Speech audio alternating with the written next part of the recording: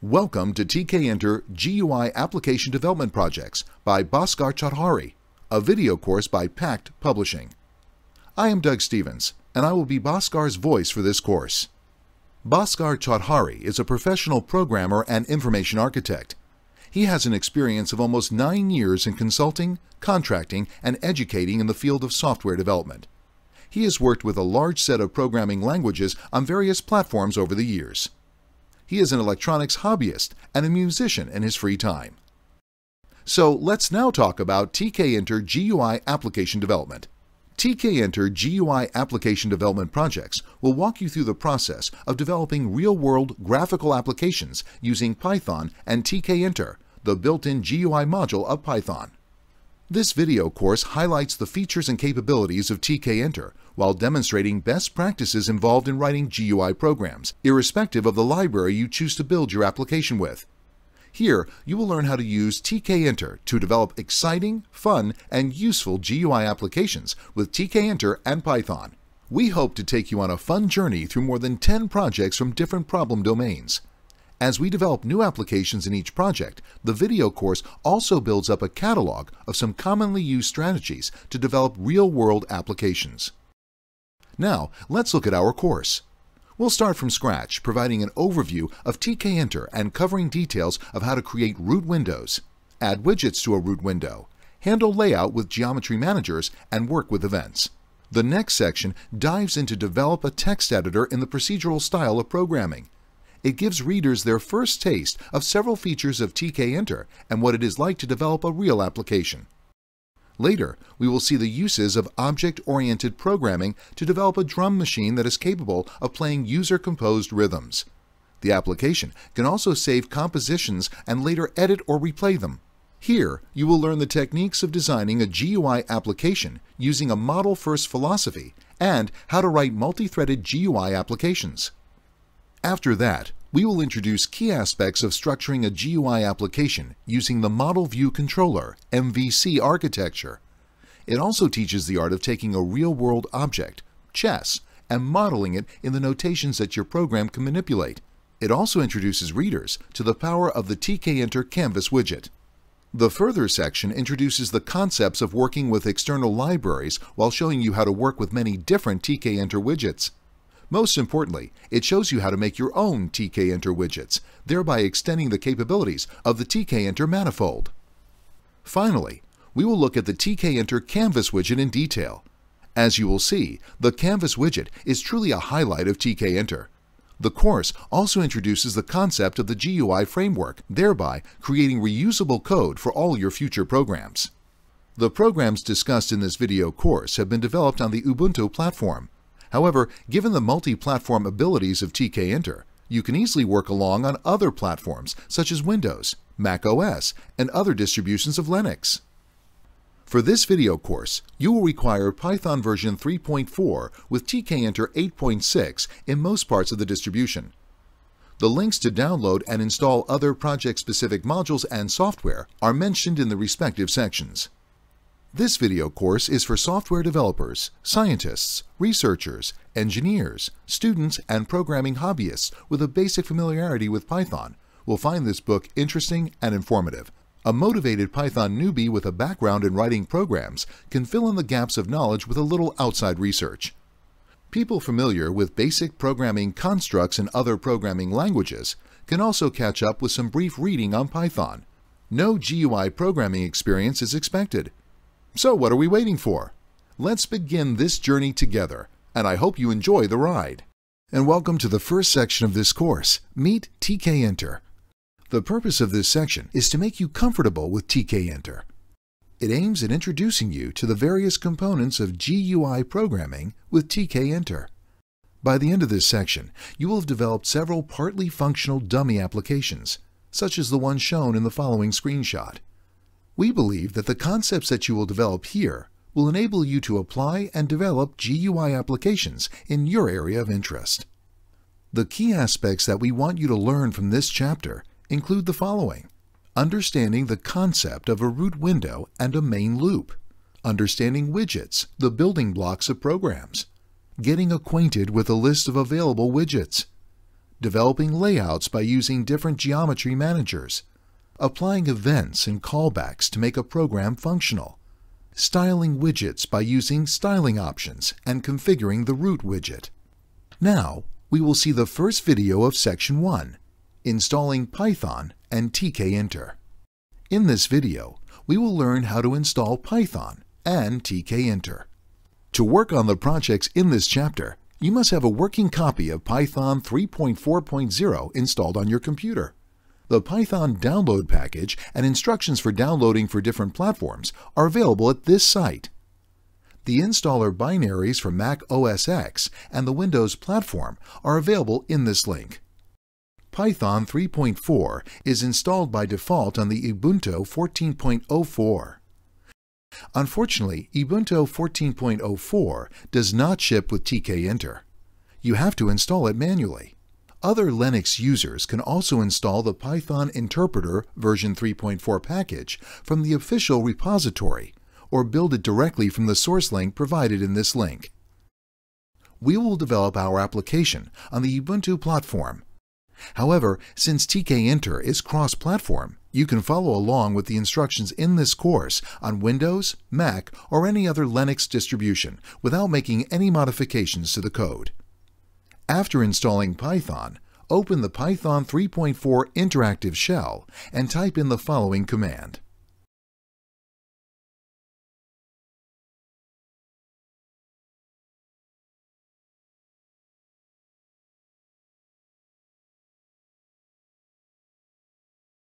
This shell command should be executed without an error.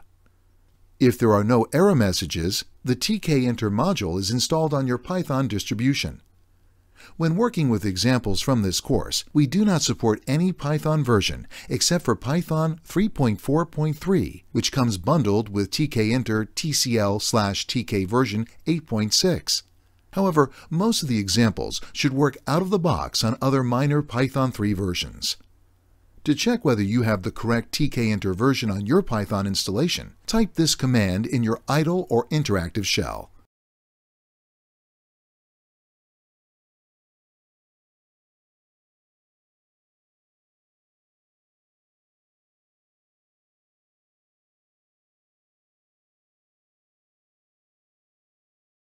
This should make a window pop up. The first line in the window reads, "This is TCL/TK version 8.6. Make sure that it's not 8.5 or any earlier version, as version 8.6 is a vast improvement over its previous versions.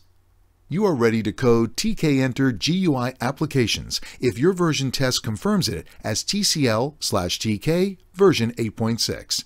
Let's get started. Nice! We've learned how to install Python and Tkinter. In the next one, we'll learn how to import Tkinter. Hi again, and welcome to the next video of the first section, Importing Tkinter. In the previous video, we've learned how to install Python and Tkinter. This video describes the different styles of importing Tkinter modules. In the preceding example, we imported Tkinter by using the following command. This method of importing eases the handling of methods defined in the module. That is to say, you can simply access the methods directly. Generally, it's considered bad practice to import all the methods of a module like we did here. This is so because this style of importing leads to memory flooding, namespace confusion, and difficulty in bug tracking and/or reviewing code. Importing into the global namespace can also lead to an accidental overriding of methods from other libraries in the global namespace. There are several ways to import Tkinter in which this overlapping can be avoided, with a common way being the following one. This style of importing does not pollute the namespace with a list of all the methods defined within Tkinter. However, every method within Tkinter will now have to be called by using the tkinter.sum_method format instead of directly calling the method. Another commonly used import style is as follows. Here too, you do not pollute the current namespace with all the Tkinter methods. Now, you can access methods such as tk.sum_method. The tk alias is convenient and easy to type. It is commonly used by many developers to import Tkinter. Awesome! In this video, we've successfully learned how to import Tkinter. In the next video, we'll see about GUI programming, the big picture. Welcome to the next video of Section 1, GUI programming, the big picture. In the previous video, we've learned how to import Tkinter. In this video, we'll see about the GUI programming, the big picture. Let's see more about it. As a GUI programmer, you will generally be responsible for deciding the following three aspects of your program. Which components should appear on the screen? This involves choosing the components that make the user interface. Typical components include things such as buttons, entry fields, checkboxes, radio buttons, scroll bars, and the like. In Tkinter, the components that you add to your GUI are called widgets. Widgets, short for window gadgets, are the graphical components that make up your application's front end. Where should components go? This includes deciding the position and the structural layout of various components. In Tkinter, this is referred to as geometry management. How do components interact and behave? This involves adding functionality to each component. Each component or widget does some work. For example, a button, when clicked on, does something in response. A scroll bar handles scrolling, and checkboxes and radio buttons enable users to make some choices. In Tkinter, the functionality of various widgets is managed by the command binding or the event binding using callback functions. The following figure shows the three components of GUI programming. Let's delve deeper into each of these three components in the context of Tkinter. Awesome! In this video, we've successfully learned about GUI programming, the big picture. In the next video, we'll see about the root window, your drawing board. Welcome to the next video of Section 1, the root window, your drawing board. In the previous video, we learned about GUI programming, the big picture. The goal of this video is to get the root window ready.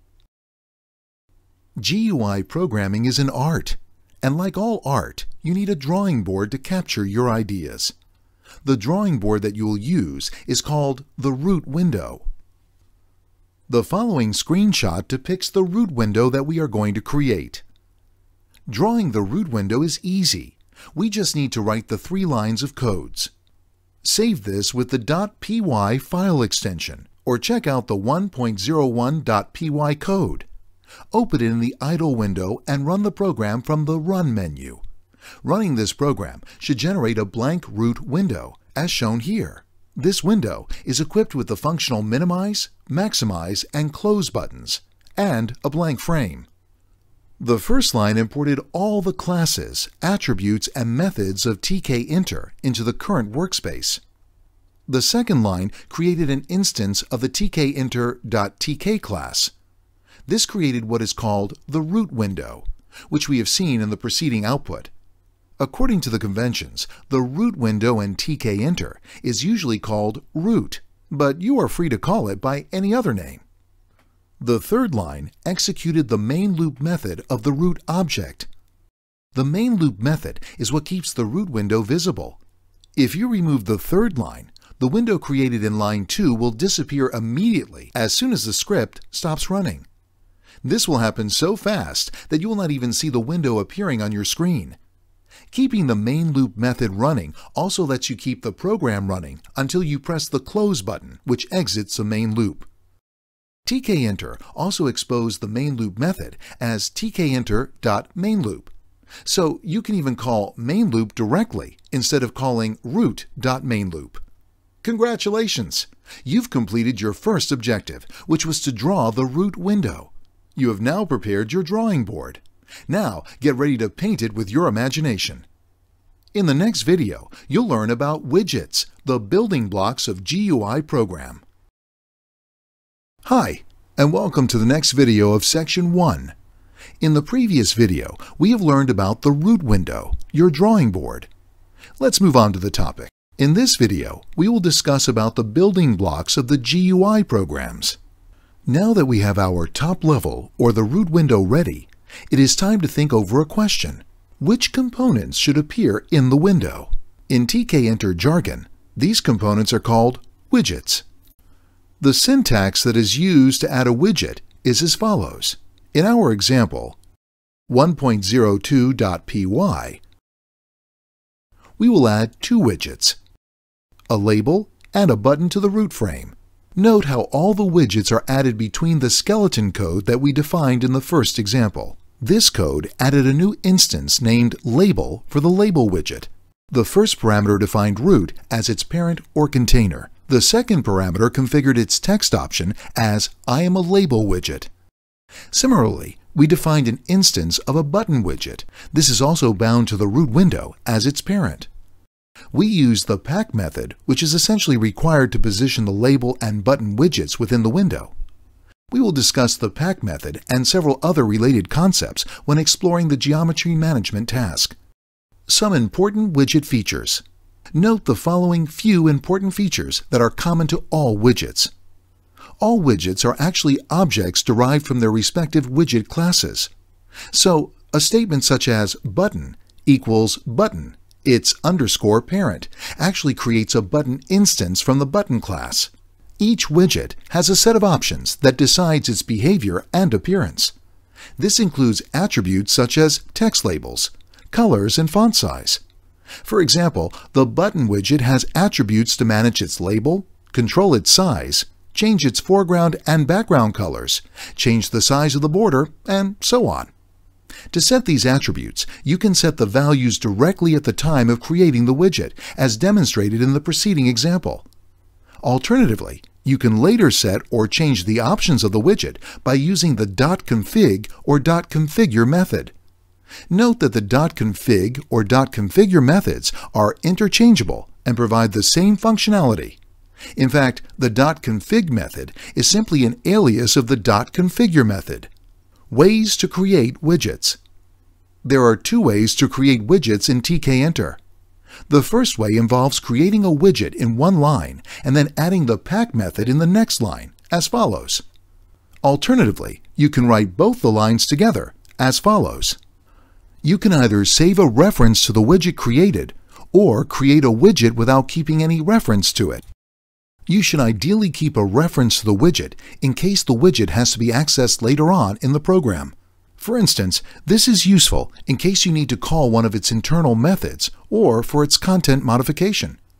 If the widget state is supposed to remain static after its creation, you need not keep a reference to the widget. Note that calls to pack always return none. So consider a situation where you create a widget, save a reference to it, and add a geometry manager on the same line, as follows. In this case, you're actually not creating a reference to the widget. Instead, you're creating a none type object for the my_label variable. So, when you later try to modify the widget through the reference, you get an error because you're actually trying to work on a none type object. If you need a reference to a widget, you must create it on one line and then specify its geometry on the second line, as follows. This is one of the most common errors committed by beginners. Getting to know the core Tkinter widgets. Now, you will get to know all the core Tkinter widgets. You've already seen two of them in the previous example, the label and button widgets. Now, let's see all the other core Tkinter widgets.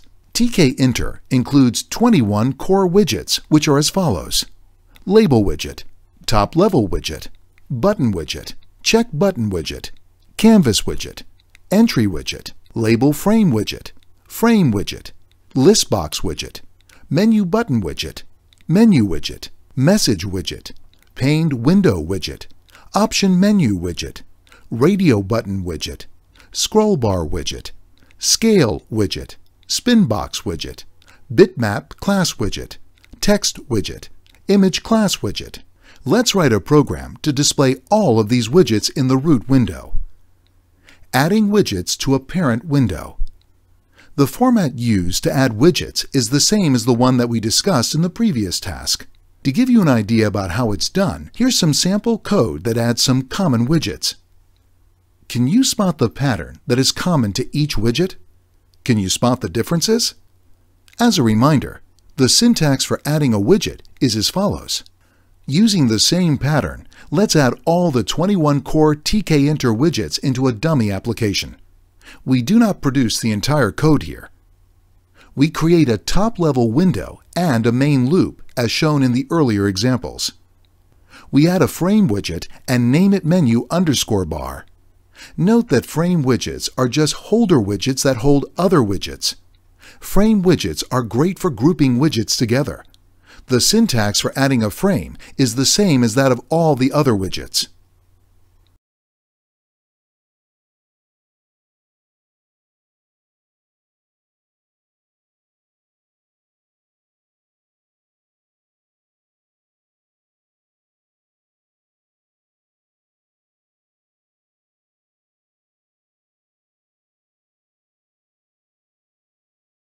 Keeping the menu underscore bar frame as the container,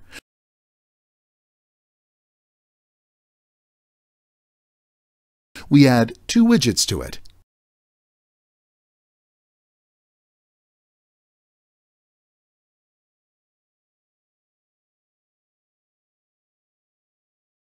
Menu button.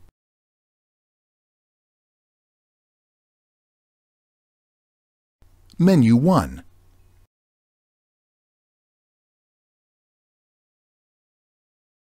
We create another frame widget and name it frame.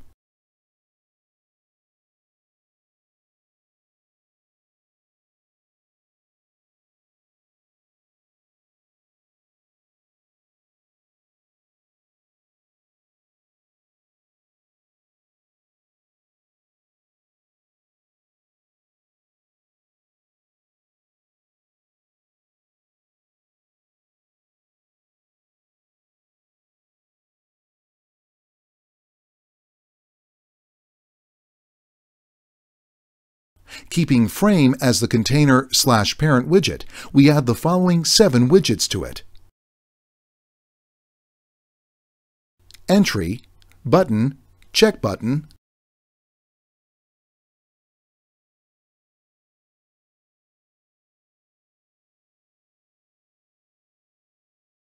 radio button, option menu, bitmap class 1.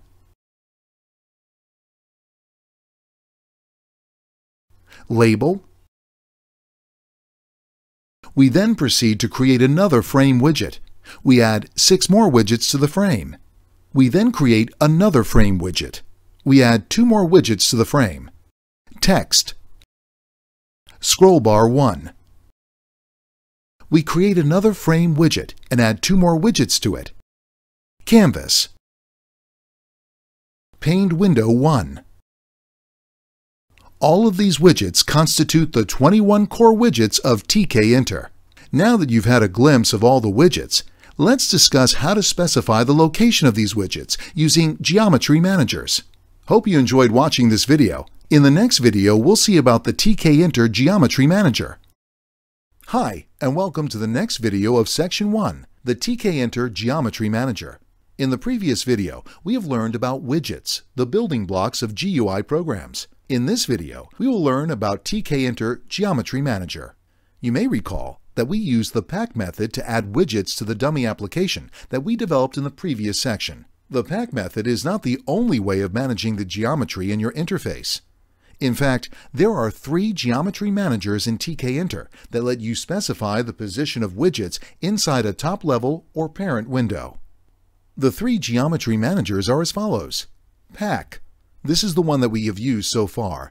It is simple to use for simpler layouts, but it may get very complex for slightly complex layouts. Grid.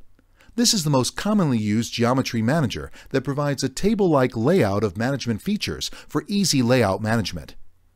Place. This is the least popular, but it provides the best control for the absolute positioning of widgets. Now, let's have a look at some examples of all 3 geometry managers in action. The Pack Geometry Manager. The Pack Manager can be a bit tricky to explain in words, and it can be best understood by playing with the code base. Frederick Lund, the author of Tkinter, asks us to imagine the root as an elastic sheet with a small opening at the center. The Pack Geometry Manager makes a hole in the elastic sheet that is just large enough to hold the widget. The widget is placed along a given inner edge of the gap. The default is the top edge. It then repeats the process till all the widgets are accommodated. Finally, when all the widgets have been packed in the elastic sheet, the Geometry Manager calculates the bounding box for all the widgets. It then makes the parent widget large enough to hold all the child widgets. When packing the child widgets, the Pack Manager distinguishes between the following three kinds of space: the unclaimed space, the claimed but unused space, the claimed and used space. The most commonly used options in Pack include the following: side, left, top, right, and bottom. These decide the alignment of the widget. Fill, X, Y, both, and none. These decide whether the widget can grow in size. Expand, Boolean values such as tkinter.yes/tkinter.no, 1/0, true/false. Anchor, NW, N, NE, E, SE, S, SW, W, and center, corresponding to the cardinal directions. Internal padding, iPad X and iPad Y, for the padding inside widgets, and external padding, Pad X and Pad Y, which all default to a value of 0. Let's take a look at a code that illustrates some of the Pack features. Two of the most commonly used Pack options are fill and expand. The following is the code. This is a description of the code which we are using. When you insert the A button in the root frame, it captures the leftmost area of the frame, expands, and fills the Y dimension. Because the fill option is specified as fill equals Y, it claims all the area that it wants and fills the Y dimension of its frame container frame. Because frame is itself packed with a plain pack method with no mention of a pack option, it takes the minimum space required to accommodate all of its child widgets. If you increase the size of the root window by pulling it down or sideways, you will see that all the buttons within frame do not fill or expand with the root window. The positioning of the B, C, and D buttons occurs on the basis of the side and fill options specified for each of them. The next three buttons after B, C, and D demonstrate the use of the expand option. A value of expand equals 1 means that the button moves its place on resizing the window. Buttons with no explicit expand options stay at their place and do not respond to changes in the size of their parent container. The best way to study this piece of code would be to resize the root window to see the effect that it has on various buttons. The anchor attribute provides a means to position a widget relative to a reference point. If the anchor attribute is not specified, the Pack Manager places the widget at the center of the available space or the packing box. The other options that are allowed include the four cardinal directions, N, S, E, and W, and a combination of any two directions. Therefore, valid values for the anchor attribute are center, N, S, E, W, NW, NE, SW, and SE. The value for most of the Tkinter Geometry Manager attributes can either be specified in capital letters without quotes or in small letters within quotes. We will use the Pack Geometry Manager in some of our projects. Therefore, it will be worthwhile to get acquainted with Pack and its options. The Pack Manager is ideally suited for the following two kinds of situation: placing widgets in a top-down manner, placing widgets side by side. Code 1.05.py shows an example of both of these scenarios. This code produces a GUI like this. Although you can create complicated layouts by nesting widgets in multiple frames, you will find the Grid Geometry Manager more suitable for most of the complex layouts. The Grid Geometry Manager. The Grid Geometry Manager is easy to understand and perhaps the most useful geometry manager in Tkinter. The central idea of the Grid Geometry Manager is to organize the container frame into a two-dimensional table, which is divided into a number of rows and columns. Each cell in the table can then be targeted to hold a widget. In this context, a cell is an intersection of imaginary rows and columns. Note that in the grid method, each cell can only hold one widget. However, widgets can be made to span multiple cells. Within each cell, you can further align the position of the widget using the sticky option. The sticky option decides how the widget is expanded. If its container cell is larger than the size of the widget that it contains, the sticky option can be specified using one or more of the N, S, E, and W options, or the NW, NE, SW, and SE options. Not specifying stickiness defaults to stickiness to the center of the widget in the cell. Let's have a look at a code that illustrates some of the features of the Grid Geometry Manager. This is the code 1.06.py that generates the preceding GUI. This is a description of the code. Take a look at the grid position defined in terms of the row and column positions for an imaginary grid table spanning the entire frame. See how the use of sticky equals W on both the labels makes them stick on the left-hand side, thus resulting in a clean layout. The width of each column, or the height of each row, is automatically decided by the height or width of the widgets in the cell. Therefore, you need not worry about specifying the row or column width as equal. You can specify the width for widgets if you need that extra bit of control. You can use the sticky equals NSEW argument to make the widget expandable and fill the entire cell of the grid.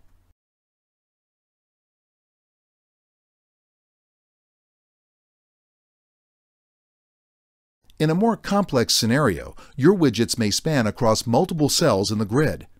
To make a grid to span multiple cells, the grid method offers handy options such as row span and column span. Furthermore, you may often need to provide some padding between cells in the grid. The Grid Manager provides the Pad X and Pad Y options to provide padding that needs to be placed around a widget. Similarly, the iPad X and iPad Y options are used for internal padding. These options add padding within the widget itself. The default value of an external and internal padding is 0. Let's have a look at an example of the Grid Manager, where we use most of the common arguments to the grid method, such as row, column, pad X, pad Y, row span, and column span. Here is the code 1.07.py produces a GUI to demonstrate how to use the Grid Geometry Manager options.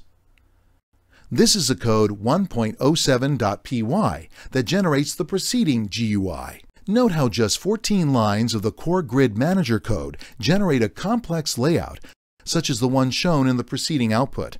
On the contrary, developing this with the Pack Manager would have been much more tedious. Another grid option that you can sometimes use is the widget.grid_forget method.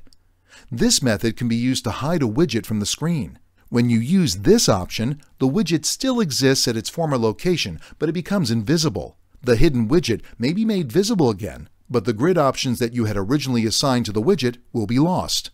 Similarly, there is a widget.grid_remove method that removes the widget, except that in this case, when you make the widget visible again, all of its grid options will be restored.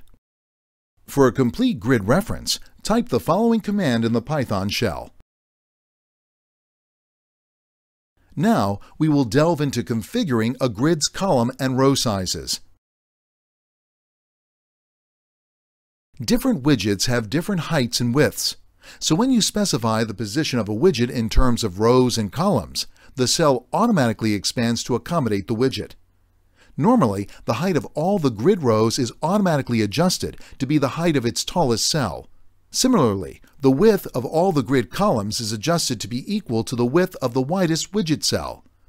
If you then want a smaller widget to fill a larger cell or to stay at any one side of the cell, you can use the sticky attribute on the widget to control this aspect. However, you can override this automatic sizing of columns and rows by using the following code. Use these to configure the options for a given widget W in either the nth column or the nth row, specifying values for the options, min size, pad, and weight. Note that the numbering of rows begins from 0 and not 1. The options available are as follows. Min size.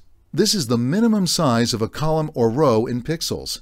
If there is no widget in a given column or row, the cell does not appear in spite of this min size specification. Pad. This is the external padding in pixels that will be added to the specified column or row over the size of the largest cell. Weight. This specifies the relative weight of a row or column and then distributes the extra space. This enables making the row or column stretchable. For example, the following code distributes 2/5 of the extra space to the first column and 3/5 to the second column. The column configure and row configure methods are often used to implement the dynamic resizing of widgets, especially on resizing the root window. You cannot use the grid and pack methods together in the same container window. If you try doing that, your program will raise an _tkinter.tcl error. The other options that are commonly used with place include with and anchor. Refer to the code in 1.08.py for a demonstration of the commonplace options.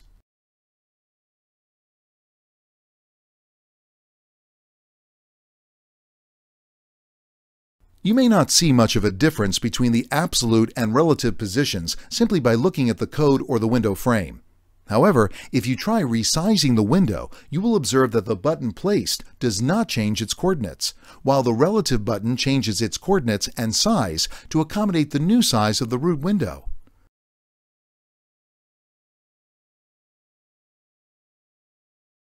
For a complete place reference, type the following command in the Python shell. The Place Manager is rarely used because if you use it, you have to worry about the exact coordinates. If you make a minor change to a widget, it is very likely that you will have to change the XY values for other widgets as well, which can be very cumbersome. We will not use the Place Manager in our projects. However, knowing that options for coordinate-based placement exist can be helpful in certain situations. This concludes our discussion on geometry management in Tkinter. In this video, you had a look at how to implement the pack, grid, and place geometry managers. You also understood the strengths and weaknesses of each geometry manager. You learned that pack is suitable for simple sidewise or top-down widget placement.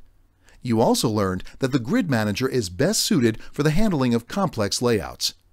You saw examples of the place geometry manager and explored the reasons behind why it is rarely used.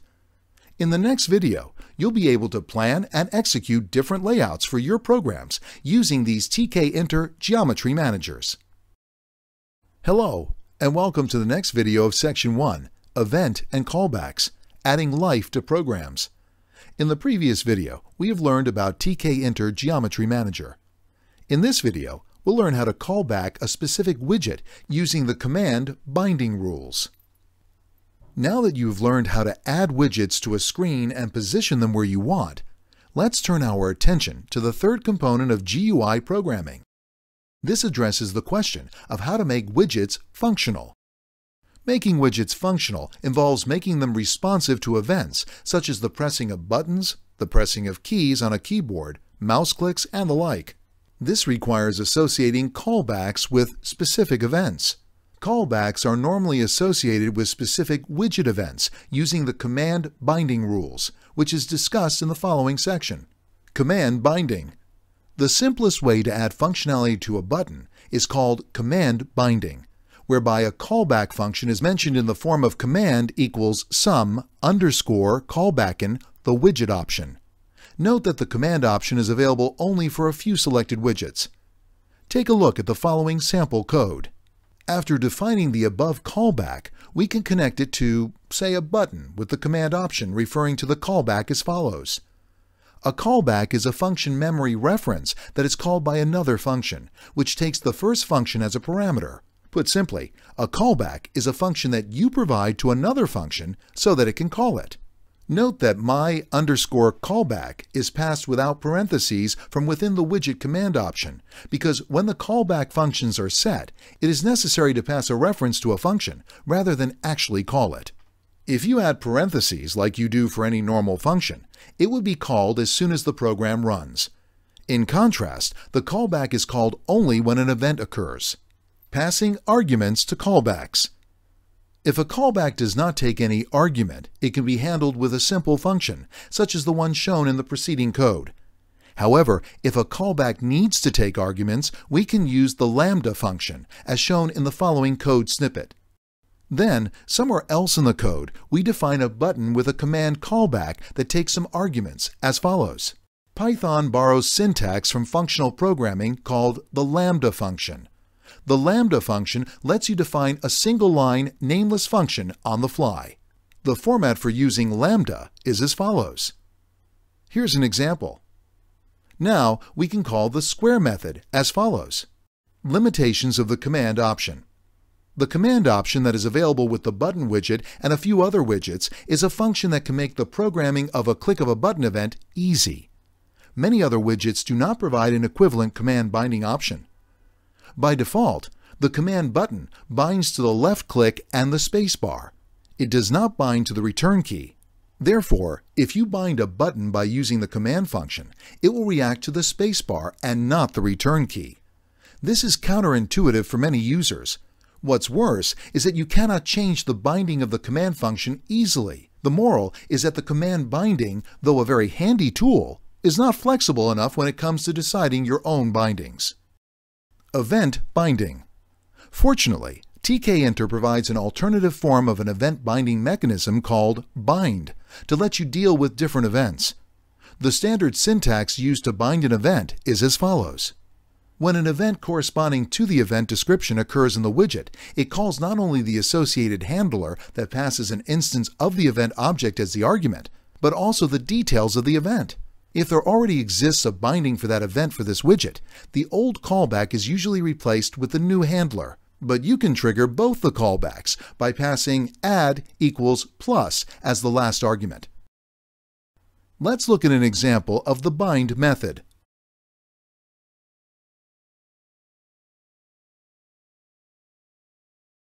This is a description of the preceding code. We bind the frame widget to the button 1 event, which corresponds to the left click. When this event occurs, it calls the callback function, passing an object instance as its argument. We define the callback event function. Note that it takes the event object generated by the event as an argument. We inspect the event object by using dir event, which returns a sorted list of attribute names for the event object passed to it. This prints the following list. From the attributes listed generated by the object, we use two attributes, event.x and event.y, to print the coordinates of the point of click. When you run this code, it produces a window as showing here.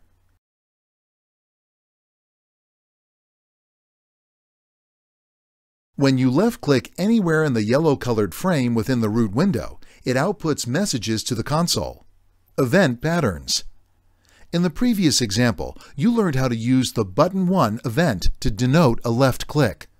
This is a built-in pattern in Tkinter that maps it to a left-click event. Tkinter has an exhaustive mapping scheme that perfectly identifies events, such as this one. In general, the mapping pattern takes the following form. Typically, an event pattern will comprise the following. An event type. Some common event types include button, button release, key press, focus in, focus out, leave, and mouse wheel. For a complete list of event types, refer to the Event Types section at this site. An event modifier. Some common event modifiers include Alt, any control, double, lock, and shift. For a complete list of event modifiers, refer to the Event Modifiers section at this site. The event detail. The mouse event detail is captured by the number 1 for a left click and the number 2 for a right click. Similarly, each key press on the keyboard is either represented by the key letter itself or by using a key symbol abbreviated as keysim. For example, the up arrow key on the keyboard is represented by the keysim value of kp_up. For a complete keysim mapping, refer to this site. Let's take a look at a practical example of the event binding on widgets. The following is a modified snippet of code. It will give you an idea of the commonly used event bindings.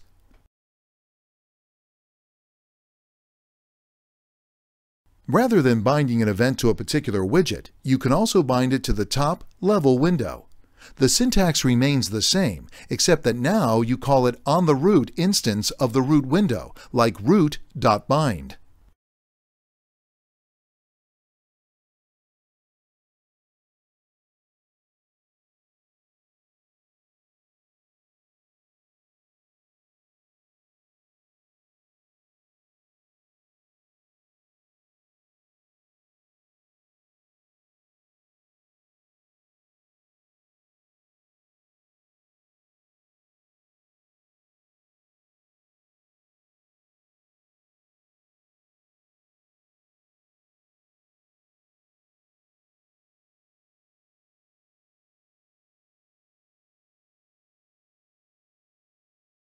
The levels of binding.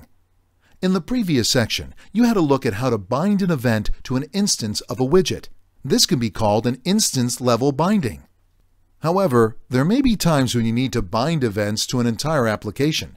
At times, you may want to bind an event to a particular class of widget. Tkinter provides the following levels of binding options for this. Application-level binding. Application-level bindings let you use the same binding across all windows and widgets of an application as long as any one window of the application is in focus. The syntax for application-level bindings is as follows. The typical usage pattern is as follows. An application-level binding here means that irrespective of the widget that is currently under focus, pressing the F1 key will always trigger the show_help callback as long as the application is in focus. Class-level binding.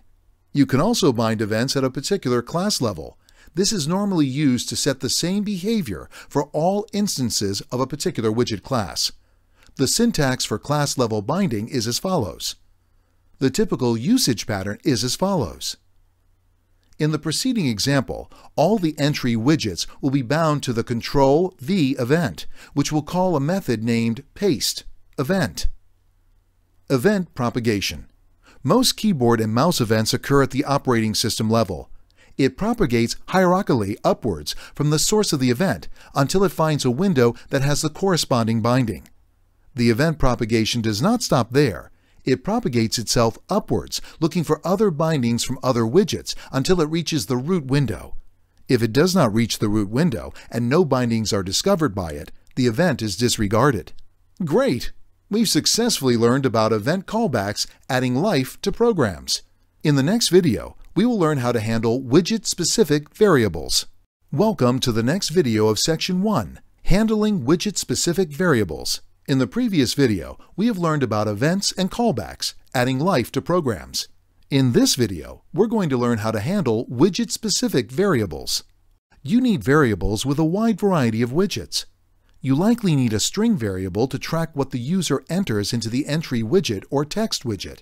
You most probably need Boolean variables to track whether the user has checked off the checkbox widget. You need integer variables to track the value entered in a spinbox or slider widget.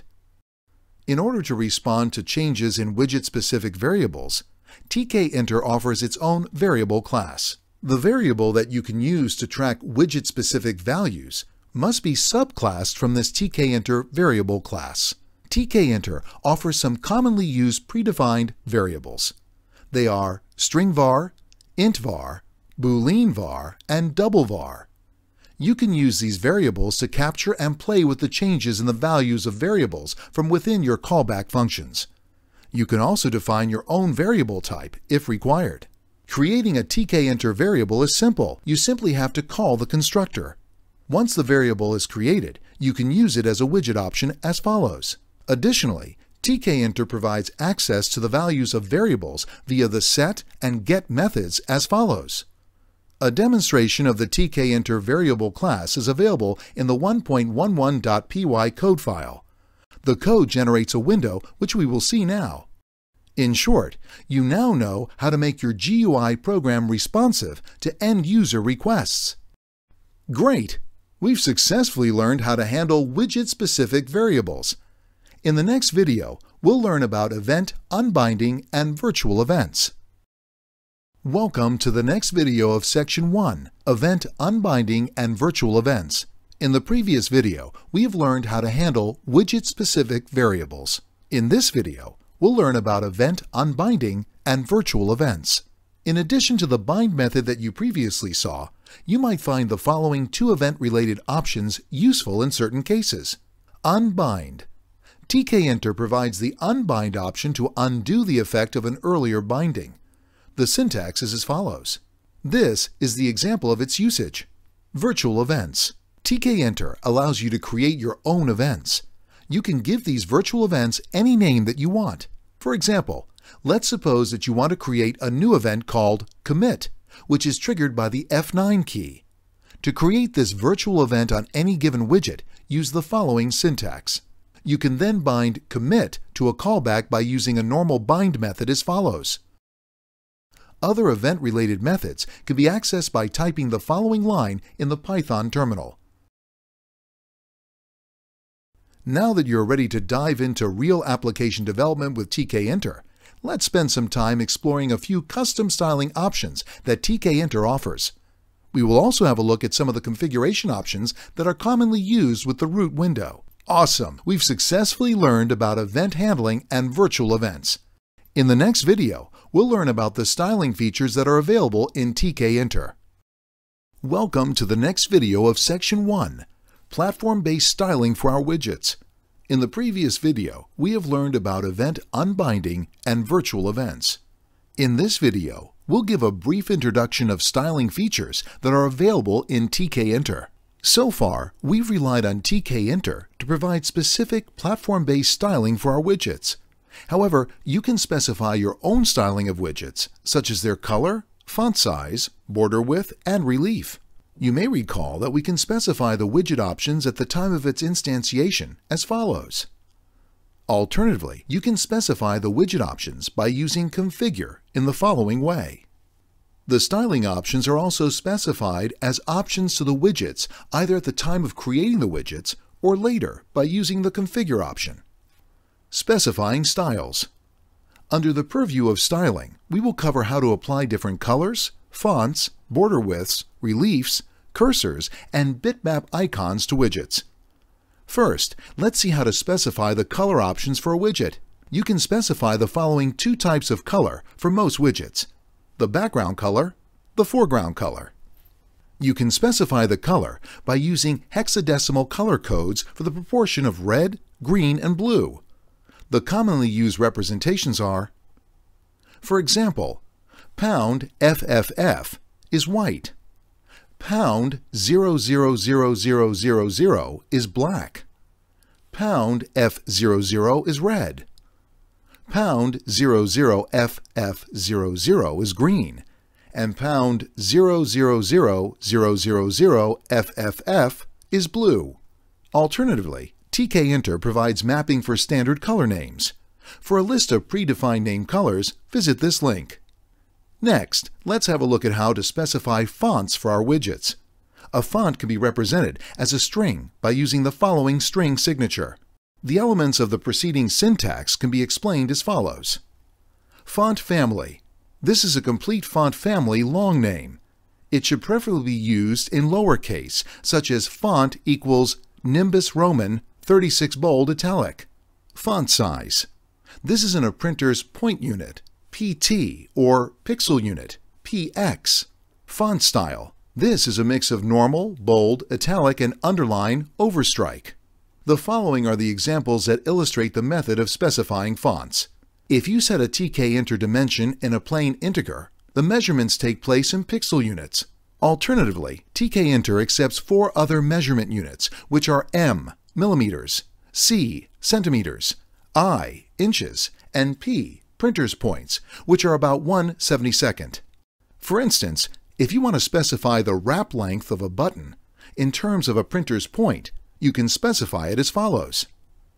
The default border width for most Tkinter widgets is 2px. You can change the border width of the widgets by specifying it explicitly as shown in the following line. The relief style of a widget refers to the difference between the highest and lowest elevations in a widget. Tkinter offers 6 possible relief styles: flat, raised, sunken, groove, solid, and ridge. Tkinter lets you change the style of the mouse cursor when you hover over a particular widget. This is done by using the option cursor as follows. A typical option database text file looks like this. Let's have a look at an example of using this external styling text file in a program. This is a description of the preceding code.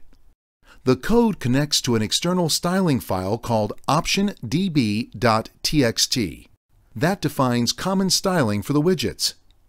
The next segment of code creates a text widget and specifies styling on the widget level.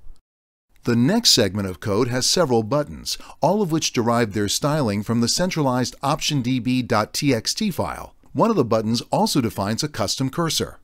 Specifying attributes such as font sizes, the border width, the widget height, and padding in absolute numbers, as we have done in the preceding example, can cause some display variations between different operating systems, such as Ubuntu, Windows, and Mac respectively, as shown in the screen.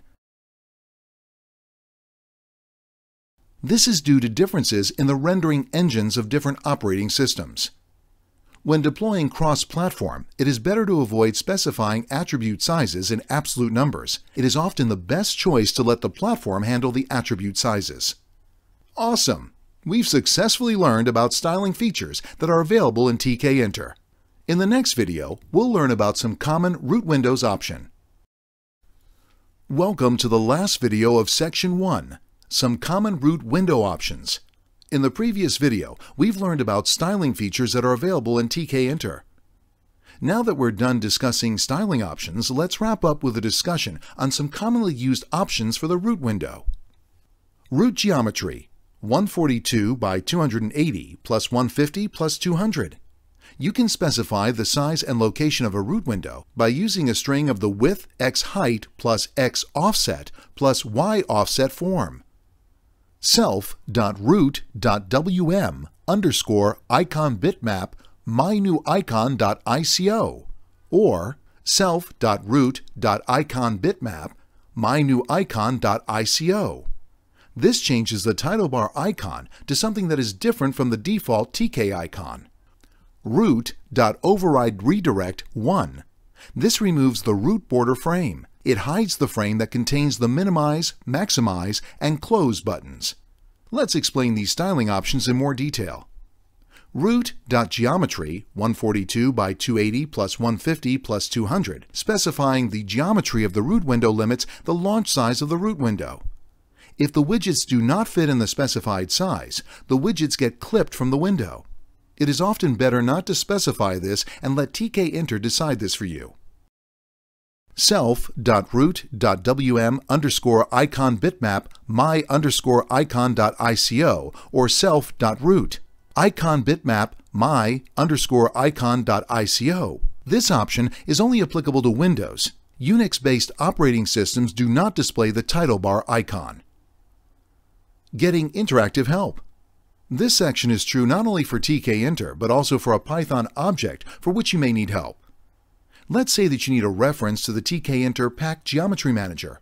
You can get interactive help in your Python interactive shell by using the help command as shown in the following command lines. This provides a detailed help documentation of all the methods defined under the Pack class in Tkinter. You can similarly receive help for all the other individual widgets. For instance, you can check the comprehensive and authoritative help documentation for the label widget in the interactive shell by typing the following command. This provides a list of the following: all the methods defined in the label class, all the standard and widget-specific options for the label widget, all the methods inherited from other classes. Finally, when in doubt regarding a method, look into the source code of Tkinter, which is located at this path. For instance, the Tkinter source code is located in the path directory on my Ubuntu 14.04 operating system. You might also find it useful to look at the source code implementation of various other modules, such as the color chooser, file dialogues, TTK module, and the other modules located in the aforementioned directory. You can also find an excellent documentation of Tkinter at this link. Awesome! We've successfully learned about some common root window options. This video concludes the first section of this course. This section is aimed to provide a high-level overview of Tkinter. We worked our way through all the important concepts that drive a Tkinter program. You now know what a root window is and how to set it up. You also know the 21 core Tkinter widgets and how to set them up. We also had a look at how to lay out our programs by using the Pack, Grid, and Place geometry managers, and make our programs functional by using events and callbacks. Finally, you saw how to apply custom styles to GUI programs. To summarize, we can now start thinking of making interesting, functional, and stylish GUI programs with Tkinter. In the next section, we'll learn how to make a text editor. So, the next section we will discuss about is making a text editor. Hi, and welcome to the second section of this course, Making the Text Editor. We will, in the process of creating a text editor, take a closer look at some widgets and learn how to tweak them to meet our specific needs. The following are the key objectives for this project. Delving into some commonly used widgets, such as the menu, menu button, text, entry, check button, and button widgets. Exploring the file dialog and message box modules of Tkinter. Learning the vital concepts of indexing and tagging as applied to Tkinter. Identifying the different types of top-level windows. Now, we move on to the first video of Section 2, Setting Up the Editor Skeleton. The goal here is to build a text editor with some cool, nifty features. Let's call it the Footprint Editor. We intend to include the following features in the text editor: creating new documents, opening and editing the existing documents and saving documents, implementing common editing options such as cut, copy, paste, undo, and redo, searching within a file for a given search term, implementing line numbering and the ability to show, hide line numbers, implementing theme selection to let a user choose custom color themes for the editor, implementing the About and Help windows. Our first goal is to implement the broad visual elements of the text editor. As programmers, we have all used text editors to edit code. We are mostly aware of the common GUI elements of a text editor, so without much of an introduction, let's get started. The first phase implements the menu, menu button, label, button, text, and scroll bar widgets. Although we'll cover all of these in detail, you might find it helpful to look at the widget-specific options in the documentation of Tkinter maintained by its author Frederick Lund at this site. You might also want to bookmark the official document page of TCL/TK at this site. This site includes the original TCL/TK reference. While it does not relate to Python, it provides a detailed overview of each widget and is a useful reference. Remember that Tkinter is just a wrapper around TK. In this iteration, we will complete the implementation of broader visual elements of the editor.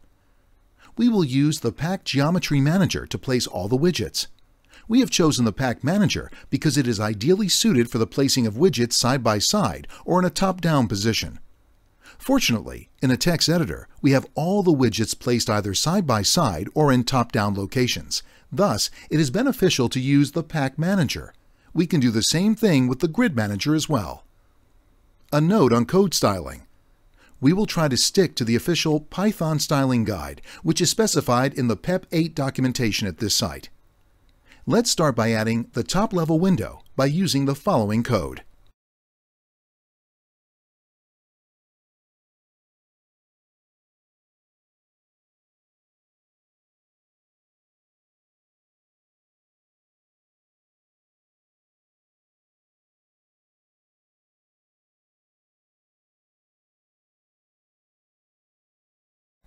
Great!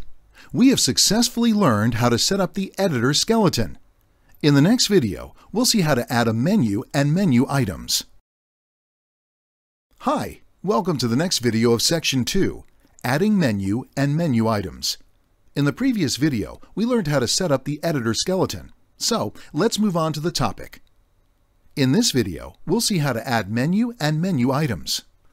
Menus offer a very compact way of presenting a large number of choices to the user without cluttering the interface.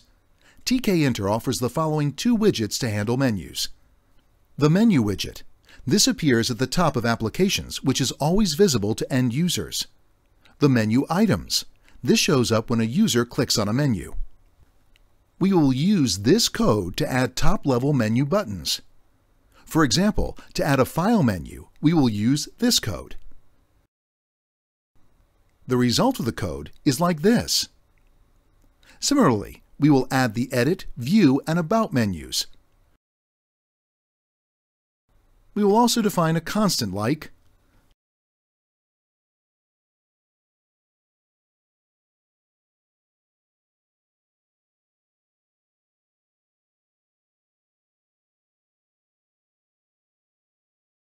Then, we'll set the root window tile like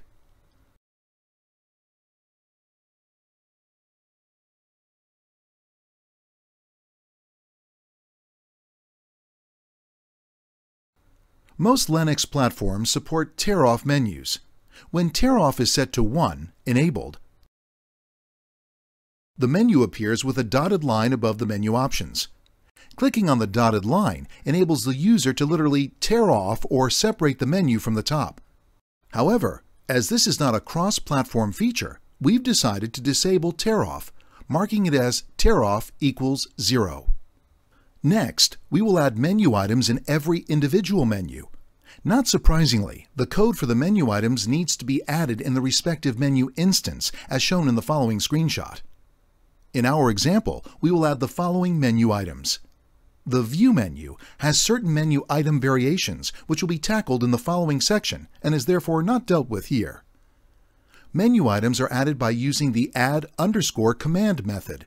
The format used to add menu items is as showing here. For example, you can create the Undo menu item by using the following syntax.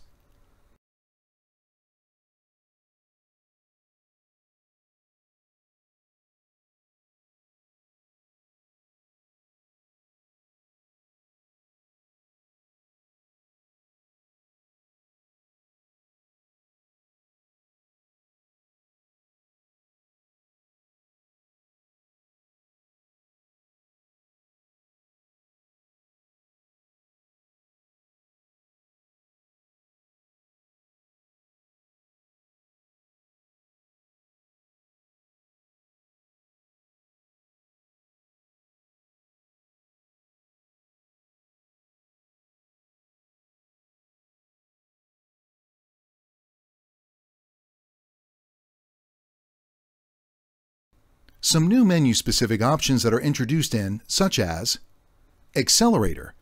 This option is used to specify a string, typically the keyboard shortcut, which can be used to invoke a menu. The string specified as an accelerator appears next to the text of the menu item. Please note that this does not automatically create bindings for the keyboard shortcut. We'll have to manually set them up. This will be discussed later. Compound. Specifying a compound option for a menu item lets you add images beside a menu label. A specification such as compound equals left means that the cut icon will appear to the left of the menu label. The icons that we will use here are stored and referenced from a separate folder called Icons.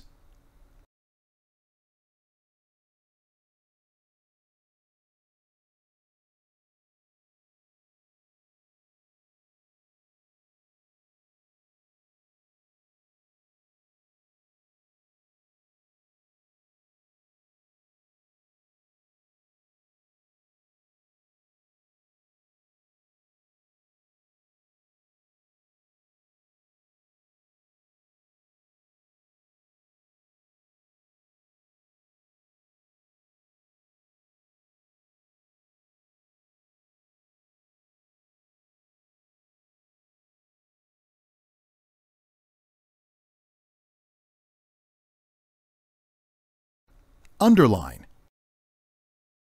The underline option lets you specify the index of a character in the menu text that needs to be underlined.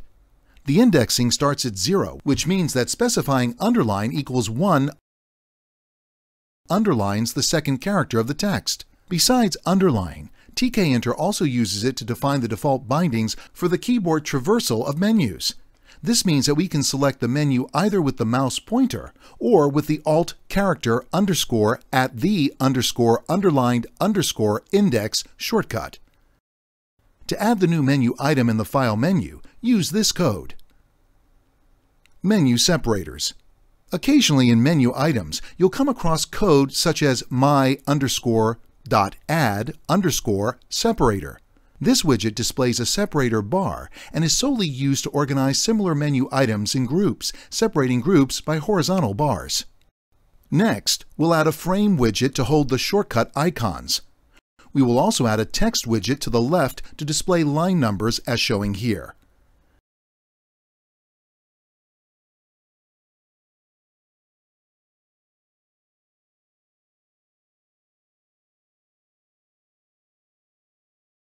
Having reserved the space, we can later add shortcut icons or line numbers and keep the frame widget as the parent widget. Adding frames is easy. We've done that in the past. The code is: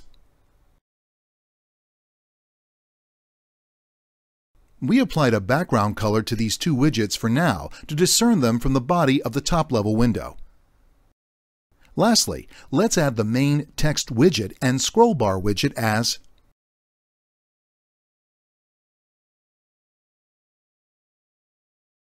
the code is similar to how we instantiated all the other widgets so far. However, note that the scroll bar is configured to Y view of the text widget, and the text widget is configured to connect to the scroll bar widget. This way, we cross-connected both the widgets to each other. Now, when you scroll down the text widget, the scroll bar reacts to it. Alternatively, when you move the scroll bar, the text widget reacts in return. Awesome! In this video, we successfully learned how to add a menu and menu items. Hope you enjoy watching this video. In the next video, we'll learn how to implement a view menu. Hi, welcome to the next video of Section 2, Implementing the View Menu. In the previous video, we learned how to add a menu and menu items. So let's move on to the topic.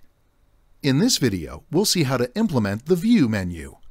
Tkinter offers the following three varieties of menu items. Check button menu items. These let you make a yes/no choice by checking, unchecking the menu item. Radio button menu items. These let you choose an option from many different options. Cascade menu items.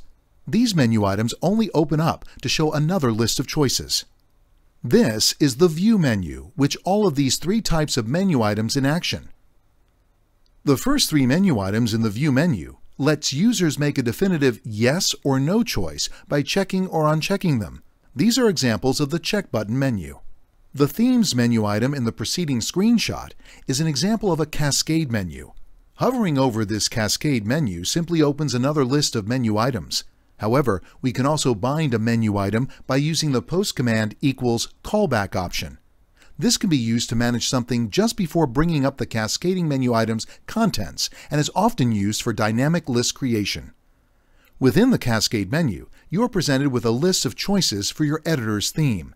However, you can only select one theme. Selecting one theme unselects the previous selection, if any exists. This is an example of the radio button menu. We will not present the entire code here. However, the example code used to add these three types of menu items is like this.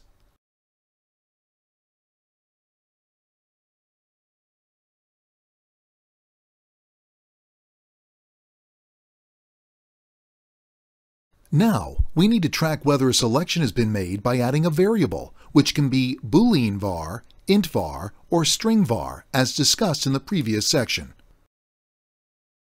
This concludes our first iteration. In this iteration, we laid down the majorities of the visual elements of the text editor. Now, it's time to add some functionality to the editor. Awesome! In this video, we successfully learned how to implement the View menu. Hope you enjoy watching this video. In the next video, we'll learn how to add a built-in functionality. Hi, welcome to the next video of Section 2, Adding a Built-in Functionality. In the previous video, we learned how to implement the View menu. So let's move on to the topic. In this video, we'll see how to add a built-in functionality. Tkinter's text widget comes with some handy built-in functionality to handle common text-related functions. Let's leverage these functionalities to implement some common features in the text editor. Let's start by implementing the cut, copy, and paste features. We now have the editor GUI ready. If you open the program and play with the text widget,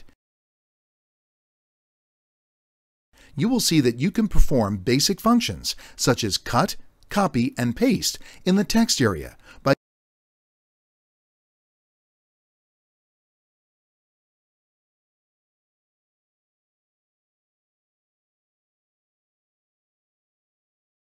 using Ctrl+X, Ctrl+C, and Ctrl+V respectively. All of these functions exist without us having to add a single line of code toward these functionalities. The text widget clearly comes with these built-in events. Now, we simply want to connect these events to their respective menu items. The documentation of TCL/TK universal widget methods tells us that we can trigger events without an external stimulus by using this command. To trigger the cut event, all we need is the code which is highlighted here. Let's call it by using a cut function and associate it with the cut menu by using the command callback.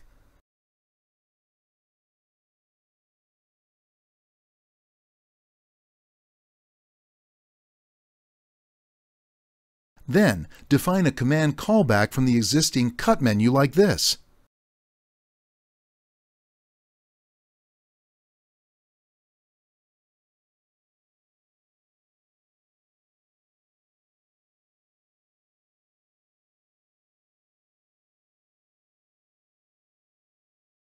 Similarly, trigger the copy and paste functions from their respective menu items.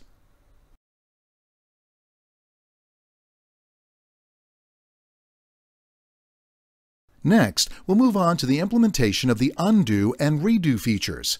The TCL/TK text documentation tells us that the text widget has an unlimited undo and redo mechanism provided we set the undo option to true or 1. To leverage this option, let's first set the text widget's undo operation to true or 1, like this code.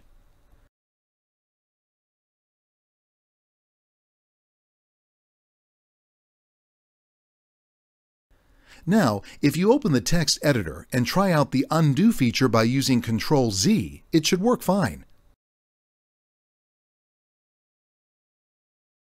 Now, we only have to associate the events to functions and call back the functions from the undo menu.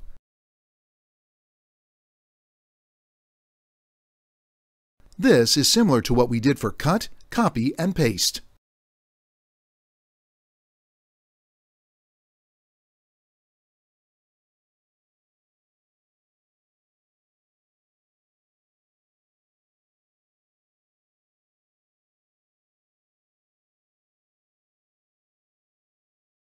However, redo has a little quirk that needs to be addressed.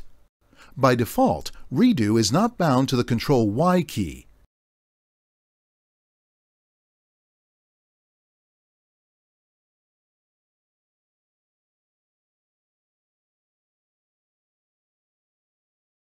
Instead, Ctrl-Y is bound to the paste functionality.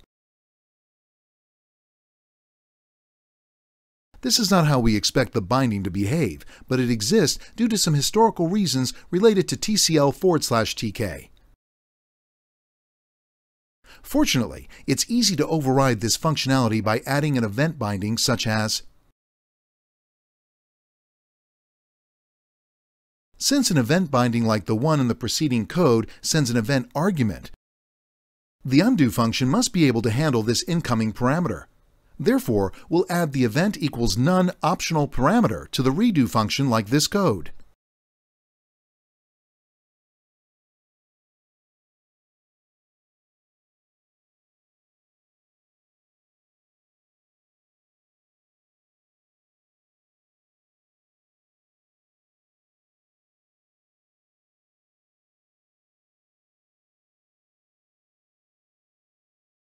Events propagate from the operating system level and are accessible to the window that subscribes to the event or wants to make use of it. The return break expression in the preceding function tells the system that it has performed the event and that it should not be propagated further. This prevents the same event from firing the paste event, even though it is the default behavior in Tkinter. Now, Ctrl-Y fires the redo event instead of firing the paste event. In fact, once we performed an event, we do not want it to propagate further. Thus, we will add return break to all event-driven functions.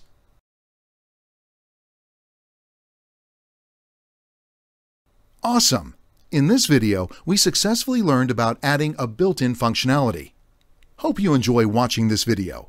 In the next video, we'll learn about indexing and tagging. Hi, welcome to the next video of Section 2, Indexing and Tagging. In the previous video, we learned about adding a built-in functionality. So let's move on to the topic. In this video, we'll see about indexing and tagging. Though we managed to leverage some built-in functionality to gain a quick advantage, we need more control over the text area so that we can bend it to our will. This will require the ability to target each character or location of the text with precision. we will need to know the exact position of each character, the cursor, or the selected area in order to do anything with the contents of the editor. The text widget offers us the ability to manipulate its content using index, tags, and mark, which lets us target a position or place within the text area for manipulation. Indexing helps you target a particular place within a piece of text. For example, if you want to mark a particular word in bold, red, or in a different font size, you can do so if you know the index of the starting point and the index of the end point that needs to be targeted. The index must be specified in one of the formats which we will see here. x.y. This refers to the character at row X and column Y. At X, Y. This refers to the character that covers the XY coordinate within the text's window. End. This refers to the end of the text. Mark. This refers to the character after a named mark. Tag.first. This refers to the first character in the text that has been tagged with a given tag. Tag.last. This refers to the last character in the text that has been tagged with a given tag. Selection. Cell underscore first, comma, cell underscore last. This corresponds to the current selection. The cell underscore first and cell underscore last constants refer to the start position and end position in the selection. Tkinter raises a TCL error exception if there is no selection. Window underscore name. This refers to the position of the embedded window named window underscore name. Image underscore name. This refers to the position of the embedded image named image underscore name. Insert. This refers to the position of the insertion cursor. Current. This refers to the position of the character that is closest to the mouse pointer. Note a small quirk here. The counting of rows in a text widget starts at 1, while the counting of columns starts at 0. Therefore, the index for the starting position of the text widget is 1.0, that is, row number 1 and column number 0. An index can be further manipulated by using modifiers and submodifiers. Some examples of modifiers and submodifiers are as follows. End-1 cars or end-1 C. This refers to the index of the character before the 1 at the end. Insert plus 5 lines. This refers to the index of 5 lines ahead of the insertion cursor. Insert word start -1 C. This refers to the character just before the first one in a word containing the insertion cursor. End line start. This refers to the index of the line start of the end line. Indexes are often used as arguments to functions. Refer to this list to have a look at some examples. my_text.delete 1.0, end. This means that you can delete from line 1, column 0, until the end.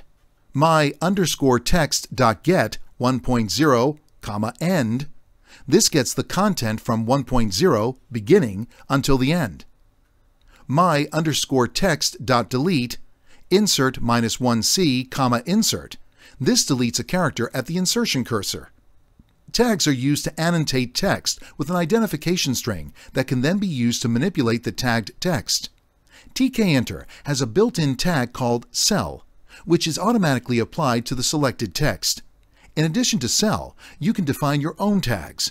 A text range can be associated with multiple tags, and the same tag can be used for many different text ranges.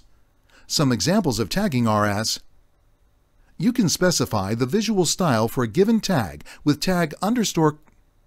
You can specify the visual style for a given tag with tag underscore config using options such as. For a complete reference of text indexing and tagging, type this command into the Python interactive shell.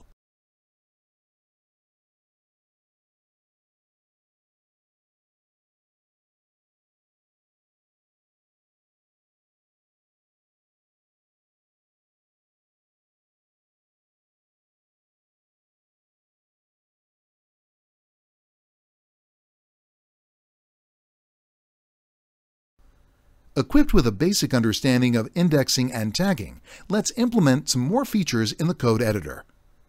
Awesome! In this video, we successfully learned about indexing and tagging. Hope you enjoy watching this video. In the next video, we'll learn how to implement the Select All feature. Hi! Welcome to the next video of Section 2, Implementing the Select All feature. In the previous video, we learned about indexing and tagging. In this video, we're going to see how to implement the Select All feature. We know that Tkinter has a built-in cell tag that applies a selection to a given text range. We want to apply this tag to the entire text in the widget. We can simply define a function to handle this, such as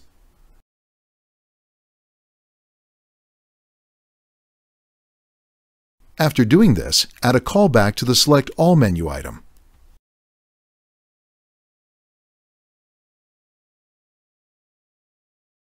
We also need to bind the function to the Control-A keyboard shortcut. We do this by using this key bindings. The coding of the Select All feature is complete. To try it out, add some text to the text widget and then click on the menu item.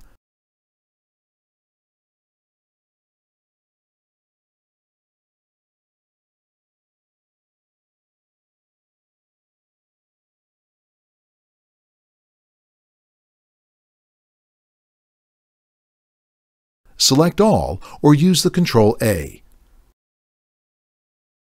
Awesome! In this video, we successfully learned how to implement the Select All feature. In the next video, we'll learn how to implement the Find Text feature. Hi! Welcome to the next video of Section 2, Implementing the Find Text feature. In the previous video, we learned how to implement the Select All feature. In this video, we're going to see how to implement the Find Text feature. Let's code the Find Text feature. This will be an example of the Find Text feature. Here's a quick summary of the desired functionality. When a user clicks on the Find menu item, a new top-level window opens up. The user enters a search keyword and specifies whether the search needs to be case-sensitive. When the user clicks on the Find All button, all matches are highlighted. To search through the document, we rely on the text_widget_search method. The search method takes in these arguments. For the editor, define a function called find_text and attach it as a callback to the Find menu.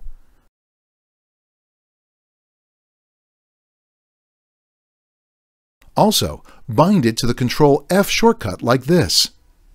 The search method takes in this arguments.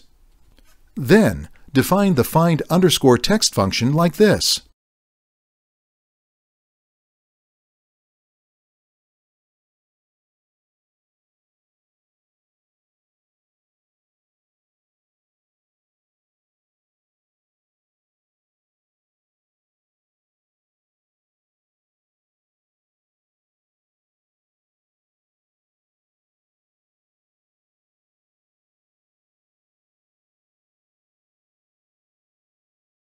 This is a description of the preceding code.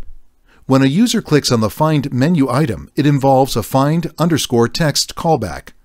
The first set of codes, the find_text function, creates a new top-level window, adds a window title, specifies its geometry,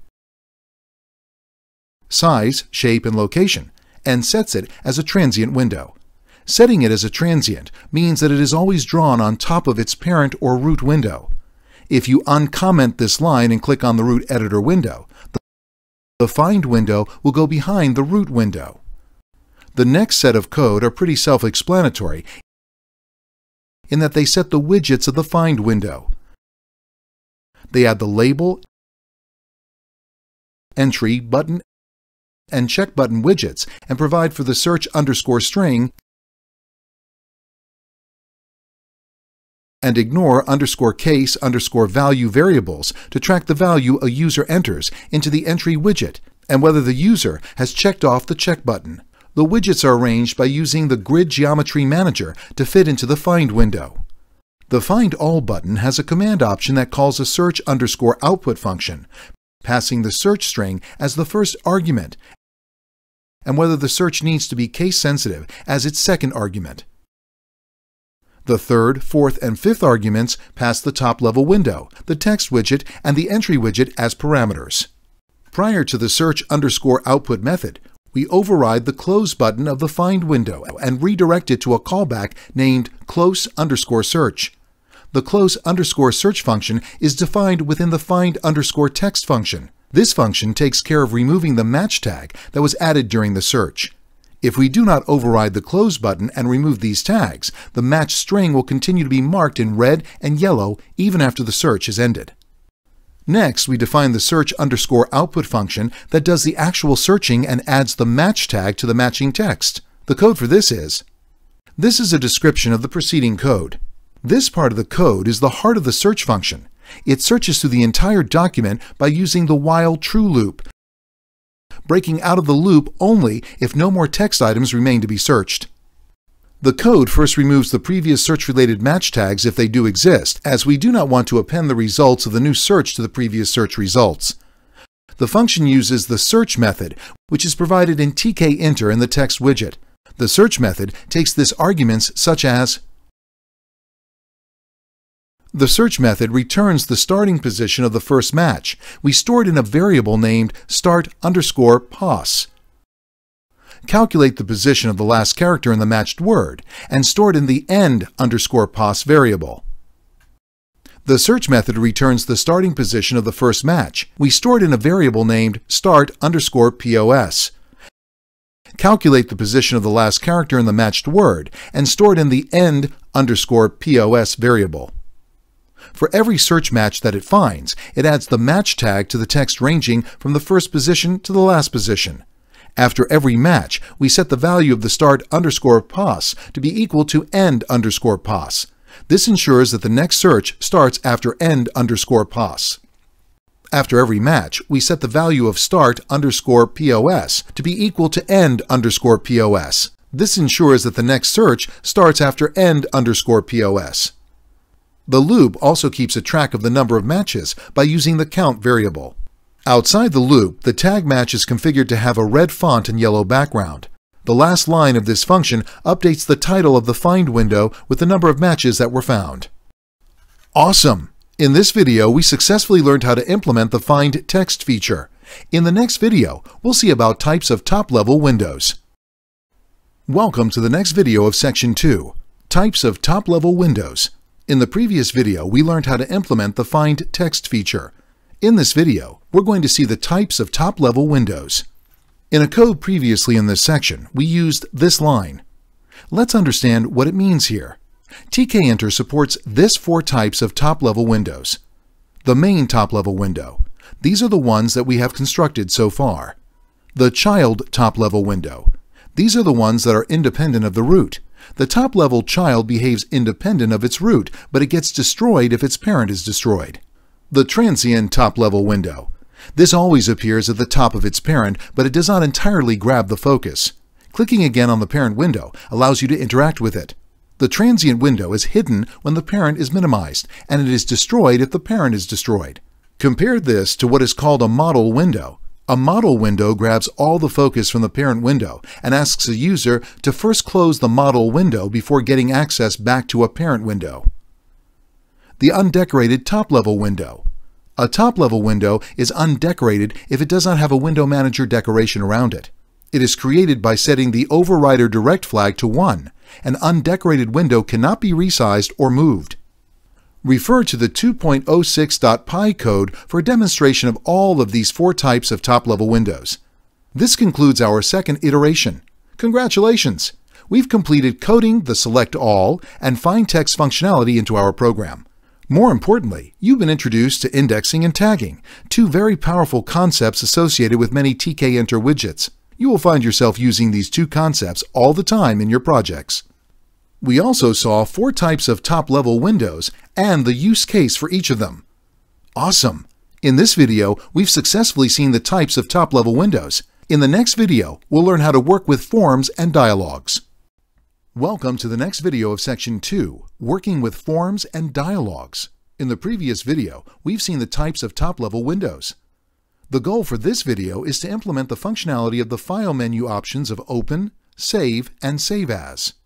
We can implement these dialogues by using the standard Tkinter widgets. However, since these are so commonly used, a specific Tkinter module called File Dialog has been included in the standard Tkinter distribution. The source code of the File Dialog module can be found within the Tkinter source code in a separate file named filedialog.py. A quick look at the source code shows the following functions for our use. Ask open file. This returns the opened file object. Ask open file name. This returns the file name string, not the opened file object. Ask open file names. This returns a list of file names. Ask open files. This returns a list of open file objects or an empty list if cancel is selected. Ask save as file. This asks for a file name to save as and returns the opened file object. Ask save as file name. This asks for a file name to save as and returns the file name. Ask directory. This asks for a directory and returns the directory name. The usage is simple. Import the file dialog module and call the required function. Here's an example. We then call the required function using this code. Or we use this code. The mode equals R option specified in the preceding code is one of the many configurable options that are available for the dialogs. You can specify this additional options for file dialog. Equipped with a basic understanding of the file dialog module, let's now have a look at its practical usage. We'll begin by implementing the file open feature. Let's start by importing the required modules such as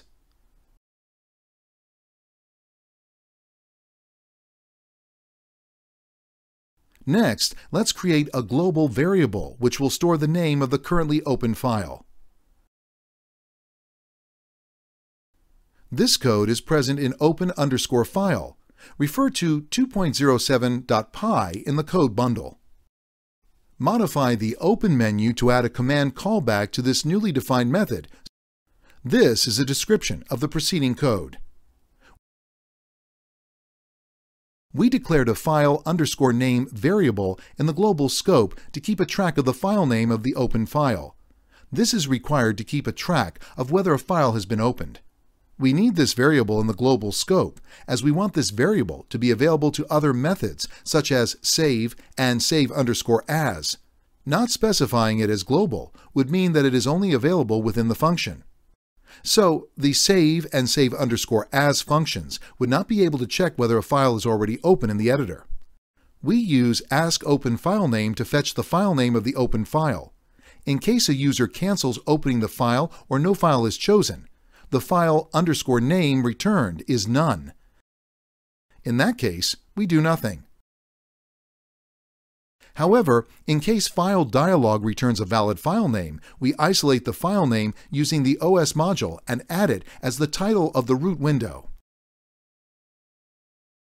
If the text widget already contains some text, we delete it all. We then open the given file in the read mode and insert its content into the content widget. We use the content manager, the with command, which takes care of closing the file properly for us, even in case of an exception. Finally, we add a command callback to the File Open menu item. This completes the coding of File Open.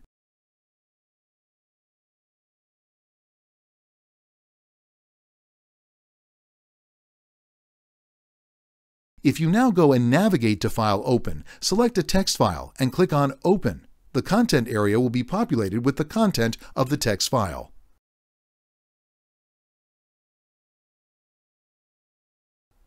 Next, we'll have a look at how to save a file.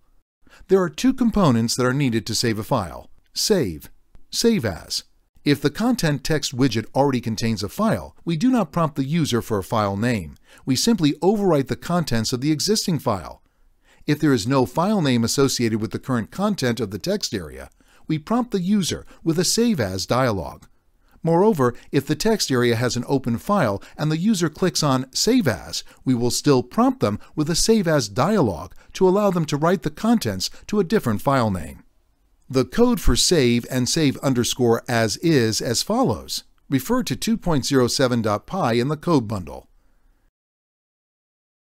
Having defined the save and save_as function, let's connect them to the respective menu callback. This is a description of the preceding code. The save function first tries to check whether a file is open. If a file is open, it simply overwrites the contents of the file with the current contents of the text area. If no file is open, it simply passes the work to the save_as function. The save_as function opens a dialog by using ask save as file name and tries to get the file name provided by the user for the given file. If it succeeds, it opens the new file in the write mode and writes the contents of the text in this new file name.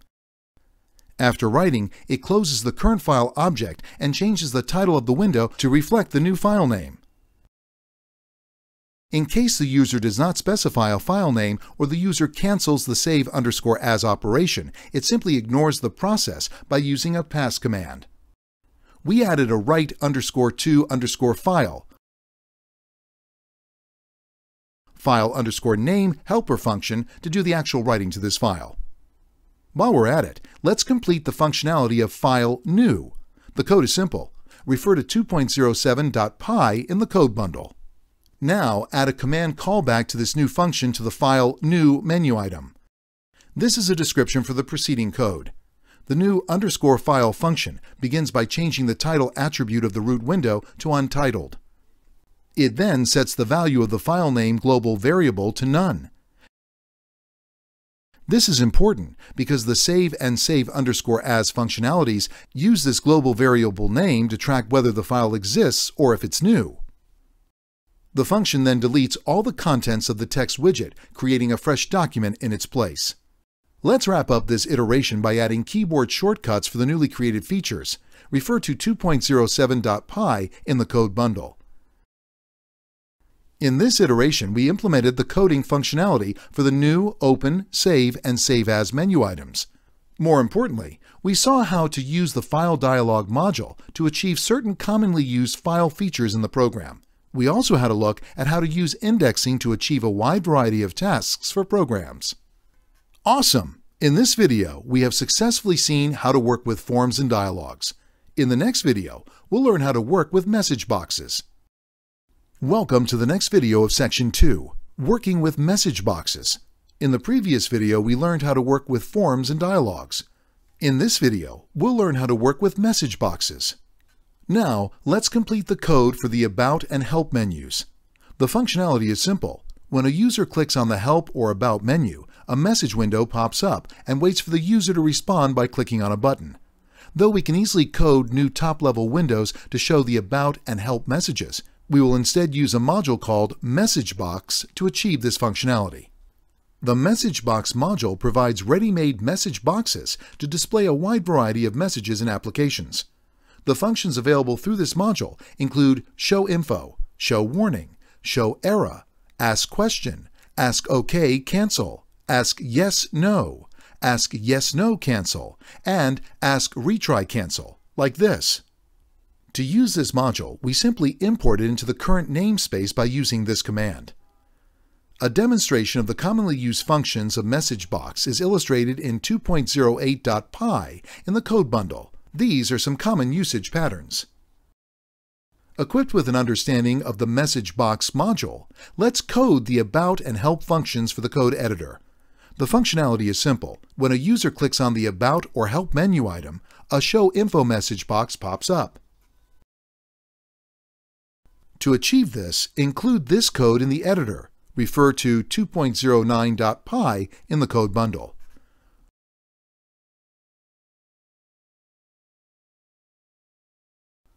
Then, attach these functions to the respective menu items, such as Next, we will add the Quit confirmation feature. Ideally, we should have asked for file saving in case the text content has been modified, but for the sake of simplicity, I'm not putting in that logic here, and instead simply displaying a prompt for the user to determine whether the program should be closed or kept open. Accordingly, when the user clicks on File Exit, it prompts an OK Cancel dialog to confirm the quit action.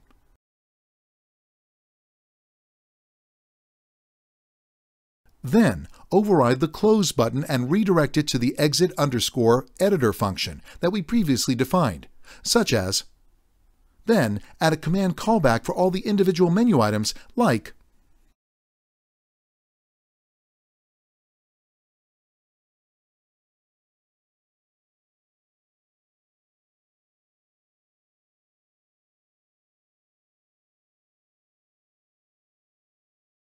Finally, add the bindings for the keyboard shortcut to display help. This completes the iteration.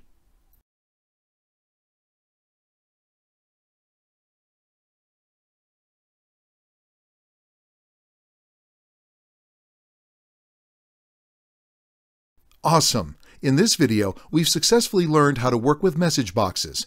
In the next video, we'll learn about the icons toolbar and view menu functions. Welcome to the next video of Section 2, the icons toolbar and view menu functions. In the previous video, we learned how to work with message boxes. In this video, we will add the icon toolbars and view menu. In this iteration, we will add these functionalities to the text editor. 1. Showing the shortcut icons on the toolbar. 2. Displaying line numbers. 3. Highlighting the current line.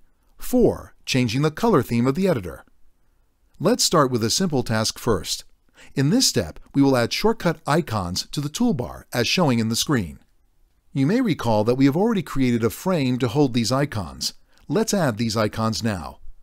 While adding these icons, we followed a convention. The icons have been named exactly the same as the corresponding function that handles them. Following this convention has enabled us to loop through a list, simultaneously apply the icon image to each button, and add the command callback from within the loop. All the icons have been placed in the icons folder. This code adds an icon, referred to 2.10.py in the code bundle. This is a description of the preceding code. We have already created a shortcut bar in the first iteration. Now we will simply add buttons with images in the frame. We create a list of icons, taking care to name them exactly as the name of the icons. We then loop through the list by creating a button widget, adding an image to the button and adding the respective command callback. 4. Before adding the command callback, we have to convert the string to an equivalent expression by using the eval command. If we do not apply eval, it cannot be applied as an expression to the command callback. Thus, we've added shortcut icons to the shortcut bar. Now, if you run the code, refer to 2.10.py in the code bundle, it should show all of the shortcut icons. Moreover, as we have linked each button to its callback, all of these shortcut icons should work.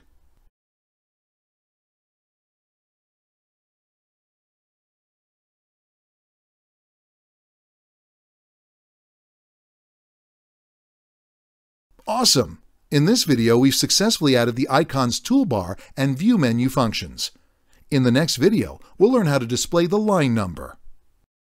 Welcome to the next video of Section 2, displaying the line number. In the previous video, we learned how to add the icons toolbar and view menu functions. In this video, we will see how to display the line number. Let's work towards showing the line numbers to the left of the text widget. This will require us to tweak the code at various places. So, before we start coding, let's look at what we are trying to achieve here. The View menu has a menu item that allows users to choose whether to show line numbers. We only want to show the line numbers if the option is selected like this. If the option is selected, we need to display the line numbers in the left frame that we created earlier.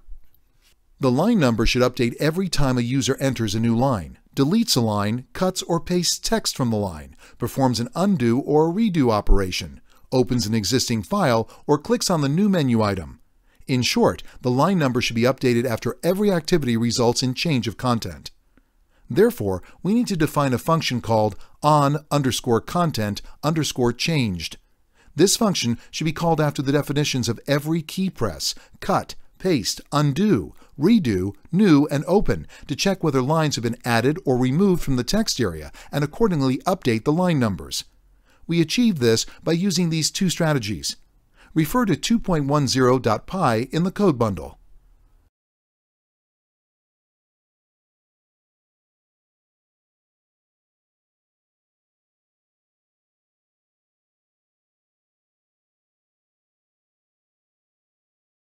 Bind a key press event to the update_line_number function by using this code. Next, add a call to the on_content_changed function in each of the definitions of cut, paste, undo, redo, new, and open. Next, define a get_line_numbers function that returns a string containing all the numbers until the last row, separated by line breaks. So, for instance, if the last non-empty row in the content widget is 5, the function returns us a string of the 1. This is the function definition. Now, let's define the update_line_numbers function, which simply updates the text widget that displays the line using the string output from the previous function. This is a description of the preceding code.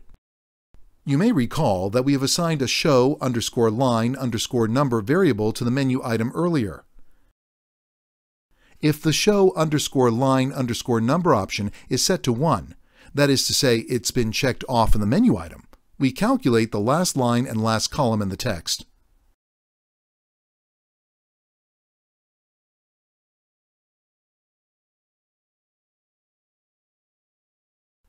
We then create a text string consisting of numbers from 1 to the number of the last line, with each number separated by a line break, /n. This string is then added to the left label by using the line_number_bar.config method. If show line number is unchecked in the menu, the variable text remains blank, thereby displaying no line numbers. Finally, we update each of the previously defined cut, paste, undo, redo, new, and open functions to invoke the on_content_changed function at their end. We are now done adding the line number functionality to the text editor. Lastly, in this iteration, we implement a feature where a user can choose to highlight the current line. Refer to 2.10.py in the code bundle. The idea is simple. We need to locate the line of the cursor and add a tag to the line. Finally, we need to configure the tag so that it appears with a different color background to highlight it. You may recall that we've already provided a menu choice to users to decide whether to highlight the current line. We will now add a command callback from this menu item to a function that we will define as toggle_highlight. Now, define 3 functions to handle this for us. This is a description of the preceding code. Every time a user checks, unchecks view highlight current line, it invokes the toggle_highlight function.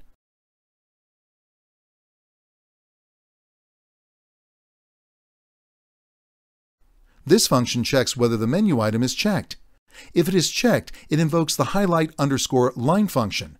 Otherwise, if the menu item is unchecked, it invokes the undo_highlight function. Now, define 3 functions to handle this for us.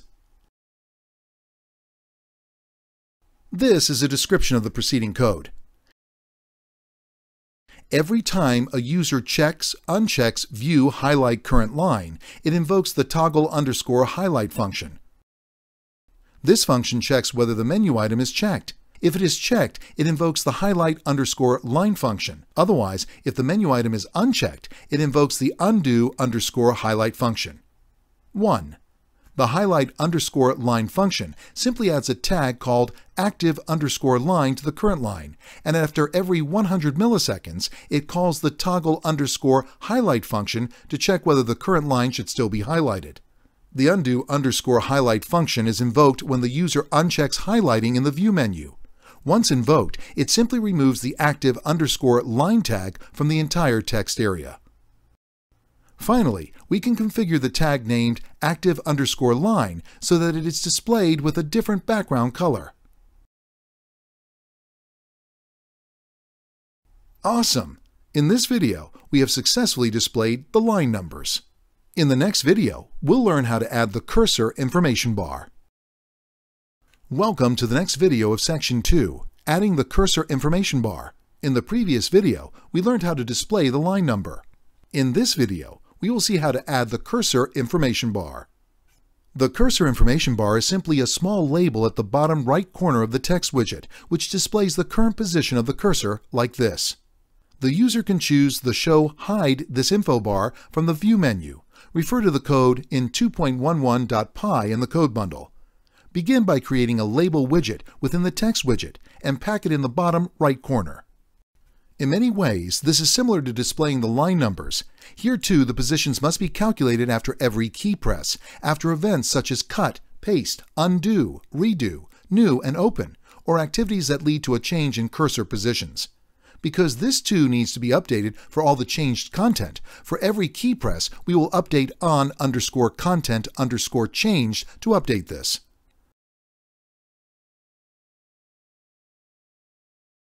The code is simple. We get the row and column for the current cursor position by using the index, insert method and update the labels with the latest row and column of the cursor. Finally, the function is connected to the existing menu item by using a command callback. Awesome! In this video, we've successfully added the cursor information bar. In the next video, we'll learn how to add themes. Welcome to the next video of Section 2, Adding Themes. In the previous video, we learned how to add the cursor information bar. In this video, we'll see how to add themes. You may recall that while defining the Themes menu, we defined a color scheme dictionary containing the name and hexadecimal color codes as a key value pair, such as. The Theme Choice menu has already been defined. Let's add a command callback to handle the selected menu. Refer to 2.12.py in the code bundle.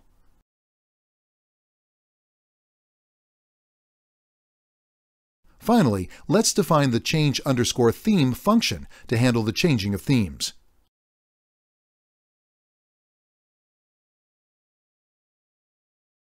The function is simple. It picks up the key value pair from the defined color scheme dictionary. It splits the color into its two components and applies one color each to the text widget foreground and background using widget.config.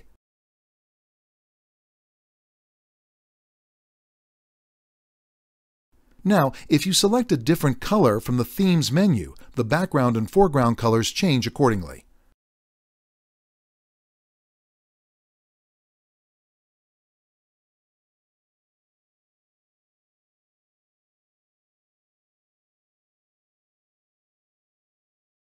This completes the iteration. We completed coding the shortcut icon toolbar and the functionality of the View menu in this iteration. In the process, we learned how to handle the check button and radio button menu items. We also had a look at how to create compound buttons while reinforcing several Tkinter options that were covered in the previous sections. Awesome! In this video, we have successfully learned how to add themes. In the next video, we'll learn about creating the context pop-up menu. Welcome to the next video of Section 2, Creating the Context Pop-up Menu. In the previous video, we learned how to add themes. In this video, we'll learn how to create the context pop-up menu. Let's complete the editor in this final iteration by adding a contextual menu to the editor. Refer to 2.12.py in the code bundle. The menu that pops up on the right mouse button click at the location of the mouse cursor is called the context menu or the pop-up menu. Let's code this feature in the text editor. First, define the context menu. Then, bind the right click of a mouse with a callback named show_pop-up menu. Then, bind the right click of a mouse with a callback named show_pop-up_menu as. Finally, define the show_pop-up_menu function in this way.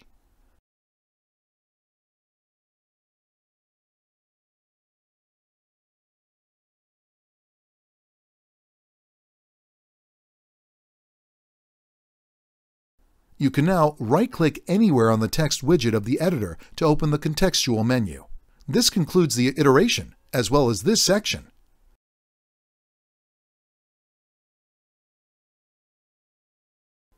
Awesome! In this video, we've successfully learned how to create the context pop-up menu. This video concludes the second section of this course. We completed coding the editor in 12 iterations. We started by placing all the widgets on the top-level window. We then leveraged some built-in features of the text widget to code some functionality. We learned some very important concepts of indexing and tagging, which you will find yourself using frequently in Tkinter projects. We also saw how to use the file dialog and message box modules to quickly code some common features in programs. If you are feeling adventurous and want to further explore the text editor program, I encourage you to have a look at the source code of Python's built-in editor named idle, which is written in Tkinter. The source code of idle can be found in your local Python library directory in a folder called idle-lib.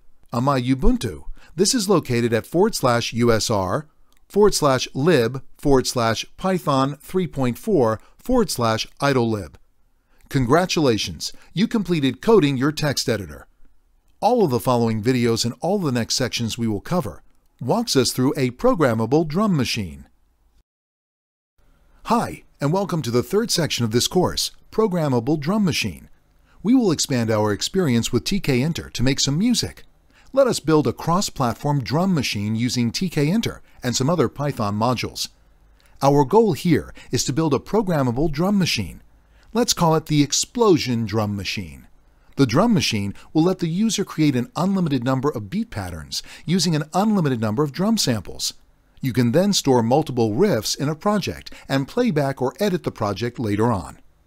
Some of the key objectives for this section are to learn to structure Tkinter programs in the object-oriented style of programming, to delve deeper into a few more Tkinter widgets such as spinbox, button, entry, and check button, to apply the Grid Geometry Manager in a practical project, to understand the importance of choosing the right data structure for our programs, to learn to bind higher-order callback functions to widgets, to learn to use Tkinter in conjunction with some standard and third-party modules, to understand the need for multi-threading and how to write with multi-threaded applications, to learn about object serialization or pickling, to learn about TTK widgets.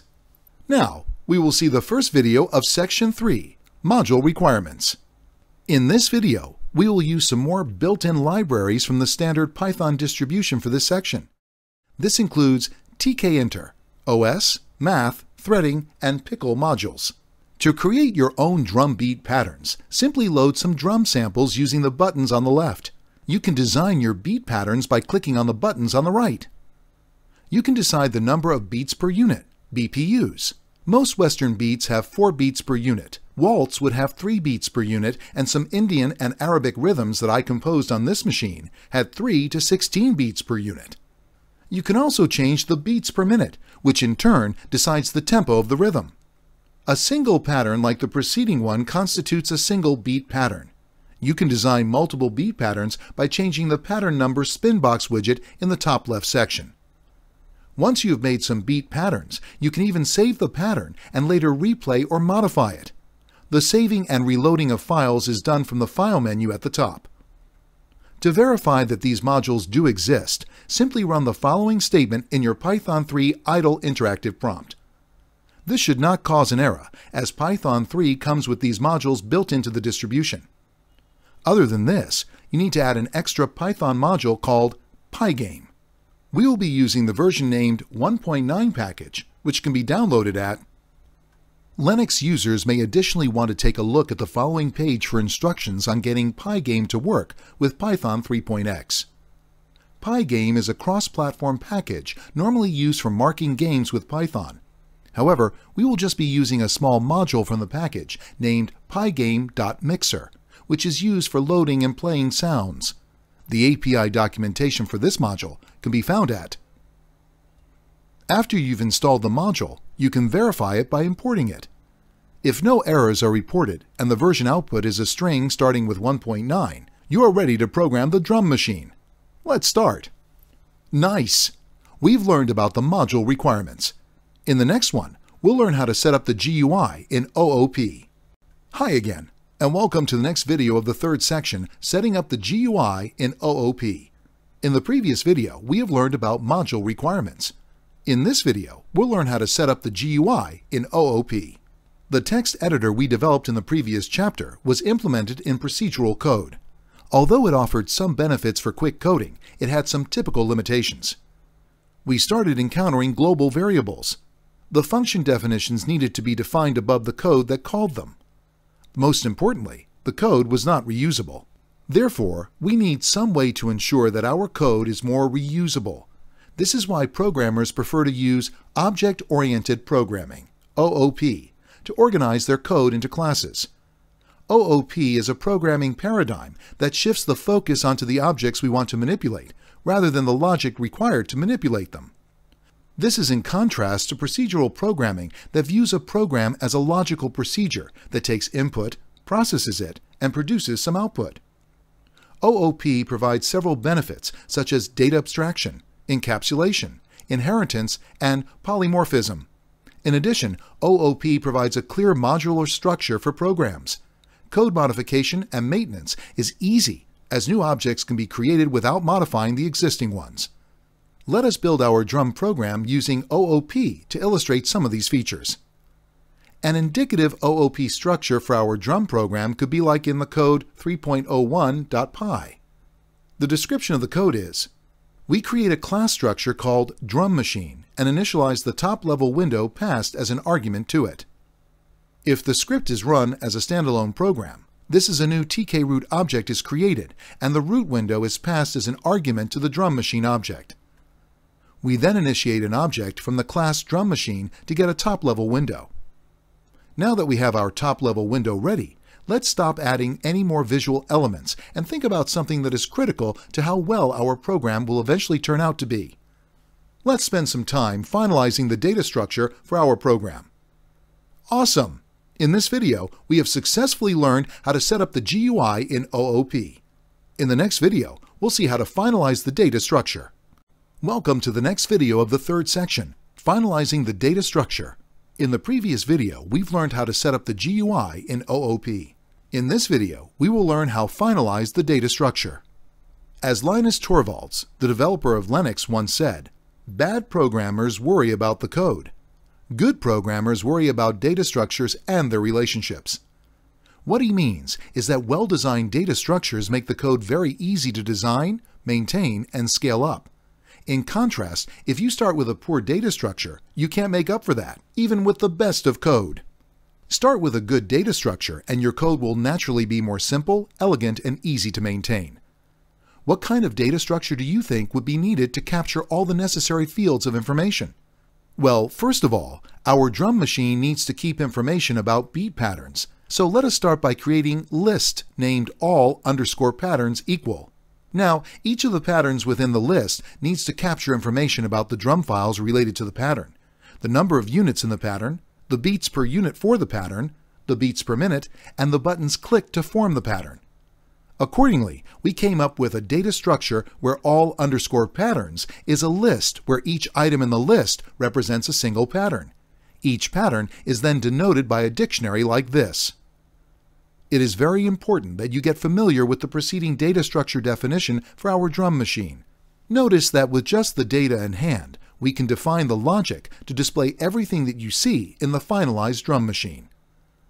Also notice that this data structure does not contain information about any GUI elements such as widget information or widget states. As far as possible, we should always strive to cleanly separate the data of the back-end, program logic, from the data related to the front-end, user interfaces. Our data structure here merely represents the back-end, but is sufficient enough to allow us to lay out the logic to determine our front-end. Accordingly, we modify our code 3.02.py to initialize this data structure. We also initialize the is_button_clicked_list with all values set as false, which is the same as in the highlighted code. And to support this structure, we define a few constants in the code 3.02.py. Now, if you run this program, you simply see a root window, nothing different from the previous code, but internally our code is reserving memory for all the data we will need to construct our logic. We have laid a strong foundation for our program to run. Believe it or not, we have done half the job. Awesome! In this video, we've successfully learned how to finalize the data structure. In the next video, we'll see how to create broader visual elements. Welcome to the next video of the third section, Creating Broader Visual Elements. In the previous video, we have learned how to finalize the data structure. In this video, we'll learn how to create broader visual elements. Let us lay out the broader visual elements of our program. For the sake of modularity, we divide the program into 4 broad visual sections like this. Let us define a method called init_GUI that is called from within the _init_GUI underscore method, as in the code 3.03.py. We then proceed to define all 4 of these methods. The code is not discussed here, as we have done similar coding in previous sections. Further, we need 5 more attributes to handle the 5 new widgets. We begin with the top bar section. The top bar is simple. It has a few labels, 3 spin boxes, and an entry widget. We will not reproduce the entire code here. See code 3.03.py, as we have already seen examples of creating labels and entry widgets several times in the previous section. For the spin box, the options are specified in the code. Next, let us code the create_left_drum_loader method. This again is pretty self-explanatory. We create a loop in the code 3.03.py. Before we proceed to code the create_right_button_matrix method, let's finish coding the create_play_bar method, as it is the simpler of the two. All it contains is 2 buttons, a check button, a spin box, and an image. We have coded similar widgets earlier, and so I will leave it for you to explore on your own. See code 3.03.py. Next, let's code the create_right_button_matrix method. This is the most complex of all. The right button matrix comprises a 2-dimensional array of rows and columns. The number of rows in the matrix equals the constant max_number_of_drum_samples. And the number of columns represents the number of beat units per cycle, and is calculated by multiplying the number of units and the number of beats per unit. Accordingly, the code that creates the button matrix looks like this. The associated code for the find_number_of_columns method is: we have already created the buttons matrix, but we want the buttons to be colored in 2 alternating shades. Therefore, we define 2 constants. This can be any hexadecimal color code or any color from Tkinter's predefined list of colors. We also require a 3rd color to represent the button in a pressed state. The constant button_clicked_color equal green takes care of that. We then define 2 methods. The idea is simple. A button is to be colored green if the value of the button is found to be true in our data structure, or else the button is to be shaded in patterns of color_1 and color_2 for each alternating unit of beats. This alternating color is obtained by using this mathematical formula. Recall that we had created a 2-dimensional Boolean list called is_button_clicked_list as a dictionary item in our original data structure to hold this value. We changed the color of the button to button_clicked_color if that value is found to be true. Accordingly, we define a getter method to get the value of the button. Now, each button is attached to the command callback named on_button_clicked, which is coded like this. Notice something fancy with this piece of code? This method defines a function within the function. It does not return a value as is typical of functions. Instead, it returns a function that can be executed at a later stage.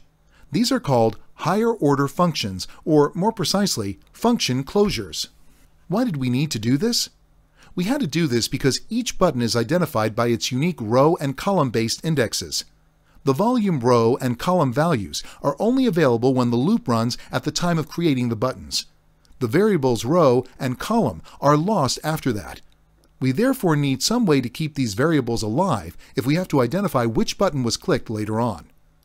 These callback functions come to our rescue as they encapsulate the row and column values in the function that they return at the time of creation.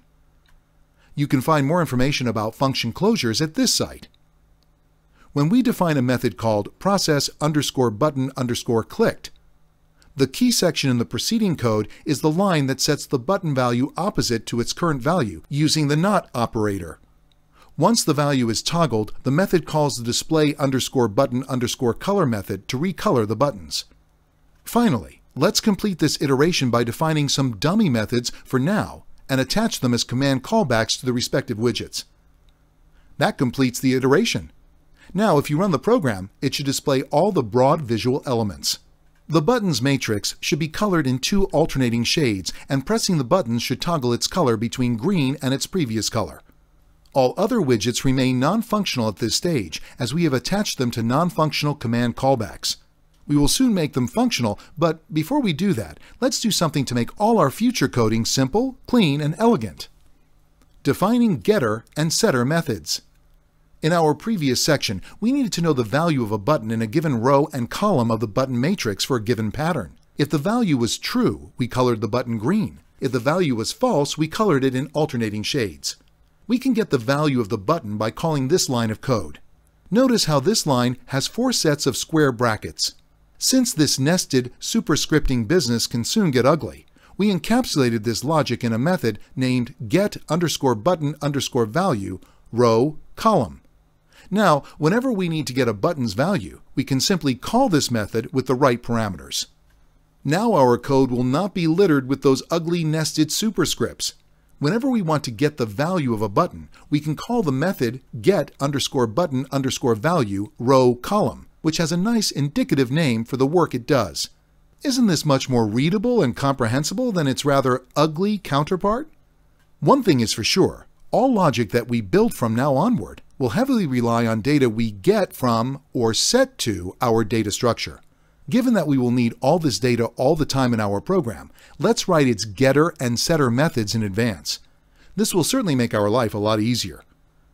The goal for this part of the iteration is simple: to define getter and setter methods for all the data that we have decided to store in our data structure. The code is in 3.04.py. That is all there is to coding the getter and setter methods. The code should be self-explanatory if you've understood the underlying data structure, as all that we do here is to either get the value or set a value for various items in the data structure. With these methods now handy, let us complete coding the functionality of widgets we had earlier left uncoded. The number of units and beats per unit features. We earlier coded the create_write_button_ matrix, which creates a two-dimensional matrix with the number of rows equal to max_number_of_drum_samples. The number of columns would be decided by multiplying the number of units by the beats per unit values selected by the end user. Its formula can be given like number of columns of buttons equals number of units times BPU. This means that every time the user changes the number of units or the beats per unit, the button matrix should be redrawn to change the number of columns. This change should also be reflected in our underlying data structure. Let us add this feature to our drum machine. We had earlier defined two dummy methods, on_number_of_units_changed and on_BPU_changed. We modify them now by using code 3.04.py. Both preceding methods do two things: modify the data structure to reflect the changes in BPU or number of units. Call the create_write_button_matrix method to recreate the button matrix. Now, if you go and run the code 3.04.py and change either the values of number of units or BPU, the button matrix should redraw itself to reflect the change. Awesome! In this video, we've successfully learned how to create broader visual elements. In the next video, we'll see how load drum samples. Welcome to the next video of the third section, Loading Drum Section. In the previous video, we've learned how to create broader visual elements. In this video, we'll learn how to load drum section. Our main objective is to play sound files in the order of a beat pattern decided by the user. To do this, we need to add sound files to the drum machine. Our program does not have any preloaded drum files. Instead, we want to let the user select from a wide variety of drum files. Thus, besides the normal drum, you can play a Japanese tsumi, an Indian tabla, Latin American bongo drums, or just about any other sound that you want to add to your rhythm. All you need is a small .wav or .ogg file containing that sound sample. Let us code the ability to add drum samples to our program. The drum sample is to be loaded on the left bar, like this. We have already created buttons with folder icons on the left-hand side of our drum pad. The desired functionality is simple. When a user clicks on any of the left buttons, they should open a file dialog letting the user choose a .wav or .ogg file. When the user selects the file and clicks on Open, the entry widget next to that button should be populated with the name of the file. Further, the location of the drum sample file should be added to our data structure at the appropriate place. First, we will import the required modules. We will use the File Dialog module to ask the user to select drum files. The functionality here is very similar. We will also need to extract the file name of the given sound sample using the OS module. Let us begin by importing the two modules. See code 3.05.py. The buttons we created for uploading drum files are attached to the on_open_file_button_clicked method through a command callback. We had earlier created a dummy method by that name. We now modify that method to add the required functionality. See code 3.05.py. The preceding method again returns a function, as we need to track which of the drum files was actually selected from all the rows of drum files. This code does three things. Asks the user for the file path using Tkinter's file dialog. Modifies the underlying data structure to save the provided file path. Calls another method to display the file name in the adjacent entry widget. The next two methods are then responsible for displaying all drum names in the front end. See code 3.05.py. The preceding method above uses os.path.basename from the OS module to obtain the file name from the file path. This completes the section. Our code is now capable of loading drum samples and storing records of all file paths in the data structure. Go ahead and try loading some drum samples.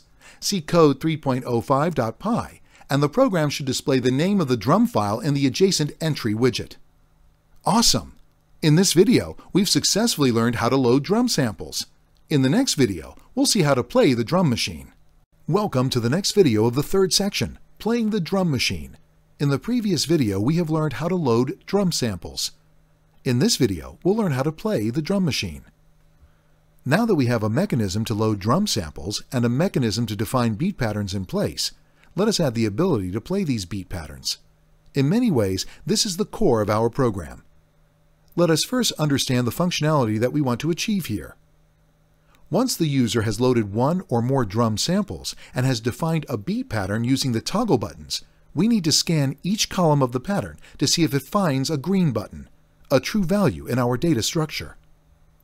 If the value is true for a given location in the matrix, our code should play the corresponding drum sample before moving ahead.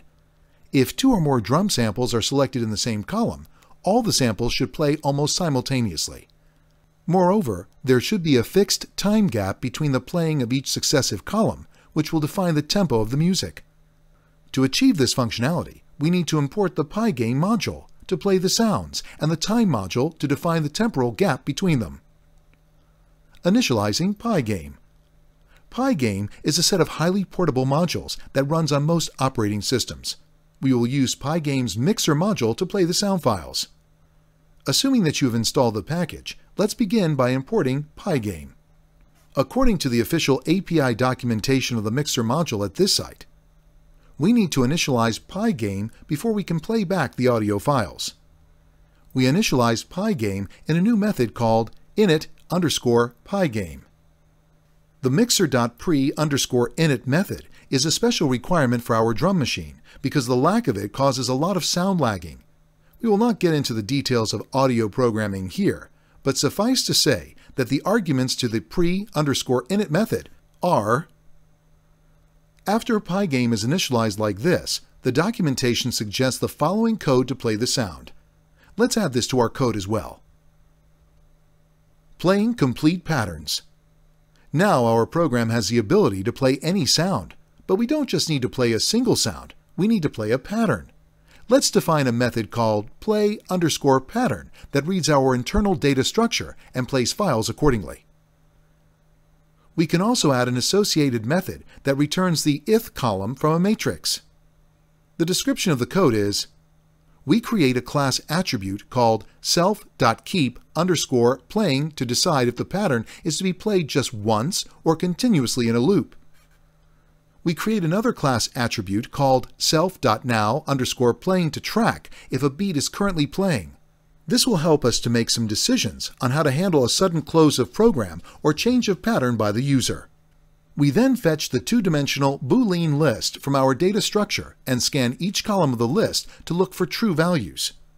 We get the column data from the matrix by defining a separate method called get_column_from_matrix, self, matrix, I. For every column, if a true value is encountered, we fetch the corresponding drum file path and call the self.play_sound method to play the file. The code sleeps for a fixed duration of time before reading the second column. This sleep duration defines the tempo of the drum beat. If the code does not sleep for some time between each column, all the patterns would play almost immediately and would not even sound like a rhythm. We accordingly need to import the time module to use the time.sleep method. The amount of time the code sleeps between scanning each column is decided by another method called self.time_to_play_each_column, which we define next. Determining the tempo of a rhythm. The mathematics of defining the tempo of a rhythm is simple. We get the value associated with the beats _per_minute, spinbox widget, and divide it by 60 to get the beats per second. Then, the time to play each beat or group of beats simultaneously for a given column is the reciprocal of beats _per_second. The code is: while we are handling the tempo for the pattern, let's also complete coding the command callback attached to our beats per minute spinbox widget.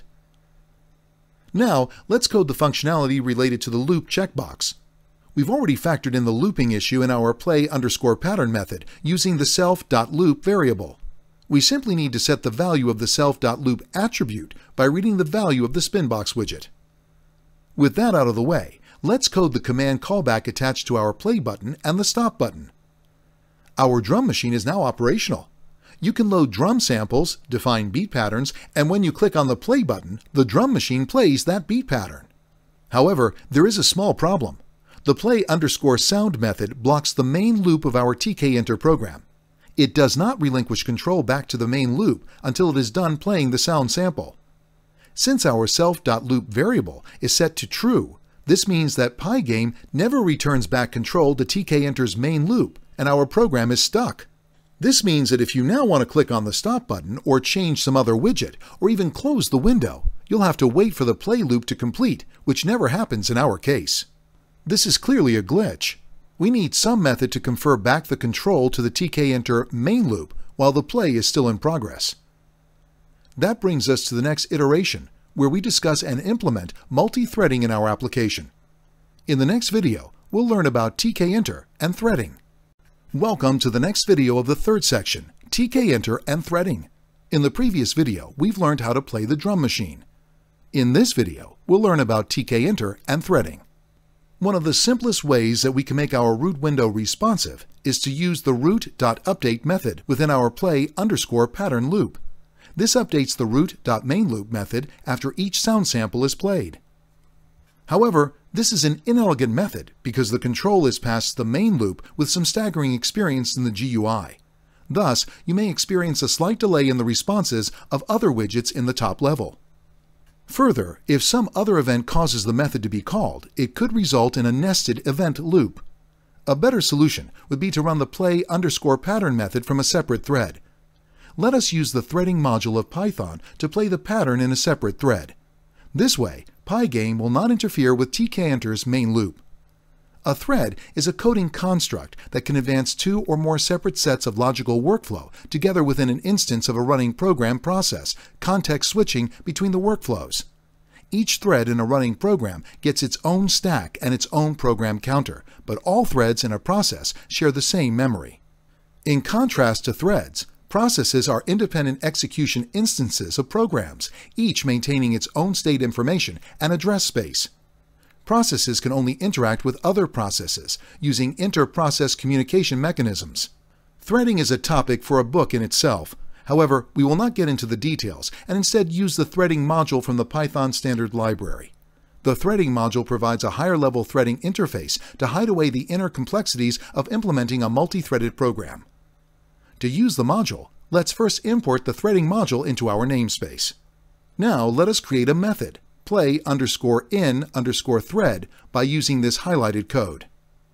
Finally, change the start_play method to call the play_in thread rather than calling the play_pattern directly. Now, if you load some drum samples, define the beat patterns and hit the play button, the sound will play in a separate thread without causing other widgets to become unresponsive. However, this poses a new problem. What happens if the user clicks the play button multiple times? That would spawn multiple threads of beat patterns all playing simultaneously. We can overcome this problem by disabling the play button when the audio is playing. This can be achieved by defining a toggle_play_button_state. We then attach this state toggling method onto the play, stop, and loop widget command callbacks as. We also modify our play_pattern method to include a call to toggle_play_button_state at the end. This will ensure that when the pattern has ended playing, the play button returns to its normal state. The play button now remains in a disabled state as long as some audio is playing. It returns to a normal state when audio isn't playing. Tkinter and thread safety. Tkinter is not thread safe. The Tkinter interpreter is valid only in the thread that runs the main loop. Any call to widgets must ideally be done from the thread that created the main loop. Invoking widget-specific commands from other threads is possible, but it is not reliable.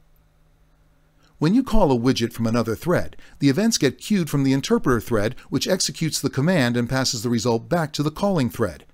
If the main loop is running but not processing events, it sometimes results in unpredictable exceptions.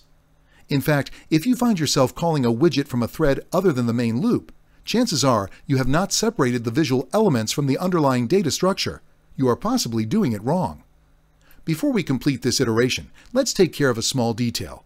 What happens if a beat is currently playing and the user hits the close button on the window? The main loop will die and our audio playing thread will be left in an orphaned state. This can lead to ugly error messages thrown at the user. Let us therefore override the close button and stop the audio play before we quit the window. To override the close button, we add a small line to our class _init method as highlighted here. And then we define a method called exit_app like this code. This completes the project iteration. To summarize, we refined our start_play method to play the audio files on a separate thread.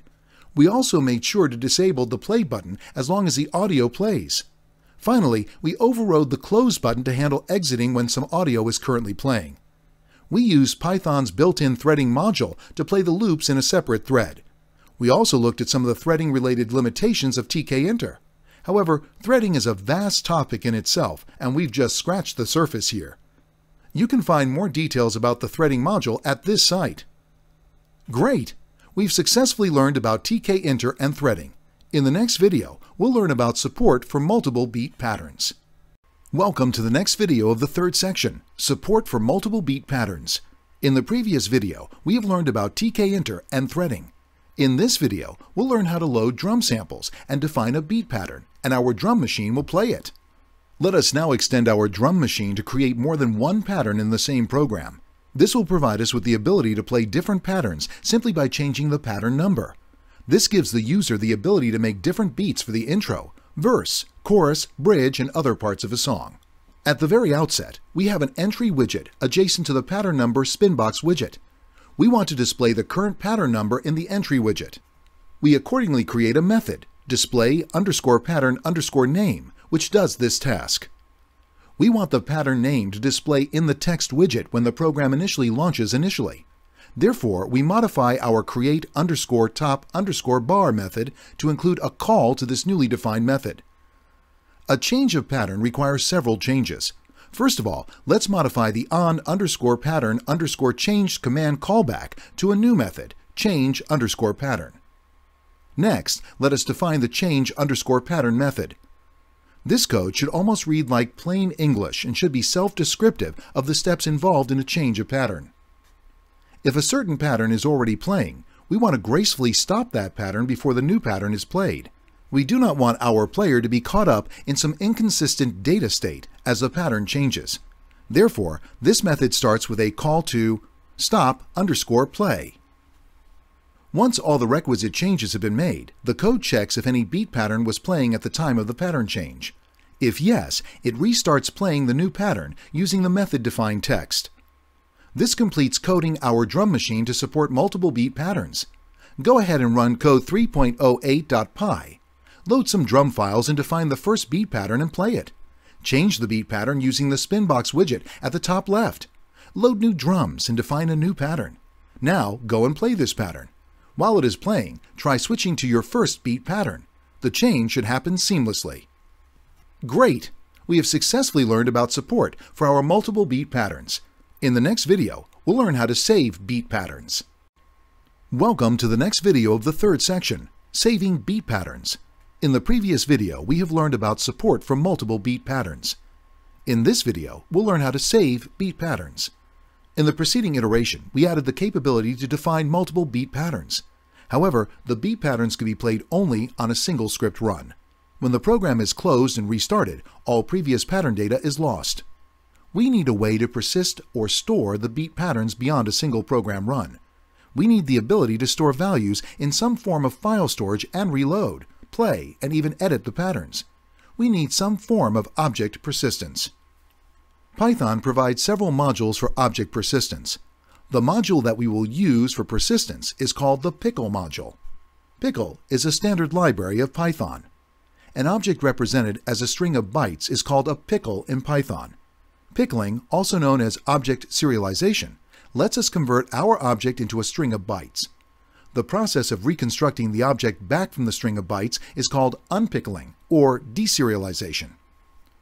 More information about the pickle module is available at. Let us illustrate it with a simple example. First, we serialize or pickle our list party_menu using pickle.dump and save it in an external file my_menu. We later retrieve the object using pickle.load. Coming back to our drum machine, if we need to store and reuse the beat patterns, we only need to pickle our data structure list named self.all_patterns.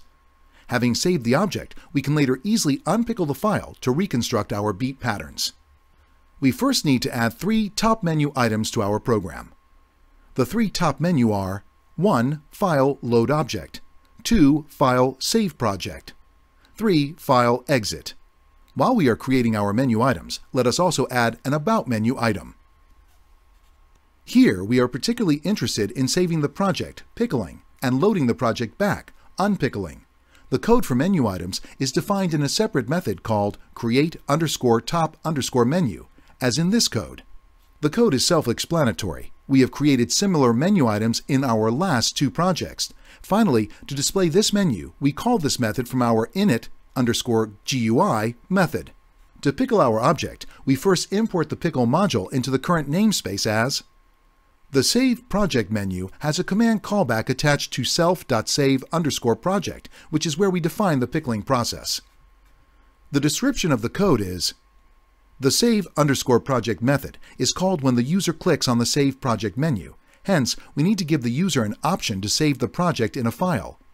We have chosen to define a new file extension, .ebt, to keep track of our beat patterns.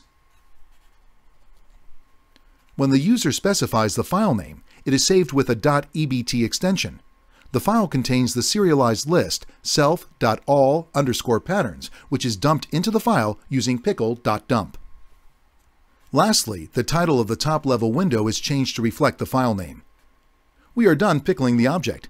Let us now code the unpickling process. The unpickling process is handled by a method, load_project, which is called from the load project menu. The description of the code is as follows. When a user clicks on the load project menu, it triggers a command callback connected to this load_project method. The first line of the method prompts the user with an open file window. When the user specifies a previously pickled file with a .ebt extension, the file name is stored in a variable called pickled_file_object. If the file name returned is none because the user cancels the open file dialog, nothing is done. The file is then opened in read mode and the contents of the file are read into self.all_patterns using pickle.load. Self.all_patterns now contains the list of beat patterns defined in the previous pickle. The file is closed and the first pattern of all self.all_patterns is reconstructed by calling the method reconstruct_first_pattern, which is a simple wrapper around our previously defined change_pattern method. This should load the first pattern on our drum machine.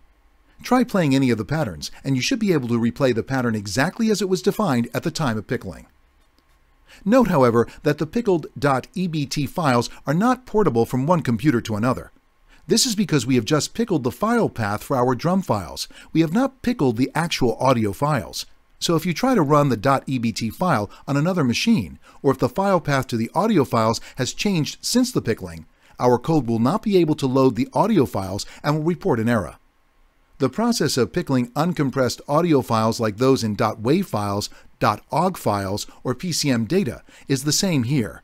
After all, these uncompressed audio files are nothing but a list of numbers. However, trying to pickle audio files here would require us to deviate a lot from our current topic. Therefore, we have not implemented it here. You may also find the JSON module useful for serializing objects in JSON and the element tree, or XML.minidom libraries relevant for parsing XML data. To end this section, let us complete coding the response to clicking on the About menu item. This is self-explanatory. We've done similar coding in our previous project. To summarize this iteration, we used Python's built-in pickle module to pickle and unpickle the beat patterns defined by the user. This now lets us save our beat patterns. We can later load, replay, and edit these saved patterns in our drum machine. Great! We've successfully learned how to save beat patterns. In the next video, we'll learn how to work with TTK-themed widgets. Welcome to the last video of Section 3, Working with TTK-themed widgets. In the previous video, we've learned how to save beat patterns. In this video, we'll learn how to work with TTK-themed widgets. We are almost done programming our drum machine. However, we'd like to end this section by introducing you to the TTK-themed widgets. Tkinter does not bind to the native platform widgets on many platforms such as Microsoft Windows and X11. The TK Toolkit and Tkinter originally appeared on X Windows systems. Hence, it adopted the motif, look, and feel, which was the de facto standard for GUI development on X Windows systems. When TK was ported to other platforms, such as Windows and Mac OS, this motif style started appearing out of place with the look of these platforms. Due to this, some even argue that Tkinter widgets are rather ugly and do not integrate well with such desktop environments. Another criticism of Tkinter is based on the fact that Tkinter mixes logic and styling by allowing both to be changed as widget options. Tkinter was also criticized for lacking any kind of theming support. Although we saw an example of centralized styling via the option database, the method required styling to be done at the widget level. It does not allow for selective styling of two button widgets differently as an example. This made it difficult for developers to implement visual consistency for similar groups of widgets while differentiating them from other groups of widgets. As a result of this, many GUI developers moved to Tkinter alternatives such as WXPython, PySide, and PyQt, and others. With Tkinter 8.5, the makers of Tkinter have tried to address all these concerns by introducing the TTK module, which may be considered as an advance to the original Tkinter module. Let us take a look at some of the features offered by the TTK-themed widgets module. One of the first things that TTK does is that it provides a set of built-in themes that allows TK widgets to look like the native desktop environment in which the application is running. Additionally, it introduces 6 new widgets: Combo Box, Notebook, Progress Bar, Separator, Size Grip, and Tree View to the list of widgets, in addition to supporting 11 core Tkinter widgets, which are Button, Check Button, Entry, Frame, Label, Label Frame, Menu Button, Paned Window, Radio Button, Scale, and Scroll Bar. To use the TTK module, we first import it into the current namespace. You can display the TTK widgets like this. Code 3.10.py provides a comparison of displays between the normal Tkinter widgets and the counterpart TTK widgets and produces an output. Notice that the preceding screenshot is taken on a Microsoft Windows platform, as the differences are more marked on systems that do not explicitly use the X Windows system. Notice how Tkinter widgets on the left look out of place on Microsoft Windows, as compared to TTK widgets on the right, which is the native Microsoft Windows look and feel. Although most of the configuration options for Tkinter and TTK widgets are common, TTK-themed widgets do not support styling options such as FG, BG, Relief, Border, and others. This is purposely removed from TTK in an attempt to keep logic and styling in different controls. Instead, all styling-related options are handled by the respective style names. In a standard TTK module, each widget has an associated style name. You can retrieve the default style name of a widget using the widget.yinfo_class method. For instance, consider a TTK button. This prints T-button, which is the default style name for TTK.button. For a list of default TTK style names for different widgets, refer to this site. In addition to the default style, you can assign a custom style class to a widget or group of widgets. To set up a new style, you use. To configure the style options for a default style, you use the command. To create a new style from the built-in styles, define a style name of the form newName.oldName. For instance, to create an entry widget to hold a date, you can call it date.tentry. To use the new style on a widget, you use the command. Next, we will discuss TTK theming. Style is used to control the appearance for individual widgets. Themes, on the other hand, control the appearance of the entire GUI. More simply put, a theme is a collection of styles. Grouping styles into themes lets the user switch designs for the entire GUI all at once. Like styles, all themes are uniquely identified by their name. The list of available themes can be obtained by using this command.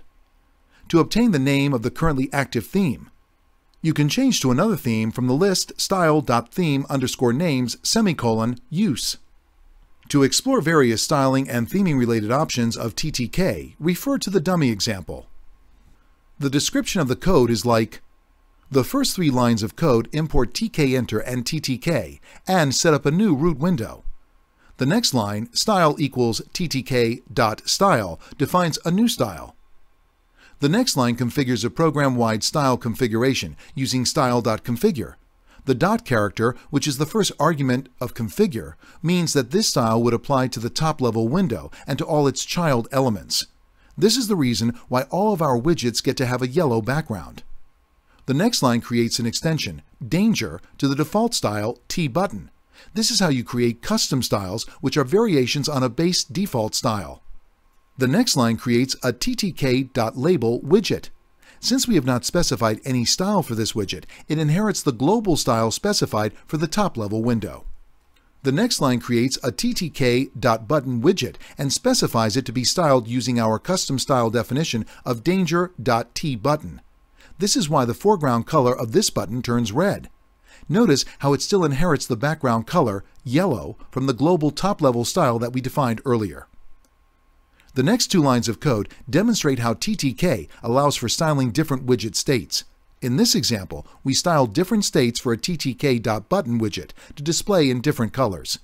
Go ahead and click on the second button to see how different styles apply to different states of a button. Here, we use map to specify dynamic values of style for changes in state of the widget. The next line fetches the current applicable theme. It then overrides some of the options for the theme's entry widget using. The next line defines an entry widget but does not specify any style to it. It therefore inherits its properties from the theme we configured earlier.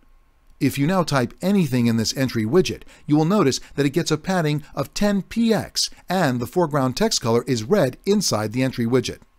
Now that we know how to make our widgets look more like native platform widgets, let us change the play and stop buttons for our drum machine to ttk.button. Let us also change the loop check button from Tkinter check button to TTK check button and add a few separators in the play bar section. The play bar before and after making the changes. We first import TTK into our namespace and append TTK to the play and stop buttons. We then simply modify the buttons and check button in the create_play_bar, replacing button with ttk.button and loop button with ttk.checkButton. Note that these changes make button and check button look closer to the native widgets of your working platform. Finally, let's add TTK separators to our play bar. The format for adding separators is. Note that we cannot change the buttons in the right button matrix from button to TTK button. This is because TTK buttons do not support specifying options like background color. This concludes the last iteration of this project. In this iteration, we first saw how and why to use TTK-themed widgets to improve the look and feel of our programs. We then used TTK buttons and TTK check buttons in our drum program to improve its look. We also saw the reasons why certain Tkinter buttons in our program could not be replaced by TTK buttons. Awesome! We have successfully learned how to work with the TTK-themed widgets. This video concludes the third section of this course. To summarize, we started by learning how to structure the Tkinter program as classes and objects. We then decided the data structure for our program. This enabled us to set the ground for writing the rest of the program logic, maintaining a clean separation between data, logic, and its visual representation. We saw the vital benefits of deciding the data structure in advance. We also worked with more Tkinter widgets such as Spinbox, Button, Entry, and Check Button. We also saw the Grid Geometry Manager in action in the section. We then saw how to bind widgets to higher-order functions using command callbacks. This is a very common technique used in GUI programming. We then understood multi-threaded programming in the context of Tkinter. We moved the audio playback onto a separate thread. This enabled us to keep the audio playing without hampering Tkinter's main loop in any way. We then understood how to persist an object's state with the pickle module, and then how to unpickle it later to retrieve the state of the object. Finally, we saw how to use TTK-themed widgets to ensure that our GUI feels native on the platform where it is run. Congratulations! You have now completed coding your drum machine. In the next section, we will build a game of chess in Tkinter. Hi, and welcome to the fourth section of this course, a game of chess. In this section, we'll learn how to build a game of chess in Tkinter. If you already know the basic rules of chess, you're ready to write this program. However, in case you do not know the rules, you should read them before you start programming this application. The key aspects that we want you to learn from this section include the following: learning how to structure a program in a model view controller architecture, learning how to tame complexity by implementing programs in a modular structure, taking a look at the versatility and power of the Tkinter Canvas widget, learning the basic usage of Canvas coordinates, object IDs, and tags, learning the recommended error handling practices, learning how to extend Python's built-in data types, using object inheritance to code classes with similar attributes and behavior, using Python's built-in config parser module to store program preferences, getting acquainted with several Python modules that you will often use in a variety of application development projects. Now we will see the first video of Section 4, Structuring Our Program. The main goal of this section is to build a chess game. Our chess game will enforce all the standard rules that are applicable to a game of chess. Some advanced rules and features are left as an exercise for you. In its final form, our chess program will look like this. Module requirements for this section. We will not use any external third-party modules in this section. However, we will use several built-in modules of Python. To check whether all the required libraries are indeed provided by your Python distribution, type this command in your Python command line. This should be executed without an error message. If no errors are thrown back, you're ready to build the chess application. Let's get started. In this section, we decide an overall structure for our program. The development of large applications generally starts with recording the Software Requirement Specifications, SRS. This is generally followed by a graphical representation of constructs, such as the class, composition, inheritance, and the hiding of information using several modeling tools. These tools can be flowcharts, Unified Modeling Language, UML tools, data flow diagrams, Venn diagrams for database modeling, and so on. These tools are very useful when the problem domain is not very clear. However, if you have ever played the game of chess, you should be very well acquainted with the problem domain. Furthermore, our chess program can be classified as a medium-sized program spanning a few hundred lines of code. Therefore, let's bypass these visual tools and get to the actual program design. All of our previous projects have been structured as a single file. However, as programs grow in complexity, we need to break programs into modules and class structures. One of the key objectives of this chapter is to learn to write programs in the Model View Controller, MVC architecture. Some of the central aspects of the MVC architecture are: a model handles back-end data and logic. A view handles the front-end presentation. The model and view never interact directly. Whenever the view needs to access back-end data, it requests the controller to intervene with the model and fetch the required data. Given these aspects, let's create 3 files for our chess program: model.py, view.py, and controller.py. Now, let's create an empty model class, an empty view class, and a controller class in their respective files. Note that since the controller class needs to fetch data from the model class, we instantiated a new model class from within the controller class. This now provides us a way to fetch data from the model class as and when needed. Let's also add a separate file called exceptions.py. This will be our central place for the handling of all the errors and exceptions. Within this file, add the highlighted single line of code. We created a custom chess error class that was inherited from the standard exception class. This simple line of code now allows the chess error class and all of its children to raise errors, which can then be handled by using the try except block. All the new error classes that will be defined in our code from now on will derive from this chess error base class. With this boilerplate code out of the way, let's create another blank file called configurations.py. We will use this file to store all the constants and configurable values at one place. Let's define some constraints right away. To make these constant values available to all the files, let's import it in model.py, view.py, and controller.py folder. As per the tenets of the MVC architecture, the view class is never supposed to interact directly with the model class. It should always interact with the controller class, and the controller class is then responsible for the fetching of data from the model class. Accordingly, let's import the controller in the view class and the model in the controller class. Let's start by editing the view.py file to display a chessboard. Our goal for this iteration is to display the content in screen when view.py is run. Take a look at the code implementation in view.py.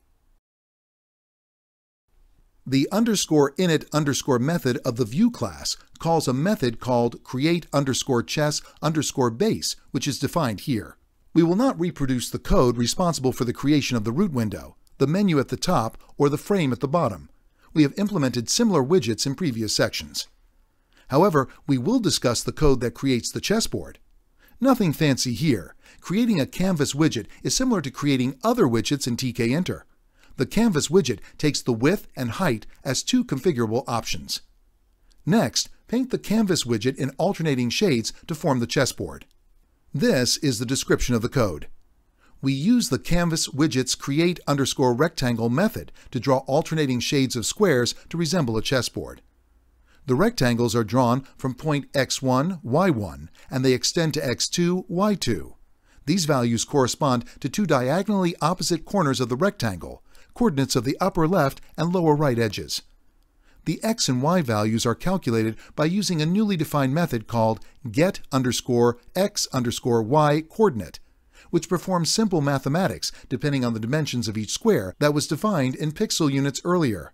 The y value is calculated by first subtracting row from 7 row because the canvas widget measures the coordinates starting from the top left. The top left corner of the canvas has the coordinates 0, 0.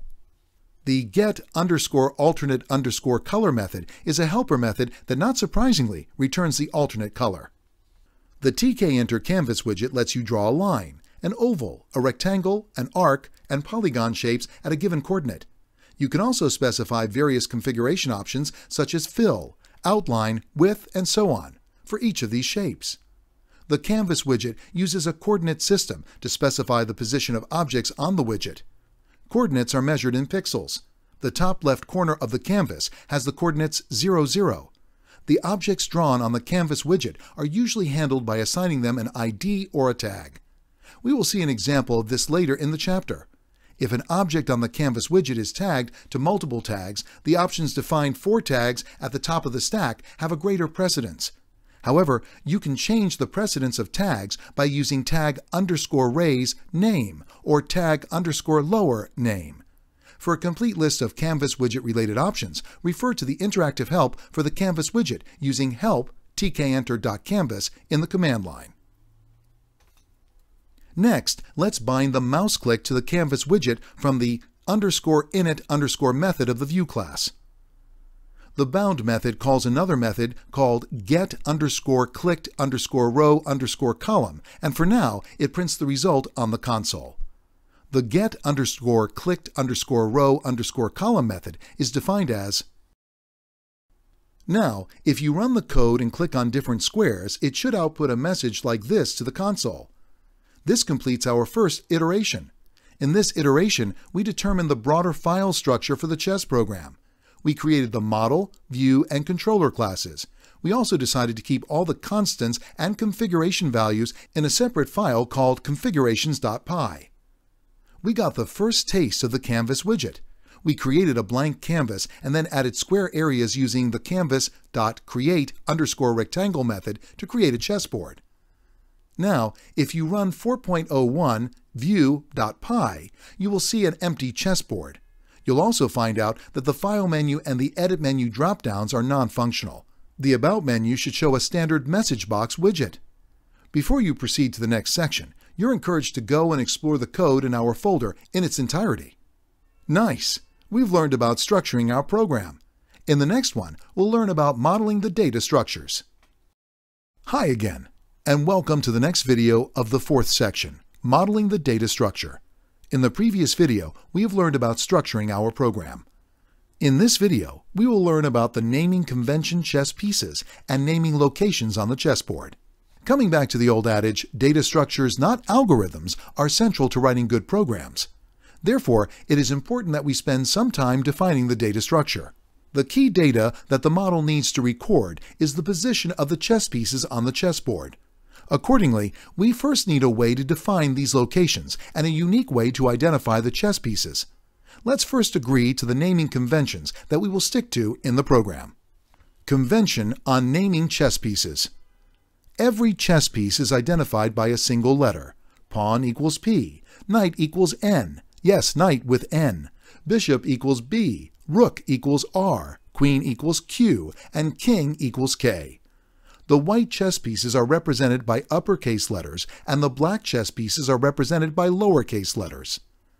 Convention for naming locations on the chessboard. In order to assign unique identifiers to every square on the chessboard, we will mark the squares along the x-axis by using the letters A to H. We will mark the y-axis by using the numbers 1 to 8 respectively. Accordingly, the squares on the chessboard will be identified like this. Thus, A1 denotes the leftmost square at the bottom of the chessboard. Currently, it is occupied by a white rook. The C3 position is currently empty.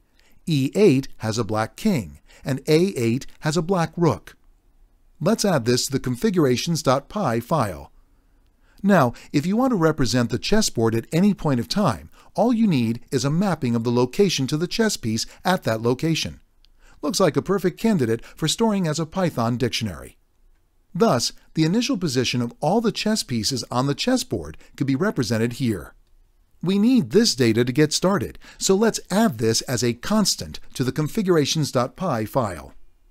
Now, let's move on to code the model class for our program. We've already decided that we will use a Python dictionary to store the position of chess pieces on the chessboard. We can go ahead and add a dictionary attribute to the class. However, we will take a slightly different approach. Let's make model a child class of the built-in dictionary class. Thus, the self variable that refers to the current class object instance will also have all the properties and methods that are available to the dictionary. All the methods that are available to the standard dictionary class can now be called on the model object self. So now we can define a method which returns the short name of the chess piece at that position when it's given a position on the chessboard. If there is no chess piece at the position, this traps out rather than giving a key error exception. Next, let's add some important attributes to the model class. The half-move clock keeps a track of the number of turns played since the last pawn's advance, or the last capture. This is used to determine whether a draw can be claimed under the 50-move rule. The full move number is a count that is incremented by 1 after every move of a black piece. This is used to track the overall length of a game. Finally, let us add another method that, given the row-column tuple for a square, returns its alphanumeric position. For example, an input of 1, 2 returns B3. Next, let's define an associated helper method to ensure that we only process mouse clicks that occur on the canvas widget and not anywhere else on the root window. There is not much that can be added to the model class for now until we lay down the code logic to handle the chess pieces. We can define the rules for all the chess pieces within the model class, but that would make the model class too bulky. Therefore, let's define the chess piece related logic in a new file named piece.py. Since this is inherently a part of the model class, but it is defined in a new file, let's add a reference to the model class within this file. Let's do this next. Awesome! In this video, we have successfully learned about modeling the data structures. In the next video, we'll see how to create a piece class. In the previous video, we have learned about modeling the data structures. In this video, we will learn how to create a piece class. Think about it. We need to define rules for all of the different chess pieces. Some attributes and methods, such as color, will be common to all the chess pieces, while other attributes methods, such as rules for movement, will vary for each chess piece. First, we'll define a new piece class. This class will have the attributes and methods that are common to all the chess pieces. Then, we will define classes for every individual piece as a subclass of this parent piece class.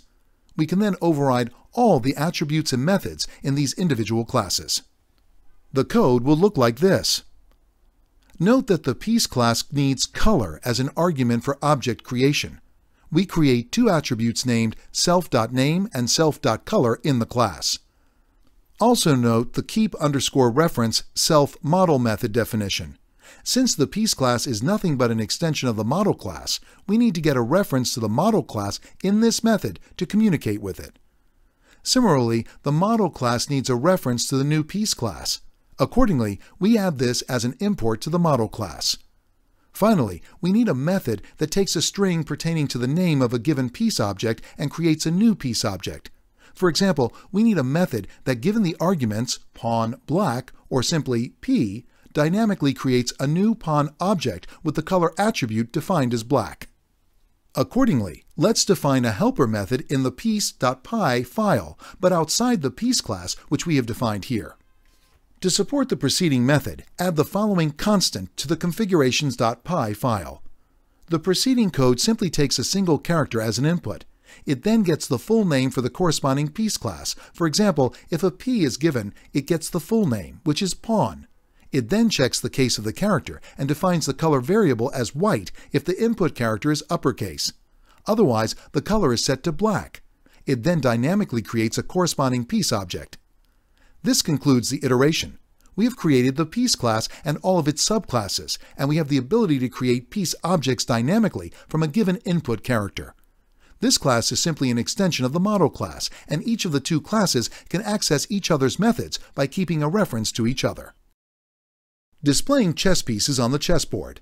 Now let's turn our attention to displaying all the chess pieces on the chessboard. First, we'll define a method named draw_single_piece, which draws a chess piece at the given position when it's given a position and the character representing the chess piece. The images of the chess pieces are stored in a folder named pieces_image and are named in the chess piece name in lowercase in this format.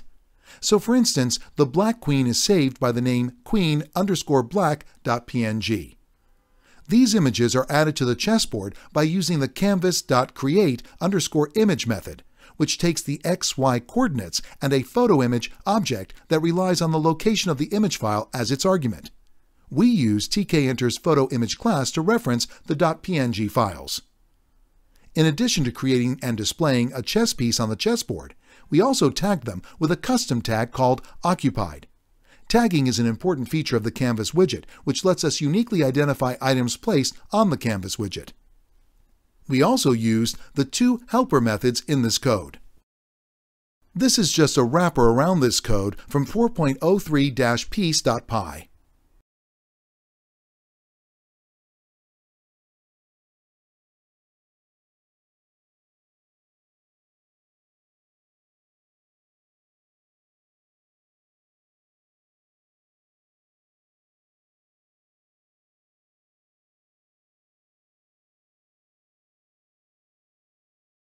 Now, it's time to simply call the draw_single_piece method to all the chess pieces.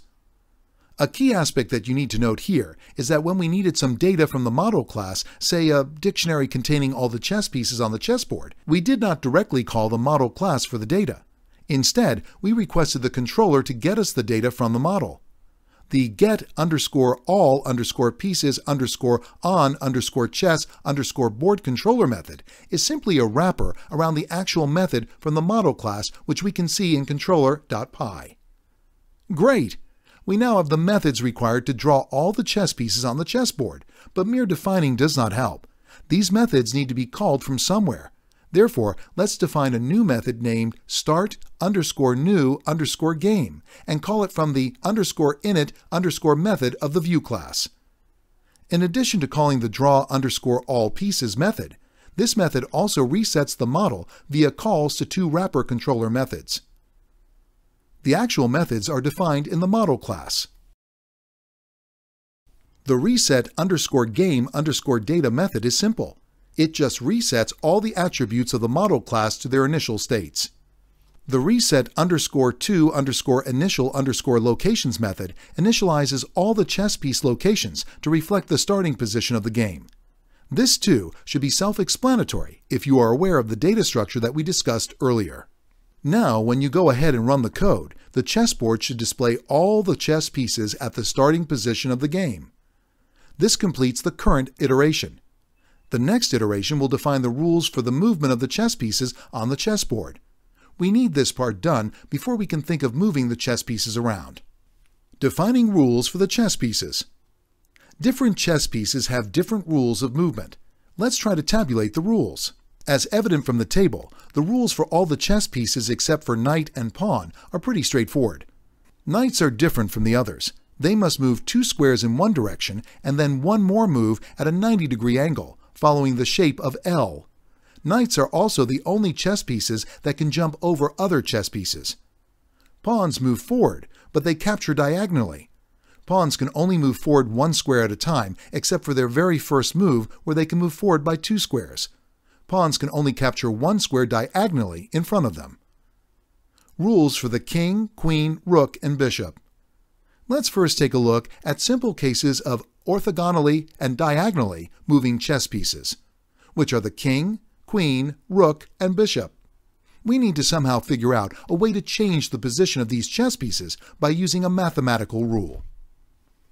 This will show what it takes to move a chess piece from its current position, say xy, both orthogonally and diagonally.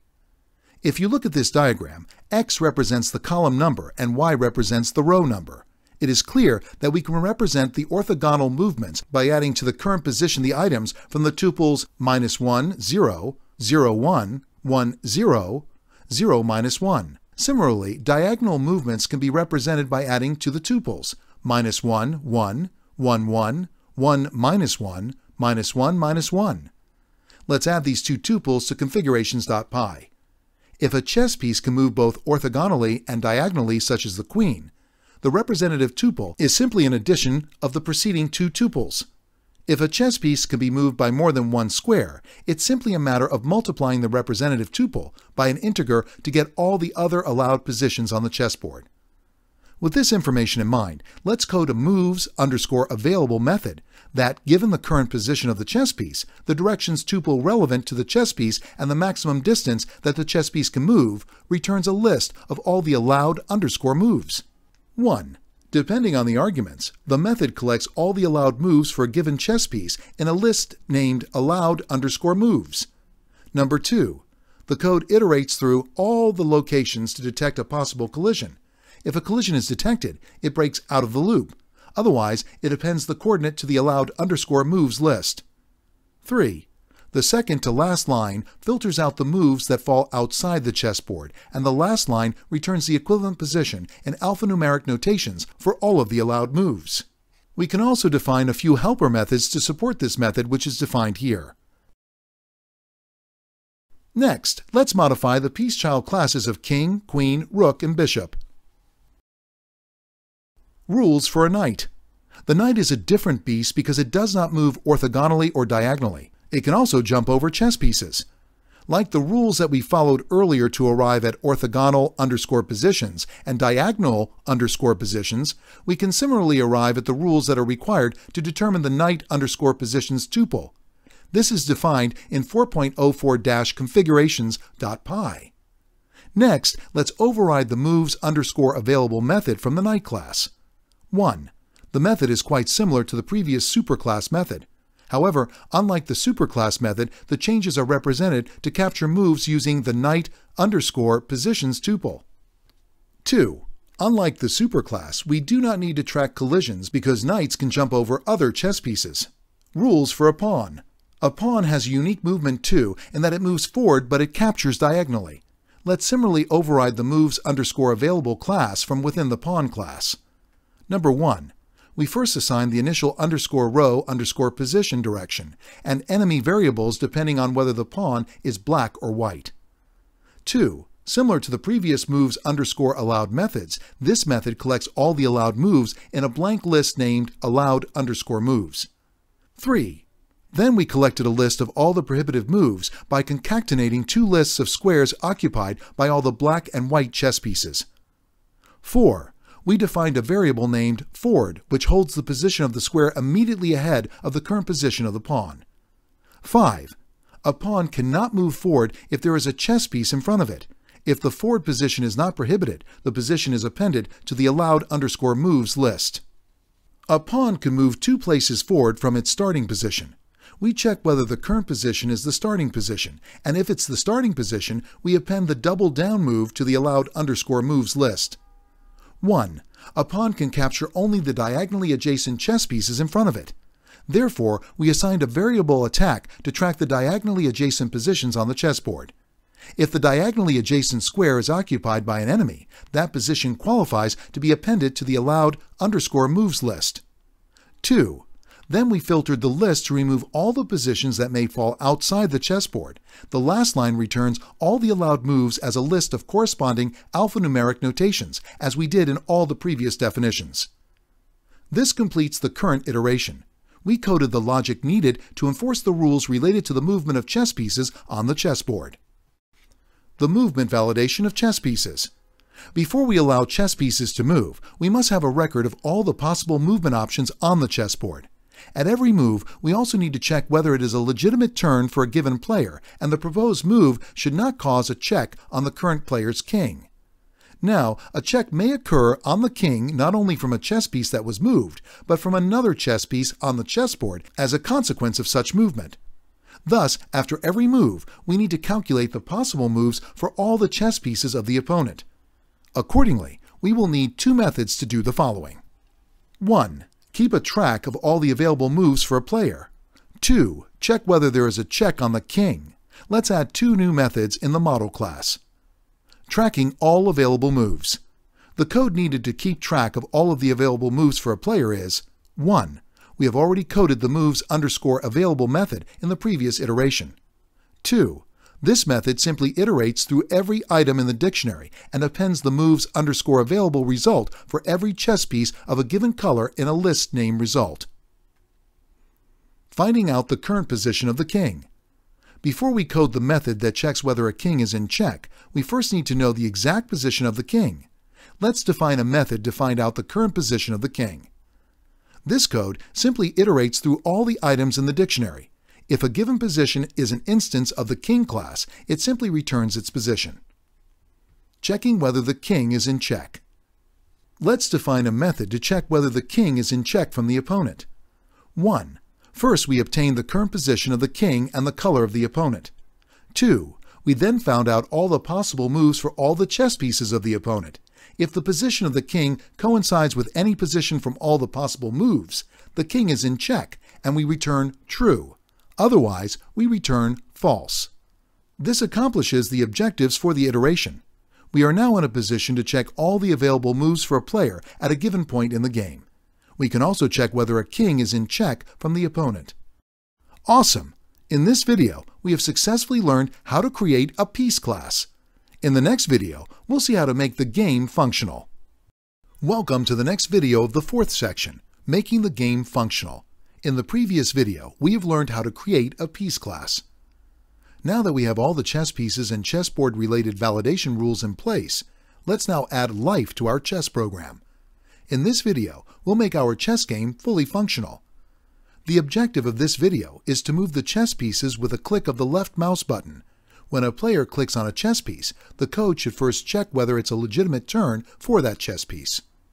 On the first click, the chess piece that needs to be moved is selected, and all the allowed moves for that chess piece are highlighted on the chessboard. The second click should be performed on the destination square. If the second click is done on a valid destination square, the chess piece should move from the source square to the destination square. We also need to code the events of capturing chess pieces and the king being in check. The other attributes that need to be tackled include a list of the captured chess pieces, the half-move clock count, the full move number count, and the history of all the previous moves. You may recall that we created a dummy method which is bound to the left-click event. The method for now simply prints the row and column value on the console. Let's modify this method. The first part of the code calculates the coordinates for the chess piece on which you clicked.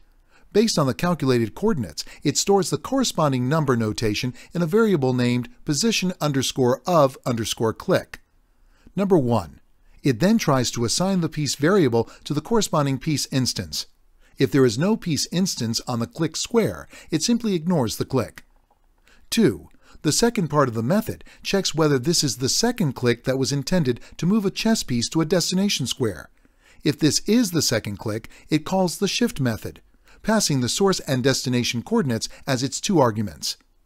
3. If shift succeeds, it sets all the previously set attributes to their original empty values and calls the draw_board and draw_pieces methods to redraw the chessboard and chess pieces. While coding the desired functionality for the on_square_clicked method, we called several new methods from within it. We need to define these new methods. Keep an eye on this method. This is the central method around which all the other methods will evolve over the course of our attempts to make the chess game functional. Getting the source and destination position. We have called the shift method from the on_square_clicked method. The code for the shift method is responsible for the collection of the necessary arguments that are required for the shift operation. This code first checks whether a chess piece exists at the destination. If a chess piece does not exist at the destination square, it calls on a method, shift, from the controller, which is a wrapper around the actual shift method from the model class. Collecting a list of the moves that need to be highlighted. We also called the update_highlight_list position method from the on_square_clicked method. The purpose of this method is to collect all the possible moves for a given chess piece in a list named all_squares_2_b_highlighted. The actual focusing of the available moves takes place in the draw_board method of the GUI class. Highlighting allowed moves. In the on_square_clicked method, we called the draw_board method to take care of the redrawing or changing of the chess piece's coordinates. The current draw_board method is not equipped to handle this because we only designed it in the first iteration to provide us with a blank chessboard. First, let's add a highlight_color constant to the configurations.py file. Then, modify the draw_board method to handle this. Pre-move validation. The chess piece must only be moved if it does not violate the rules of the game. This pre_move_validation method is responsible for checking all the rules. If all validations pass, it calls the move method to update the move. If the rules are not being followed, this code raises several exceptions which are defined in the exceptions class. We could have further coded the error classes, but we chose not to because we simply updated the name of the error class to the bottom label, which is sufficient for our current purpose. The error message is displayed from the shift method of the view class. Though a major part of the validation check done in these lines is simple, one of the validation steps needs to check whether a movement will cause the king to be in check. This is a tricky situation. We can only find this out after we've done the actual move. However, we cannot allow that movement to happen on the chessboard. To do this, the pre_move_validation method calls a method named will_move_cause_check, which creates a copy of the model class. Then it performs a move on the new temporary copy to check whether it does cause a king to be in check. The code for this is defined here. Note that when you create a copy by simple assignment, Python creates a shallow copy. In a shallow copy, the two variables now share the same data. So a modification in one place affects the other as well. In contrast to this, deep copies create a copy of everything, the structure as well as the elements. We need to create a deep copy of the chessboard because we want to check whether the king makes a valid move before it actually moves, and we want to do this without modifying the original object state in any way. Recording a move in the data structure. The shift method defined in view.py is responsible for the actual moving of a chess piece on the chessboard. However, this brings about a change in the underlying data structure. The move method of the model class is then responsible for updating the data structure. This move method is called from the previously defined pre_move_validation method if and only if no errors are raised. Note that as soon as this update is complete, the control returns to the on_square_clicked method in view.py. The method then calls the draw_all_pieces method, which updates the view. Keep game statistics. The pre_move_validation method also calls another method called update_game_statistics on successfully recording a move. Finally, let's define the change_player_turn method, which was called from the pre_move_validation method.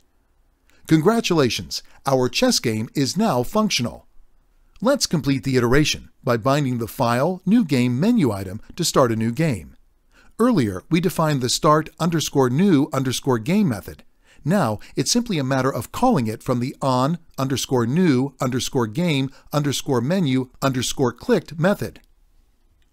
Awesome! In this video, we have successfully learned how to make the game functional. In the next video, we'll see how to manage user preferences. Welcome to the last video of Section 4, Managing User Preferences. In the previous video, we have learned how to make the game functional. In this video, we'll learn how to manage user preferences. A very common theme in several GUI programs involves letting the user set the program's preferences. For example, what if we want users to be able to customize the chessboard colors? What if we want users to select colors and once selected, it is saved as a user preference and it is loaded the next time the program is run? Let's implement this as a feature. Python offers a standard module called config parser that lets us save user preferences. Let's see the config parser module in action. To begin with, import the config parser class from the config parser module in the configurations.py file. The config parser module uses the ini files to store and read the configuration values. The file consists of one or more named sections. These sections contain individual options with names and values. To illustrate this, let's create a file called chess_options.ini in the project's root folder. The file looks like this. The first line of the file enclosed in square brackets is called a section. An ini file can have multiple sections. This file has a single section. Each section can have multiple key value options as specified in this example. We can read these values in our program by using the getter methods. This code replaces the three color constants that we defined earlier in the code. Now, if you change the options in the ini file, the color of the chessboard changes accordingly. However, we cannot expect end users to be conversant with editing the ini files. Therefore, we will let them choose the colors using the color chooser module of Tkinter. A color that a user chooses gets reflected in the C file, and consequently on the chessboard. When a user clicks on the Edit Preference menu item, we want to open a transient window with 3 different buttons to choose 2 chessboard colors and 1 highlight color. Clicking on a single button opens a color choose window. We created this transient window in a new file called preferenceswindow.py. We will not discuss the code that creates this window, as this should be an easy task for you now. Note that this window is converted into a transient window with respect to the top-level window by using this code. As a reminder, a transient window is one that always stays at the top of its parent window. It gets minimized when its parent window is minimized. As we have created the window in preferencewindow.py, we'll import it into the View class. Then, command bind the preference menu by using the following 2 methods. When a user clicks on the Cancel button, we simply want the settings window to close. To do this, use this code. When a user changes the colors and clicks on the Save button, the method calls the set_new_values method, which first writes the new values to the ini file and then returns the values to the view class to immediately update the chessboard. When this code writes the new NSW values to the ini file, call the reload_colors method from the view class to immediately update the chessboard's color. If you do not do this, the color change will take place the next time the chess program is run. Having changed these attributes, we call draw_board and draw_all_pieces to repaint the chessboard in the newly defined colors. This concludes the iteration. Thus, the users of the program can change the colors to match their preferences, and the program will remember the chosen values. Awesome! We have successfully learned how to manage user preferences. This video concludes the 4th section of this course. We have come to the end of this section. So, what is it that we achieved here? Let's have a look at all the key things that we learned from the section. We learned how to structure programs using the MVC architecture.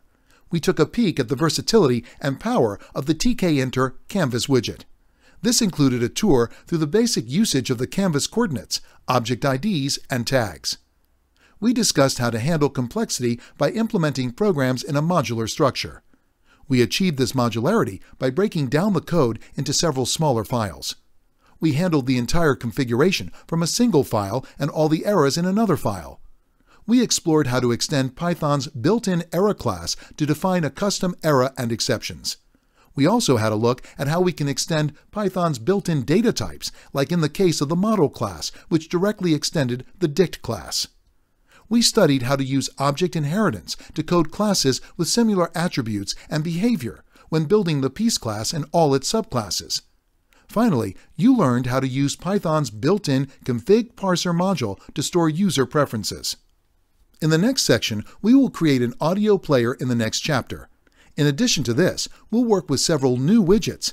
We'll also take a look at how to create our own widgets. Hi, and welcome to the 5th section of this course, External Library Requirements. Let's build an audio player. Our application should have the features offered by typical audio players, such as play, pause, fast forward, rewind, next, mute, volume scale, time seek, and more. It should let listeners easily access media files or a media library on their local drive. These are the key objectives of this section. Exploring Tkinter widgets, namely slider, listbox, radio button, and canvas. Creating new widgets in Tkinter by extending the existing widgets. Understanding virtual events and their usage. Learning the most common coding pattern used in Tkinter-based animations. Learning some common Tkinter extensions such as PMW, WCK, and TIX. Now we will see the first video setting up the editor skeleton. The goal of the video is to build the modules of Python. Let's call our audio player Achtung Baby. The audio player will be capable of playing audio files in AU, MP2, MP3, OGG, Vorbis, WAV, and WMA formats. It will have all the controls that you would expect of a small media player. We will use cross-platform modules to write the code. This will ensure that the player can play audio files on the Windows, Mac OS X, and Linux platforms.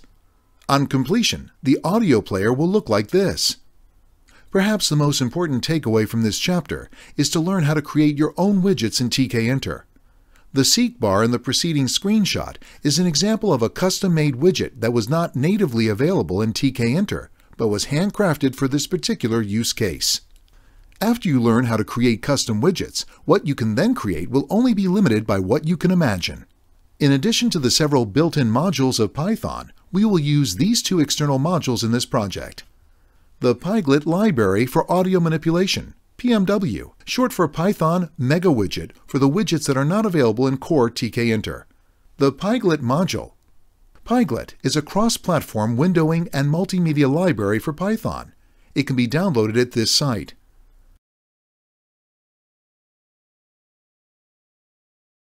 Pyglit can be installed using the pip installer by using this command.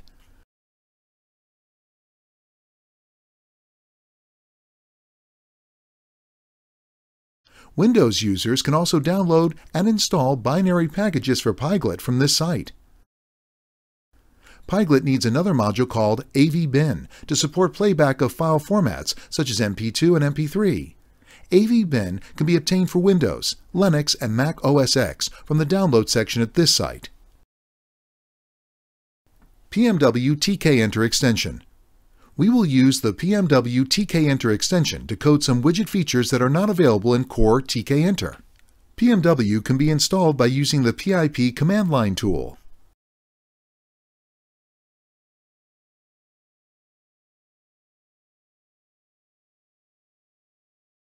PMW can also be installed from the source package for all the platforms. The package can be downloaded from this site. After installing Pyglet, AVBin, and PMW, execute this command from the Python shell. If the command executes without an error message, and the version of Pyglet and PMW are the same as this code in the screen, then you're ready to code your audio player. Nice! We've learned about the external library requirements. In the next one, we'll learn about the program structure and broad view skeleton. Hi again, and welcome to the next video of the fifth section, Program Structure and Broad View Skeleton. In the previous video, we've learned about external library requirements. In this video, we will learn how to build the broad modular structure for the program. As usual, we keep the data structure, audio-related logic, and the presentation logic in 3 separate files. Therefore, we will create 3 separate files named model.py, player.py, and view.py.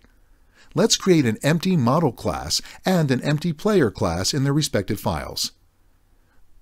This is the code for 5.01-model.py. Here's the code for 5.01-player.py. Next, let's create the view class. We will leave the model and player classes empty for now. However, we will complete this iteration by coding the majority of the view elements for the player. Let's begin by importing the required modules in the view class like this code. Also, import the blank model and player classes in the view namespace. However, since we do not want to mix the logic with its representation, we do not import view in the model class.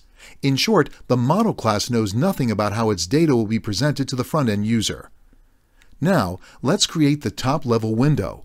Also, we'll create instances of the model and player classes and pass them as arguments to the view class.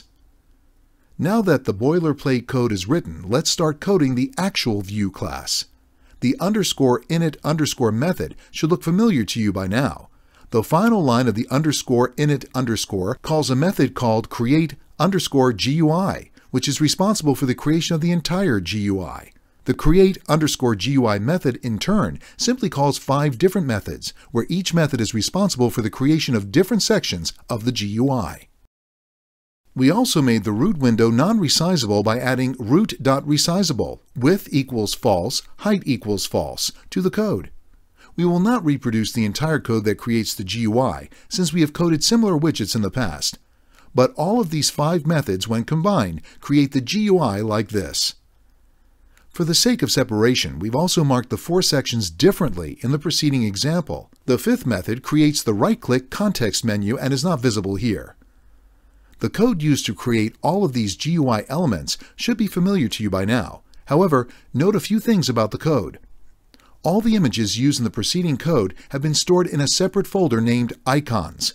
We've used the Grid Geometry Manager to place all the elements on the top-level window. The top display section creates a canvas widget and places an overlay image using the canvas.create_image method. The currently playing text and the timer displayed in the top display have been created by using the canvas.create_text method. The coordinates used to place these elements have been decided on a trial and error basis. As a reminder, the canvas coordinates are measured from the top left corner. The button frame section simply creates buttons and uses images instead of text. The button frame section also uses a TTK scale widget, which can be used as a volume slider. This has been created by using this code. The from and to values for the scale widget have been chosen as 0.0 and 1.0 because these are the numbers that the Pyglet library uses to denote the minimum and maximum volume, which will be seen in the upcoming section. The listbox section creates a playlist by using the Tkinter listbox widget, which uses this code. The select mode equals extended option in these code means that this list box will allow multiple list items to be selected at once. If this line is omitted, the default behavior of the list box widget is to allow only a single selection at a time. The active style equals none option means that we do not want to underline the selected item. The list box section is attached to the scroll bar widget, which is similar to what we have done in the earlier sections. The bottom frame section adds a few image buttons as we did earlier. It also creates 3 radio button widgets using a for loop. Finally, note that we have completely skipped the creation of the seek bar, as it is a custom widget that is not natively defined in Tkinter. This is something we will create in a dedicated section of its own. The list box widget offers these 4 selection modes via the select mode option. Single. This allows only a single row to be selected at a time. Browse, the default mode. This is similar to single, but it allows you to move a selection by dragging the mouse. Multiple. This allows for multiple selections by clicking on items one at a time. Extended. This allows for the selection of multiple range of items using the Shift and Control keys. In addition to creating all of these widgets, we've also added a command callback to most of these widgets. These command callbacks currently point to these empty, non-functional methods. None of these methods are functional now. We will end the iteration here, as there are a few other things that we need to do before we can think of making the widgets functional. Awesome! In this video, we've successfully learned about the program structure and broad view skeleton. In the next video, we'll see how to decide the data structure and create the player class. Welcome to the next video of the 5th section, deciding the data structure and creating the player class. In the previous video, we have learned about the program structure and broad view skeleton. In this video, we'll learn how to decide the data structure and we'll learn to create the player class. Sticking to the model-first philosophy, let's spend some time on deciding the appropriate data structure or model for the program. The data structure of the audio player is fairly simple. All that we expect of the model is to keep a track of playlists. The main data then is a list called play_list, and the model class is then simply responsible for the addition and removal of items to and from the playlist. We accordingly came up with these model class for the program. Nothing fancy in this code. The object simply consists of a Python list with various utility methods that can be used to add and remove items from the list. The play_list method has been declared as a property, so that we need not write the getter method for the playlist. This is definitely more Pythonic because a statement such as play_list equals self.play_list is more readable than play_list equals self.get_play_list. Now, let's write the code for the player class. The class will be responsible for the handling of audio playback and its related functions such as pause, stop, seek, fast, forward, rewind, change of volume, mute, and so on. We will use the Pyglit library to handle these functions. Pyglit is a cross-platform library that uses the AV-bin module to support a large variety of audio files. You might want to look at the API documentation of the Pyglit player, which is available at this site. You can also access the documentation for the Pyglit media player class by typing these 2 lines in the Python interactive shell. The online documentation at this site tells us that we can play an audio file by using these code. Accordingly, the code for the player class is like this. This code is built on the Pyglit API, which is quite intuitive. We will not get into the details of audio programming here and trust the Pyglit library as a black box that delivers what it says, namely to be able to play and control audio. These are the important things that you should note about the preceding code. We define the play_media method, which is responsible for the playing of audio. All the other methods support other functions related to playback, such as pause, stop, rewind, forward, mute, and so on. Note that the code defines a new Pyglit player class every time it wants to play an audio file. Though we could have used the same player instance to play multiple audio files, it turns out that the Pyglit library does not have a stop method. The only way we can stop an audio file from playing is by killing the player object and creating a fresh player object for the next audio file playback. When it came to choosing an external implementation as we did for the audio API here, we first searched through the Python standard library at this site. Because the standard library does not have a suitable package for us, we turned our attention to the Python package index to check whether there exists another high-level audio interface implementation. The Python package index can be found here. Fortunately, we came across several audio packages. After comparing the packages against our needs and seeing how active their community was, we settled for Pyglet. The same program could have been implemented with several other packages, though this would have been done with varying levels of complexity. This concludes the iteration. We now have a functional player class that can manipulate audio files. We have a data structure that consists of a play_list with various methods to add and remove files from a playlist. We will next look at how to add and remove files from a playlist from the front end of the program. Welcome to the next video of the fifth section, Adding and Removing Items from a Playlist. In the previous video, we've learned how to decide the data structure and created the player class. In this video, we'll learn how to add and remove items from a playlist. Let's write some code for a feature that allows us to add and remove items from a playlist. To be more specific, we will write the code for a function for the 4 buttons marked like this. The 4 buttons from left to right perform these functions. The first button from the left adds individual audio files to a playlist. The second button deletes all the selected items from the playlist. The third button scans a directory for audio files and adds all the found audio files to the playlist. The last button empties the playlist. Since adding these features requires us to interact with the listbox widget of Tkinter, let's spend some time getting to know the listbox widget. Create a listbox widget like we'd create any other widget. When you initially create a listbox widget, it is empty. To insert one or more lines of text audio into the listbox, use the insert method, which takes 2 arguments, namely an index of the position where the text needs to be inserted and the actual string that needs to be inserted. The curSelection method returns the index of all the items selected in the list, and the get method returns the list item for a given index. The curSelection method returns the index of all the items selected in the list, and the get method returns the list item for a given index. In addition to this, the listbox widget has several other configurable options. For a complete listbox widget reference, type the following into the Python interactive shell.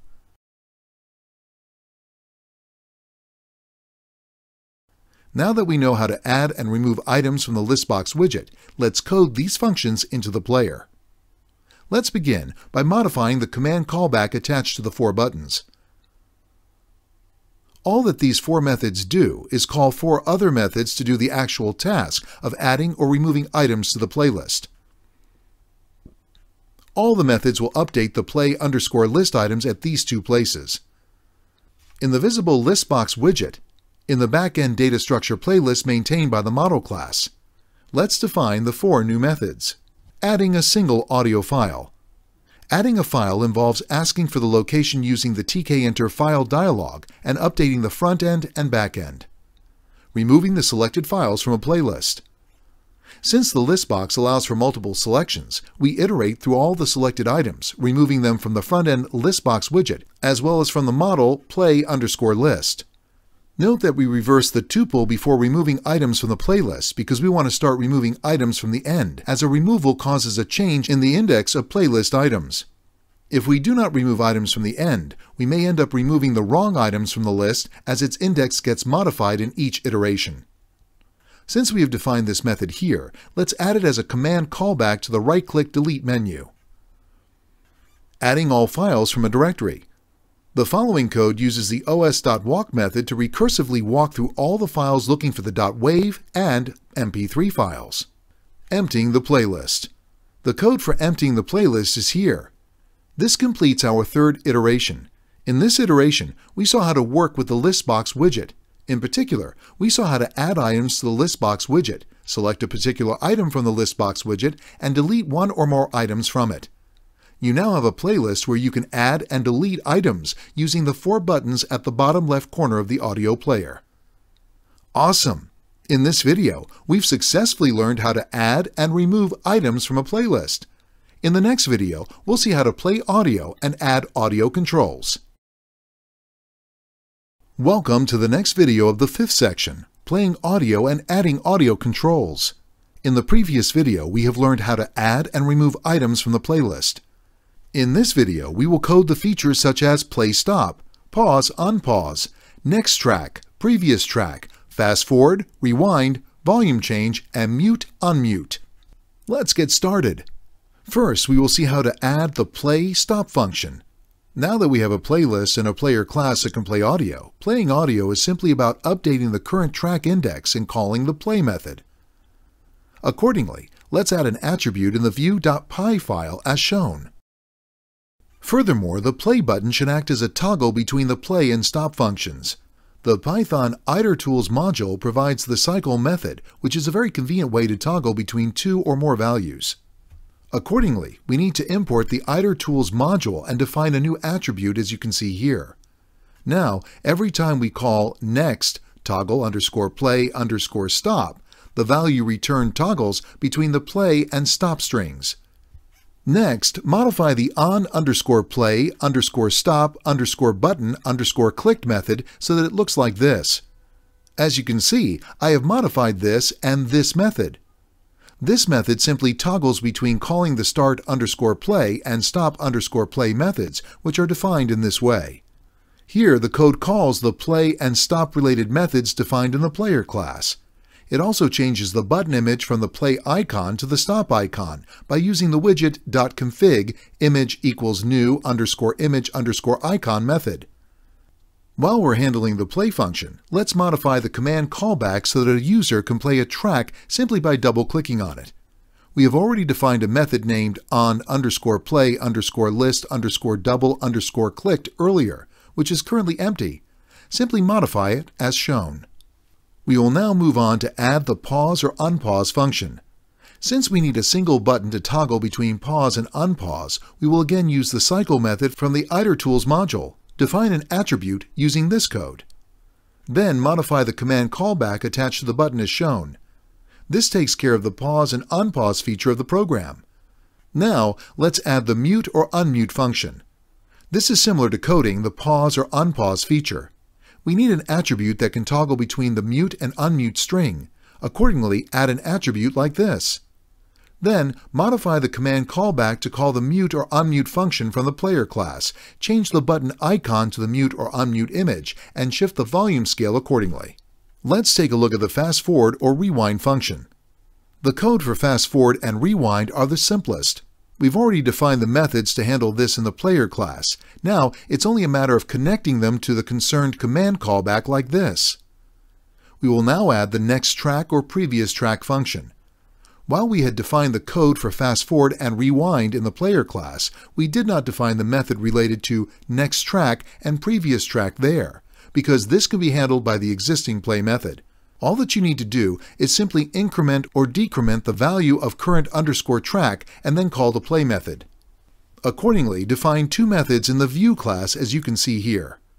Then, simply attach these two methods to the respective command callback as shown.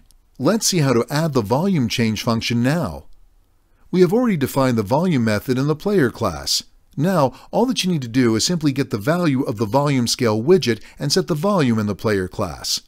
Also ensure that in case the volume becomes 0, we change the volume button icon to the mute image. For that, use these lines of code. This concludes the iteration. The player is now functional enough to be called an audio player. Go ahead and add some music files to the player. Press the play button and enjoy the music. Try out other player controls that we defined in this iteration, and they should work as expected. Awesome! In this video, we've successfully learned how to play audio and adding audio controls. In the next video, we'll see how to create a seek bar.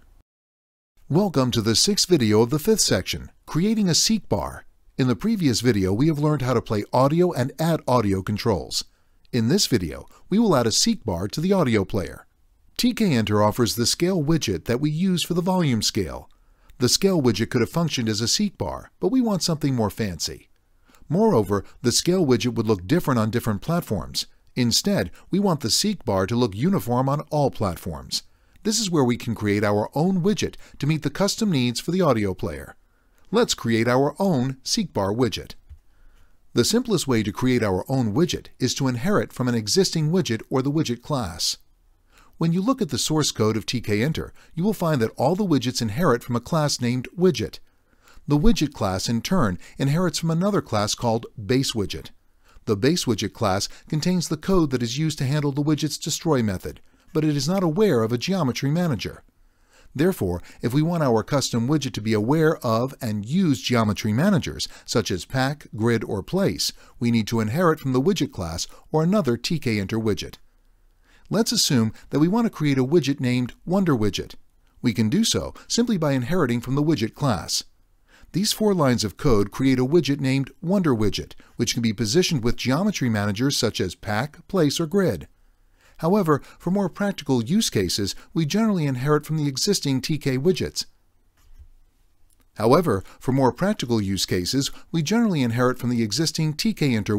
Such as text, button, scale, canvas, and so on. In our case, we will create the seekbar widget by inheriting from the canvas class. Create a new file called seekbar.py. Then, create a new class named seekbar that inherits from the canvas widget. This is the code for doing that. This code calls the _init_ method of the parent canvas class to initialize the underlying canvas with all the canvas-related options that are passed as an argument. With as little code as that, let's go back and modify the create_top_display method in the view class to add this new widget as shown. Here, seekbar_width is a constant that we defined as equal to 360 pixels in the program. If you now run view.py, you will see the seekbar widget at its place. This is how it looks. The seekbar is not functional, as it does not move when the seekbar knob is clicked. In order to make the seekbar slide along, we will bind the mouse buttons by defining a new method and calling it from the _init_ method. Here we bind the entire canvas, the red rectangle, and the seekbar knob to a single method named on_seekbar_clicked, which can be defined as highlighted here. This method simply calls another method named slide_to_position, which is responsible for changing the position of the knob and the size of the red rectangle as you can see here. This code slides the knob to the new position. More importantly, the last line creates a custom event named seekbarPositionChanged. This event will let any code that uses this custom widget handle the event appropriately. The second argument, x=new_position, adds the value of x to event x, making it available to the event handler. So far, we've only been handling events. Tkinter also lets us create our own events, which are called virtual events. We can specify any name for the event by enclosing the name in double pairs of these brackets. In this code, we generated a virtual event named seekbarPositionChanged. We then bound it to the appropriate event handler in the view class as shown. That's all there is to the custom seekbar widget. We can write a small test in seekbar.py that will check whether the seekbar widget works as expected. Class test seekbar using this.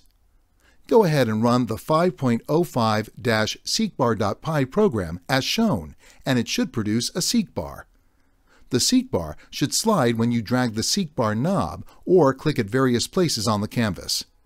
This concludes the iteration. We will make the audio player's seekbar functional in the next iteration. Awesome! We successfully created a seekbar. In our next video, we discuss about one-time updates during audio playback. Welcome to the next video of the 5th section, One-Time Updates During Audio Playback. In the previous video, we have learned how to create a seekbar.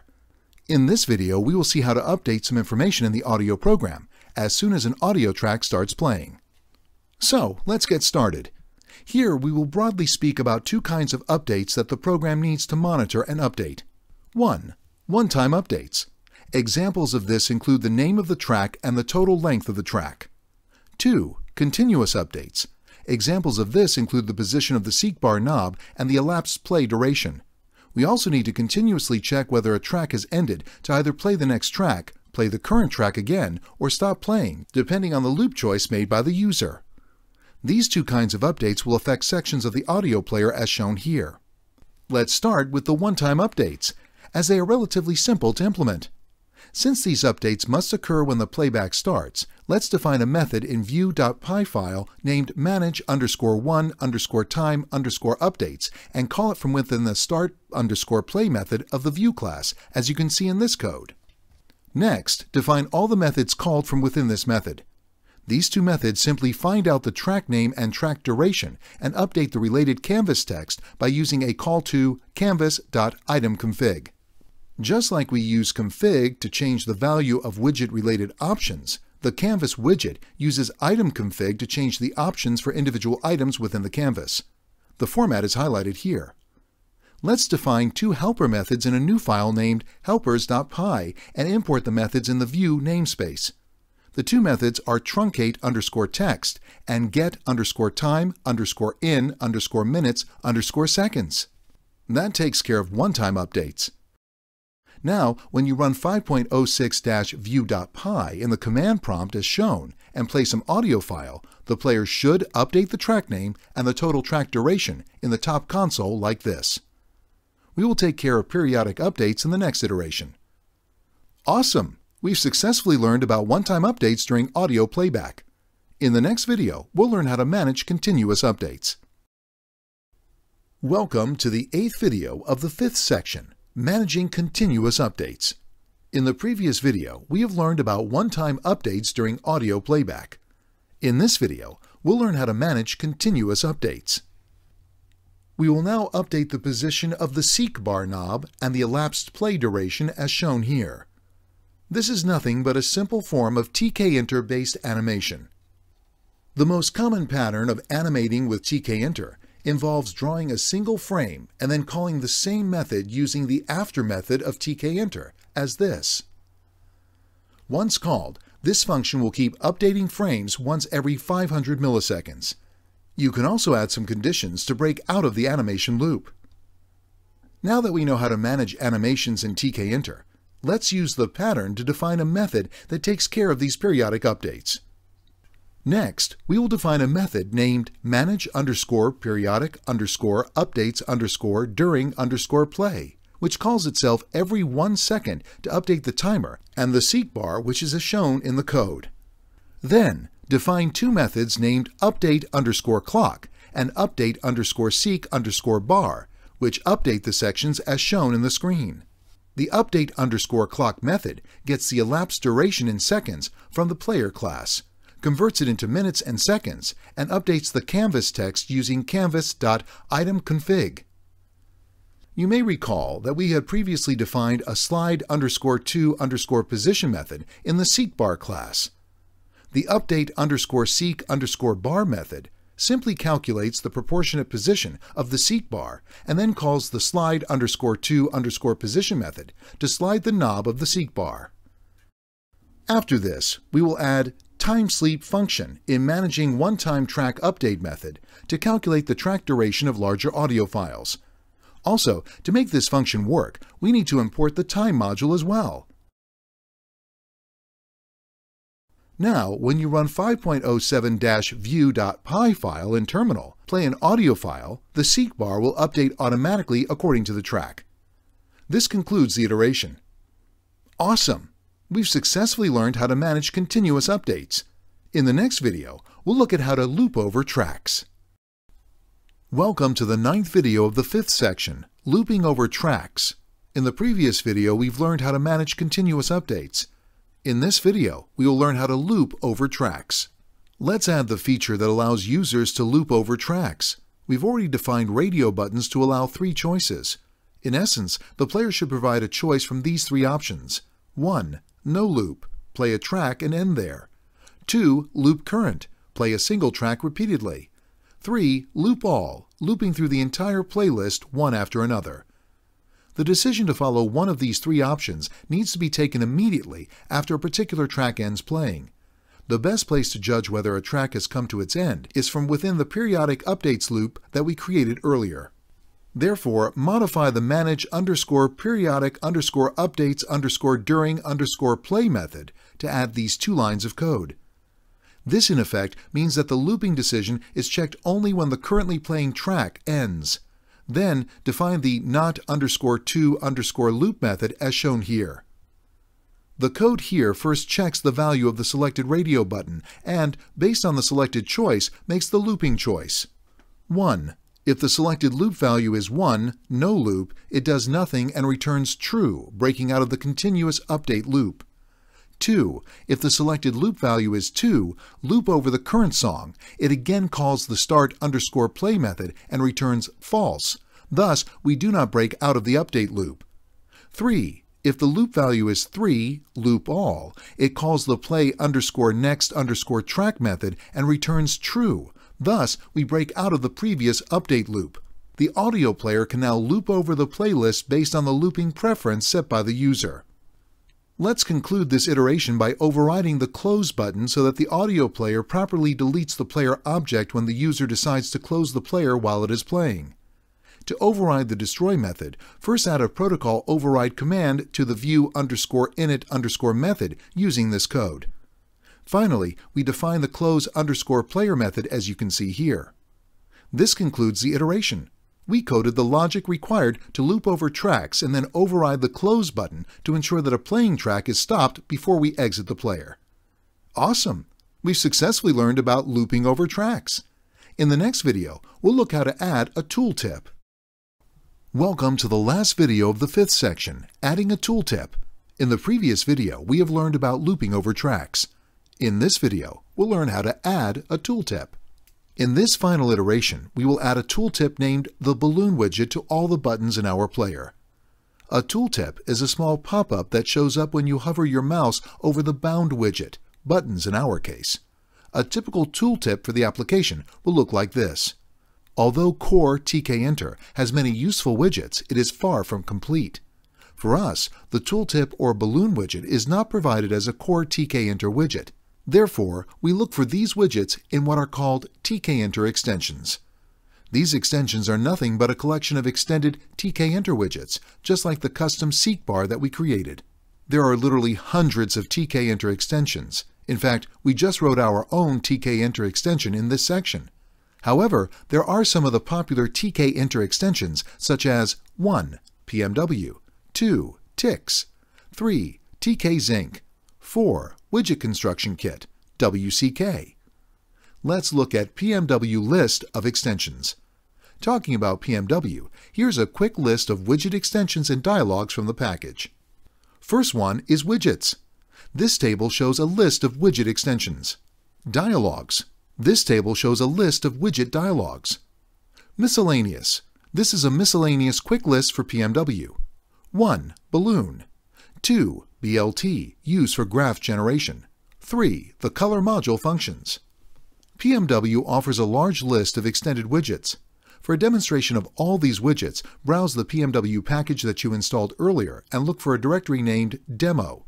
Within Demo, look for a file named all.py, which demonstrates all of these PMW extensions with a sample working code. PMW provides the balloon widget implementation, which will be used in the current example.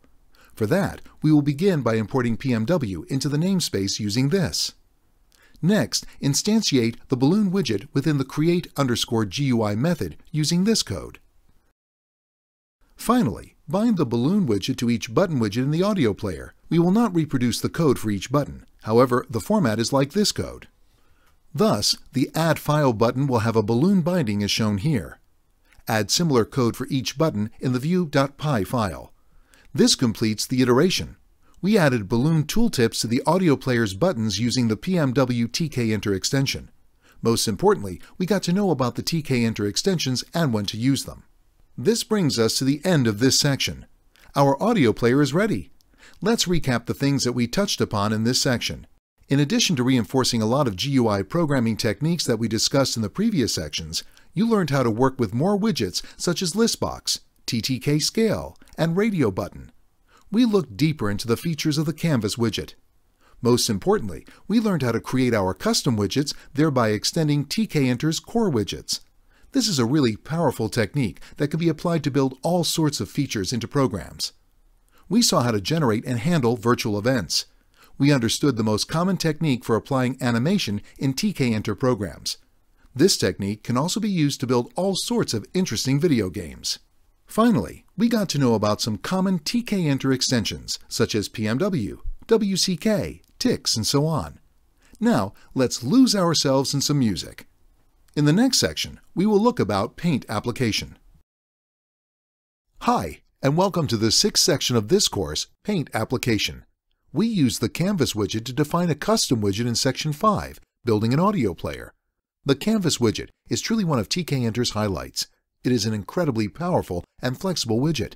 Let's therefore devote most of this chapter to looking at the Canvas widget in detail. We will now develop a paint application. The application will let the user draw freehand lines, straight lines, circles, rectangles, arcs, and other polygons. It will also let the user define new complex shapes. In addition to exploring the Canvas widget, we will also develop a tiny GUI framework on top of the Tkinter interface. As you will see, frameworks are a great way to maximize code reuse. This makes them a powerful tool for rapid application development, RAD. These are the key objectives of this section. Master the Canvas widget API. Learn to build and use custom GUI frameworks for maximum code reuse and rapid application development. Learn to use the Color Chooser module of Tkinter. Learn to use the TTK Combo Box widget. Get to know about the available widget methods, reinforcing things that we have learned in previous projects. Now, we will see the first video of Section 6, Creating a Tiny Framework. The goal of the video is to build framework. In its final form, our paint application would look like this. There are no external library requirements for this section, so let's dive into the code. So why do we need another framework on top of Tkinter? If we need to build just a single program, we need not build a framework. However, if we find ourselves writing the same boilerplate code over and over again, a framework is what we need. That is, a framework is a tool that lets us easily generate generic and often used patterns with ease. Consider, for example, the menu used in programs. It is such a common element in most programs, yet we need to handcraft each menu item every time we sit down to write a program. What if we could further abstract to simplify menu generation? This is where frameworks come in handy. Say you have a program that has 10 different top-level menus. Say each of the top-level menus has 5 menu items. We will have to then write 50 lines of code simply to display these 50 menu items. You have to link each of them manually to other commands, besides having to set tons of options for each of them. If we keep doing this for all of our widgets, our GUI programming becomes an exercise in typing. Every extra line of code that you write adds to the program complexity, making it more difficult for someone else to read, maintain, modify, and/or debug the code. This is where using a custom framework comes to our aid. Let's develop a tiny framework that makes menu generation easy for us. We create a file, framework.py, and create a new class, framework, to the file. Every class that uses this framework must inherit from this class and should not pass the root window as an argument to this class by calling the super method like. This will make all methods defined in the framework class available to the inheriting class. We will now define a method, build_menu, which takes a tuple in an expected format as input and automatically creates the menu for us. Let's define an arbitrary rule that each group of menu items must be represented by a single entry in a tuple. Further, we come up with a rule that each item in the tuple must be presented in this format. For instance, passing this tuple as an argument to the build_menu method, which is highlighted here. The code will generate 3 menus like this. The first item of the string before dash represents the top-level menu button. Each subsequent part of the string separated by a / represents one menu item, its accelerator key, and the attached command callback. The position of the ampersand symbol represents the position of the shortcut key to be underlined. If we encounter the string sep, we add a menu separator. Now that we've defined the rules, the code for build_menu is highlighted here. The method build_menu operates on a tuple by the name menu_definition, which must specify all desired menu and menu items in the exact format, as previously discussed. It iterates through each item in the tuple, splitting the item based on the dash delimiter, building the top menu button for each item left to the dash delimiter. It then splits the second part of the string based on the comma delimiter. It then iterates through this second part, creating menu items for each of the parts, adding the accelerator key, command callback, and underline key using another method, _add_menu_command. The _add_menu command iterates through the string and adds a separator if it finds the string sep. If not, it searches for an ampersand in the string, If it finds one, it calculates its index position and assigns it to the underlying variable. It then replaces the ampersand value with an empty string because we do not want to display the ampersand in our menu item. If an ampersand is not found in a string, the code assigns none to the underlying variable. Finally, the code adds a command callback accelerator key and underlying value to the menu item. Note that our framework adds only the accelerator key label. It is the developer's responsibility to bind events to the bound keys. Our demonstration of making GUI frameworks ends here. We can now use this method to define literally hundreds of menus simply by adding one new line for each group of menus. However, this is rather rudimentary framework. The rules for defining items are completely arbitrary. The choice of delimiters means that we can no longer use the character dash, slash, and ampersand that we've used as delimiters in any menus that we define using this framework. Our framework does not lay rules for any other widgets. In fact, this definition is not even sufficient to generate other types of menus like the cascading menu, check button menu, or radio button menu. We will, however, not extend the framework further, as it is sufficient to hit home the concept behind framework design and usage, and that is all we need to use in our Paint application. We've also included a small test in the framework.py file. If you execute the file as a standalone program, it should pop up a window and define some menus for testing. Using a framework for smaller programs may be overkill, but they are invaluable assets for large programs. Hopefully, you should now be able to appreciate the benefits of using frameworks for larger programs. Now that we have the code for the build_menu, we can extend it to add as many menu items as required without having to write repetitive and similar code for each of them. Nice! We've successfully created the tiny framework. In the next one, we'll use this tiny framework in defining the menu for our drawing program in the next step. Hi again, and welcome to the next video of the sixth section, setting up a broad GUI structure. In the previous video, we've learned how to create a tiny framework. In this video, we'll learn how to set up the broad GUI elements of our program. We create a Paint application class in 6.01.py. Since we want to draw the menu using our framework, we import the framework into our file and inherit from the framework class, which is highlighted here. The _init_ method calls another method, create_GUI, which is responsible for creating the basic GUI structure for our program. The create_GUI method simply delegates the task to 5 separate methods, each being responsible for creating one section of the GUI, as here. These 5 methods together build a structure like this in the screen.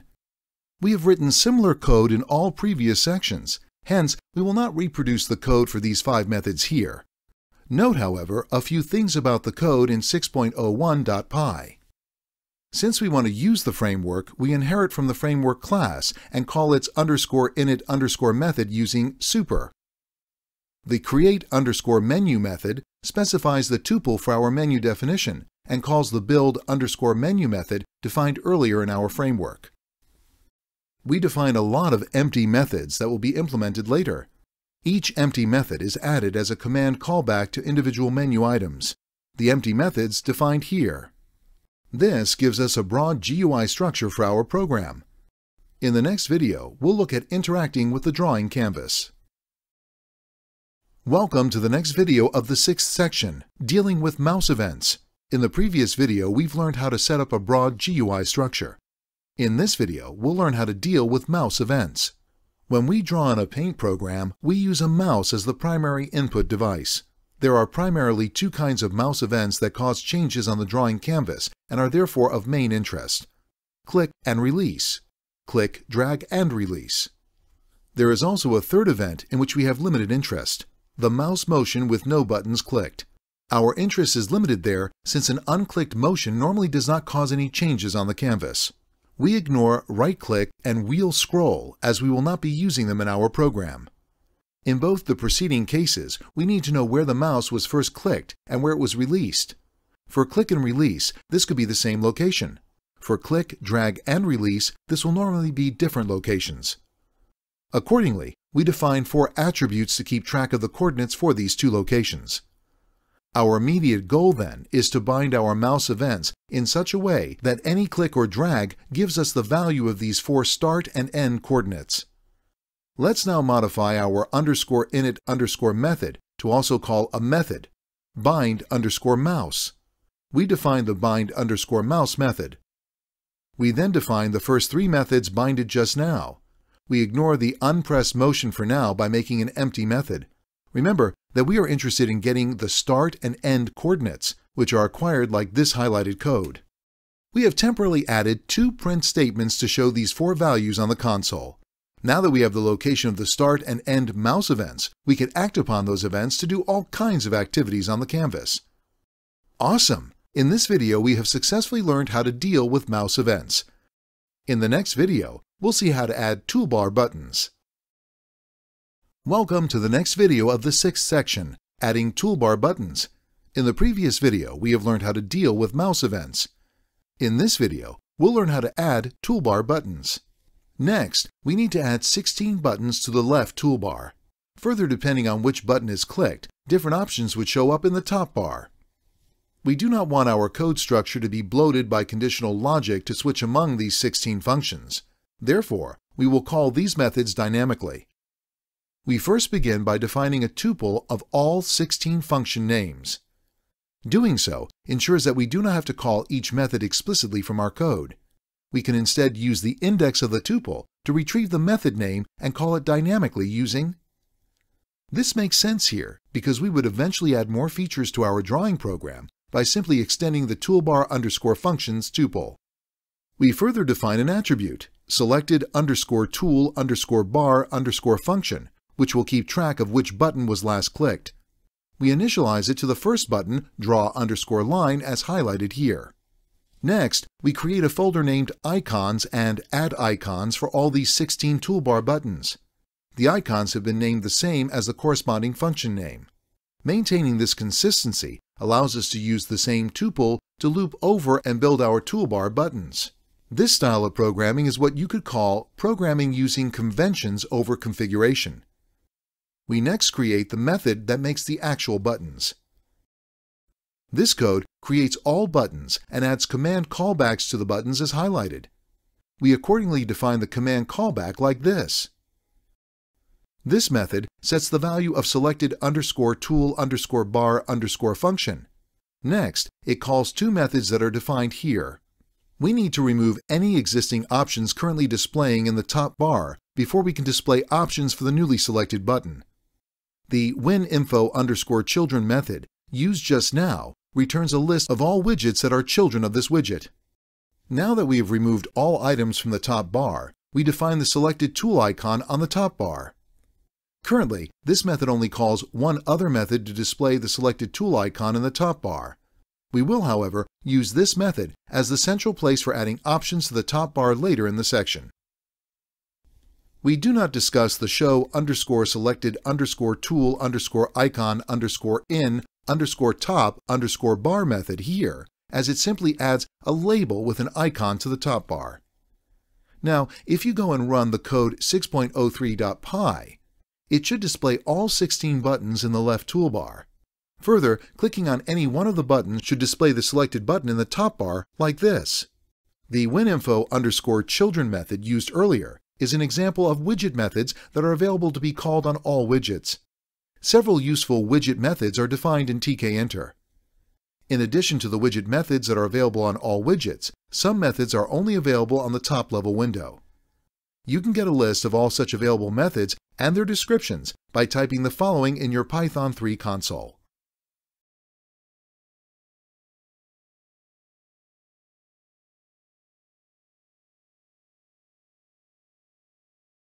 Available online at these sites. Awesome! In this video, we have successfully learned how to add toolbar buttons. In the next video, we'll extend our program to actually draw items on the canvas. Welcome to the next video of the 6th section, Drawing Items on the Canvas. In the previous video, we have learned how to add toolbar buttons. In this video, we'll learn how to draw items on the canvas. Objects added to the canvas are called items. New items are added to the canvas using different create methods like create_line, create_arc, create_oval, create_rectangle, create_polygon, create_text, create_bitmap, and create_image. Items added to the canvas are placed in a stack. New items are added on top of items already on the canvas. Every time you add an item using one of the various create methods, it returns a unique item handle or an item ID that is a unique integer. This item handle can be used to refer to and manipulate the added item. In addition to an item handle, items can have these item specifiers. Tags are specifiers that we can add to one or more items. All, or the string all, matches all items on the canvas. Current or current matches the item under the mouse pointer, if any. We can use any of the preceding item specifiers for methods that act on canvas items. To add a tag to an item, you specify the tag, which is a string as it is configurable option either at the time of creating the object or later using the item_config method or the add_with tag method. You can add multiple tags to an item at once by passing in the tags as a tuple of strings. To get all tags associated with an item handle, use getTags as. This returns a tuple of all tags associated with that item handle. To get the item handles for all items which have a given tag, use find_with tag. This returns a tuple of item handles for all items with a tag of spam. Given this information, let's code functionality for the first 6 buttons as. More specifically, we will code the functionality for the following function names we have already defined earlier in the tuple tool_bar_functions. Here's the code for draw_line. This uses the create_line method and draws a line from the start xy coordinates to the end xy coordinates. We have defined 4 new attributes for handling 4 different properties of the line. Fill. Line color, default is black, initialized as red in our program. Width. Default is 1, initialized as 2 in our program. Arrow. Default is none. The available choices are none, first, last, both. Dash. A dash pattern, which is a list of segment lengths. Only the odd segments are drawn. We will later provide options for changing these 4 values from the top bar, and hence these have been added as class attributes. Also note that since create_line in all create methods returns the item handle for the created item, we store it in an attribute named current_item. This gives us access to the last created item, which we will soon put to good use. Next, here's the code for draw_oval. This is identical to the code for draw_line, except that we added a new attribute named outline that takes care of the outline color. We will not discuss the code for create_rectangle and create_arc, which are almost identical to the code of draw_oval discussed here. Let's now discuss the create_polygon method. This method can be used to create all sorts of interesting shapes. Let's begin with the simple case of drawing an equilateral triangle. The code first converts the changes in the x and y coordinates from the Cartesian coordinate system to the polar coordinates represented by an angle and a radius. It then calculates the xy coordinates for all 3 edges of the triangle using the formula. Once we have the xy coordinates for all 3 vertices of the triangle, we call the create_polygon method to draw the triangle. Let's now use the create_polygon method to make stars. A star and many other polygons can be thought of as a collection of points or spokes on 2 concentric circles as. The star shown here has 5 spokes. We will later allow the user to change the number of spokes. Therefore, let's start by defining a class attribute as. The shape of the star is also determined by the ratio of the radius of the inner circle to the radius of the outer circle, as in the preceding screenshot. This is called the spoke ratio. This ratio is 2 for a standard star. Changing this ratio can also produce all sorts of interesting star shapes. However, we will keep it at 2 for our example. Given these rules, the code for draw_star is defined. This code is heavily commented for you to understand. This is very similar to the code we use to draw triangles. Now, instead of having points on one circle as for triangles, we have points on 2 circles. we again use the same technique to first convert the XY coordinates from mouse events to the polar coordinates. Once we have the polar coordinates, it's easy to move the points in the circle. We then move the points by a given angle and change back to Cartesian coordinates. We keep appending all the points to an empty list called points. Once we have all the points, the last line calls the create_polygon method of the canvas object to draw the star. Now we have all the methods to create these 6 shapes, but they need to be called from somewhere for the drawing to happen, and we've already decided that they would be called dynamically. Accordingly, we define a method execute_selected_method, which takes the string for the selected toolbar function, converts the string into a callable function, and executes it dynamically. The code is: this method, getAttr, provides a reference to a method from the given string at runtime. A second argument provides a fallback mechanism whereby if the method object from the first argument is not found, a reference to the second method is provided. This helps us gracefully handle situations where a dynamically created method does not exist. We simply define the fallback method as an empty method to handle those cases. So now we have a method to execute the selected method dynamically. Where do we plug in this method? Since the drawing must begin when the mouse is clicked down, we call the method execute_selected_method once from the on_mouse_button_pressed method. The drawing must continue while the mouse is dragged in a clicked position, so we call this method again from the on_mouse_button_pressed_motion method. However, although we want to keep the last drawn object during the mouse motion, we want to remove all other items except for the last drawn item. We therefore modify on_mouse_button_pressed_motion as follows. Now, if you run 6.04.py, the top 6 buttons on the toolbar should function.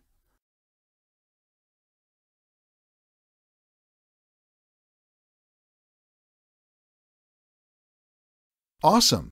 In this video, we've successfully learned how to draw items on the canvas. In the next video, we'll see how to add a color palette. Welcome to the next video of the 6th section, Adding a Color Palette. In the previous video, we've learned how to draw items on the canvas. In this video, we'll learn how to add a color palette. We can now draw basic shapes in our paint program. However, we still cannot change the color of these shapes. Before we allow users to change colors, we must provide a way for them to select colors. We will therefore provide for a color chooser, letting the user select 2 different colors, the foreground color and the background color. While we're at it, let's also add a label showing the XY coordinate of the mouse over the canvas as highlighted in this image. Let's begin with the color palette. The 2 color palettes are nothing but 2 small rectangle items placed on a canvas. To show these 2 rectangles, we define a method, create_color_palette, and call it from the existing create_GUI method. The code for create_color_palette is as: the method ends by calling a method named bind_color_palette, which is defined here. This code simply binds the mouse click to 2 defined methods, set_background_color and set_foreground_color, using the tag_bind method of the canvas widget. Next, let's define the method that actually opens a color picker and sets the foreground and background colors based on user-selected colors. Tkinter comes with a built-in color chooser module that we import into our namespace as. To open a color chooser, we need to call its askColor method as. Upon clicking OK, the color chooser returns a tuple of the form. Where the first item of the tuple is another tuple comprising the RGB values of the chosen color, and the last item of the tuple represents the hexadecimal color code of the chosen color. If the Cancel button is clicked, it returns none. We then use this method to set the foreground and background colors as follows. This concludes coding the color chooser for our paint program. However, note that the colors you choose will simply change the value of the attributes foreground and background. It will not change the color of items drawn on the canvas. We will do that in a separate iteration. Finally, let's define the methods that show the current mouse position in a label. We create 2 new methods. and we call the show underscore current underscore coordinates from our existing on underscore mouse underscore unpressed underscore motion method as awesome! We've successfully added a color palette. In the next video, we'll see how to add top bar options for draw methods. Welcome to the next video of the 6th section, Adding Top Bar Options for Draw Methods. In the previous video, we have learned how to add a color palette. In this video, we'll learn how to add top bar options for draw methods. Each of the 16 toolbar buttons can have their own option. Just like we call the functions related to the toolbar buttons dynamically, we will call again call methods to display options for the top bar dynamically. So we decide that the method name for handling the top bar options would be named by appending the string underscore options to the existing method.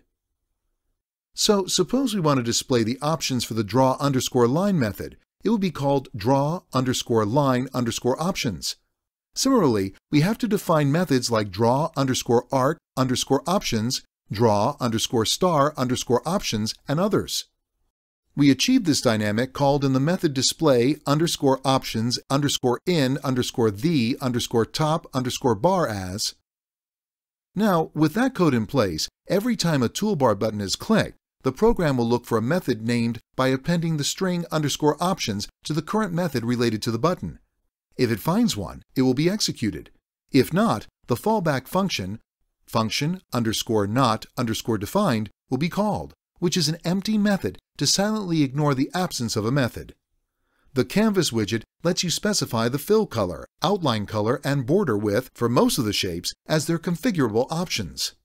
In addition to these, the canvas widget also has several other configurable options for many of these basic shapes. For instance, for a line, you can specify if it will have an arrowhead shape at the end of it, or if it will be dashed. We need to display the following top options for the first 6 buttons. As can be seen, we need to create combo box widgets for fill, outline, width, arrow, and dash. We first import the TTK module into our namespace and then create the combo box widget. The TTK combo box widget binds to another method called set underscore fill, which is defined as. We define a similar combo box for the width, outline, arrow, and dash properties. We also define a combo box to allow the user to change the number of spokes in the star. Since the code for all these methods is pretty similar to the one just discussed, we do not discuss it here. 6.06.py. Finally, we add the required combo boxes to each of the 6 options methods as. There's similar code for all the other 5 toolbar buttons. Now, if you run code 6.06.py, it should display options for the first 6 buttons. When you change the options, the change is reflected on all subsequent drawing on the canvas. However, there is a small bug in our code. What if someone has chosen the fill color as the foreground color, and then he changes the foreground color from the color palette? Although this changes the value of the foreground attribute, it does not change the value of the fill attribute.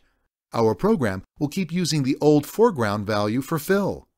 In order to fix this bug, we modify the code for set underscore background underscore color and set underscore foreground underscore color to call 2 new methods. The 2 methods are kept in a try except block because not every toolbar button will have fill and outline option combo box. Even if a toolbar button has the fill or outline combo box, it may not be selected to use the foreground or background color. Lastly, since we want the draw underscore line options to populate the top bar immediately when the program starts, we add these 2 lines to the create underscore GUI method. Great! We've successfully learned how to add top bar options for draw methods. In the next video, we'll add functionality to a few other toolbar buttons in the next iteration. Welcome to the next video of the 6th section, Drawing Irregular Lines and Supershapes. In the previous video, we've learned how to add top bar options for draw methods. In this video, we will learn how to add the feature to draw irregular or continuous free-flowing lines. We will also add the ability to draw a variety of interesting shapes on the drawing canvas as a reminder, all our buttons are linked to dynamically call functions defined in our tool underscore bar underscore functions tuple. Further, we can specify unique options for a given function by adding the string underscore options to the function name. Drawing irregular lines. To add the capability to draw irregular lines, we just need to define the method named draw_irregular_line. To specify options that appear in the top bar, we need to define the method named draw_irregular_line_options. We define the draw_irregular_line method as. This code is similar to the code of draw_line, except that it adds an extra line which binds mouse-clicked motion to a new method that replaces the start XY coordinates with the end XY coordinates and again calls back the draw_irregular_line method, thereby drawing in a continuous manner. The options that show in the top bar are defined using this method. Now we can draw irregular lines on the canvas. However, since we've modified the mouse binding, all other methods will also start to draw in a continuous manner. We therefore need to rebind the buttons back to their original bindings. We do that by modifying on_tool_bar_button_clicked to call bind_mouse, which then restores the mouse binding to its original behavior. Drawing super shapes. We call these shapes super shapes because we can build many interesting shapes using a single mathematical formula called super formula. You can have a look at this link for more details on the formula. The super formula takes 5 input arguments, A, B, M, N1, N2, and N3. Varying these 5 arguments produces varied shapes found in nature, such as the shapes of shells, starfish, flowers, and more. We do not get into why or how this formula works. All we do is write a method that, given these 5 arguments, returns the coordinates for unique shapes. We then pass these coordinates to our create_polygon method to create these shapes on the canvas. The method that returns these points is defined as. This method uses a custom-defined float_range method, since Python's built-in range method does not allow for float step sizes. The float_range generator method is defined. Next, we define the draw_super_shape method, which creates a polygon with the calculated points. Now, we want to provide a different set of 5 parameters to the super formula. We define a new file named supershapes.py with a dictionary named super_shapes with different shapes represented by a shape name and 5 parameters as highlighted here. We also define an attribute here. Next, we define combo box to let the user select from among the shapes defined previously, 6.07.py, and a method that sets the selected shape for the value of selected_super_shape. Finally, we define the draw_super_shapes_options that show all of the options we want to show in the top option bar. This concludes the iteration. You can now run 6.07.py and draw irregular lines as well as all of the super shapes that we have defined in the supershapes.py file. In fact, you can extend the super_shapes dictionary to add many more shapes simply by changing the values for the 5 parameters. You can also look at this site for values of parameters that create interesting shapes. Great! We've successfully learned about drawing irregular lines and super shapes. In the next video, we'll learn how to add functionality to the remaining buttons. Welcome to the next video of the 6th section, Adding Functionality to the Remaining Buttons. In the previous video, we have learned about drawing irregular lines and super shapes. In this video, we'll learn how to add functionality to the remaining buttons. We will now code the features related to the remaining toolbar buttons. Specifically, we will code these functions: draw_text, delete_item, fill_item, duplicate_item, move_to_top, drag_item, enlarge_item_size, and reduce_item_size. Let's start with the code for draw_text. When a user clicks on the draw_text button, we want to show these options in the top bar. The user can enter text in the text box and specify its font size and fill color. Once the user presses the Go button, the text appears on the center of the canvas. Let us therefore define the draw_text_options method. This code is self-explanatory. The Go button is attached to a command callback named on_create_text_button_clicked, which is defined as. Our draw_text method is now functional. Next, let's code the delete_item method. The operations that we want to do now are slightly different from their predecessors. Earlier, we were creating items on the canvas. Now, we have to target items already present on the canvas. The item that needs to be targeted is the one on which the user clicks with his or her mouse. Fortunately, getting the item handle for the item under the mouse is very easy using the current tag.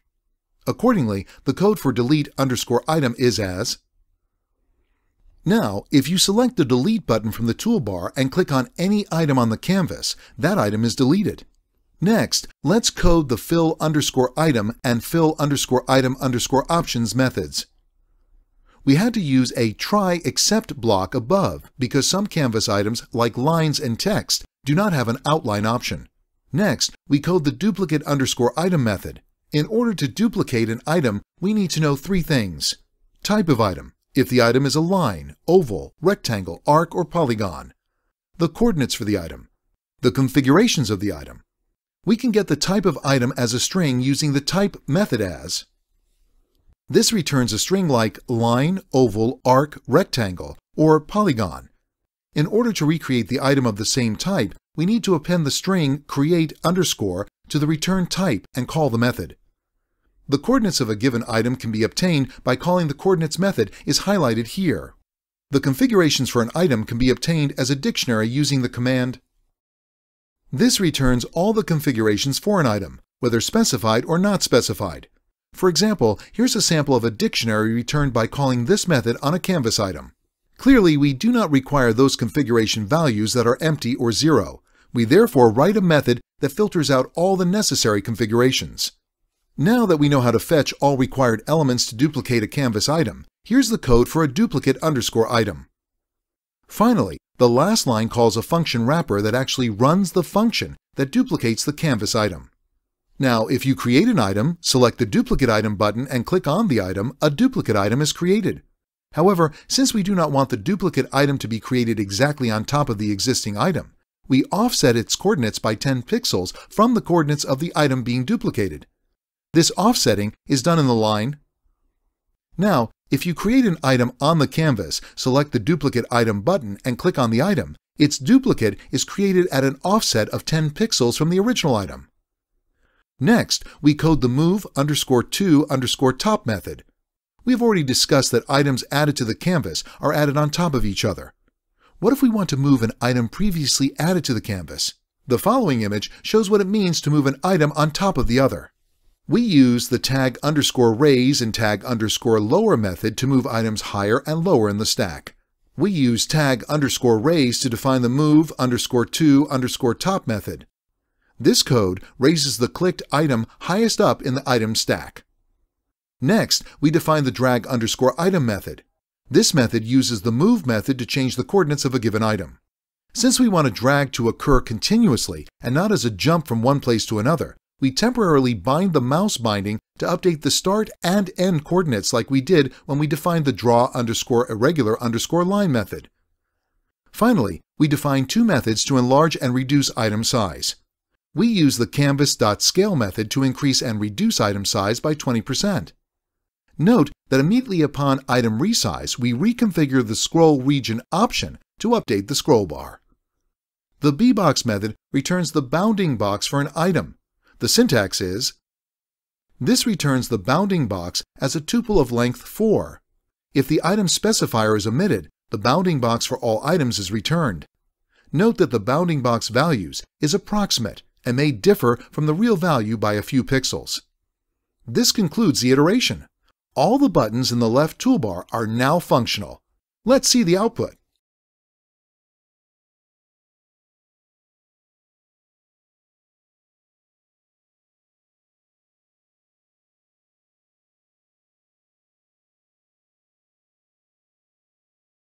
Great! We've successfully learned how to add functionality to the remaining buttons. In the next video, we'll learn how to add functionality to the menu items. Welcome to the last video of Section 6, Adding Functionality to Menu Items. In the previous video, we have learned how to add functionality to the remaining buttons. In this video, we'll learn how to add functions to the menu items. Recall that at the time of creating our menu using the Framework class, we created empty methods that were linked to our menu items. We now modify those empty methods to make them functional. File, New Menu. The canvas delete method can be used to delete an item given an item specifier. Here we use all to delete all items from the canvas. File save as. Tkinter lets you save canvas objects as a PostScript file using the command PostScript. Note, however, that the resulting PostScript file cannot save images or any widgets embedded on the canvas. Further note that the pickling of Tkinter widgets or saving to JPEG or PNG formats is not possible. This is one of the major limitations of Tkinter. Here's the code for the Save and Save As features. We do not discuss the Close and About menu as we've coded similar menus in all of our previous projects, 6.09.py. Edit, Undo. Recall that all items added to the canvas are stored in a stack. We can access the stack using the canvas command. Using this, we implement a very basic undo operation, which lets us delete the last drawn item on the canvas. Accordingly, the code for adding the undo feature is: note that this will not undo any styling changes like changes in color, width, outline, and so on. In fact, it will only be able to delete the last item from the stack. We can implement a fully fledged undo stack by saving all actions in a suitable data structure. View zoom in, view zoom out. Finally, we define these two methods using the canvas.scale method. We have already used the scale methods earlier to enlarge and reduce individual items. Here, we simply use the method on the all item specifier as. That concludes the iteration and the section. The output will look like this.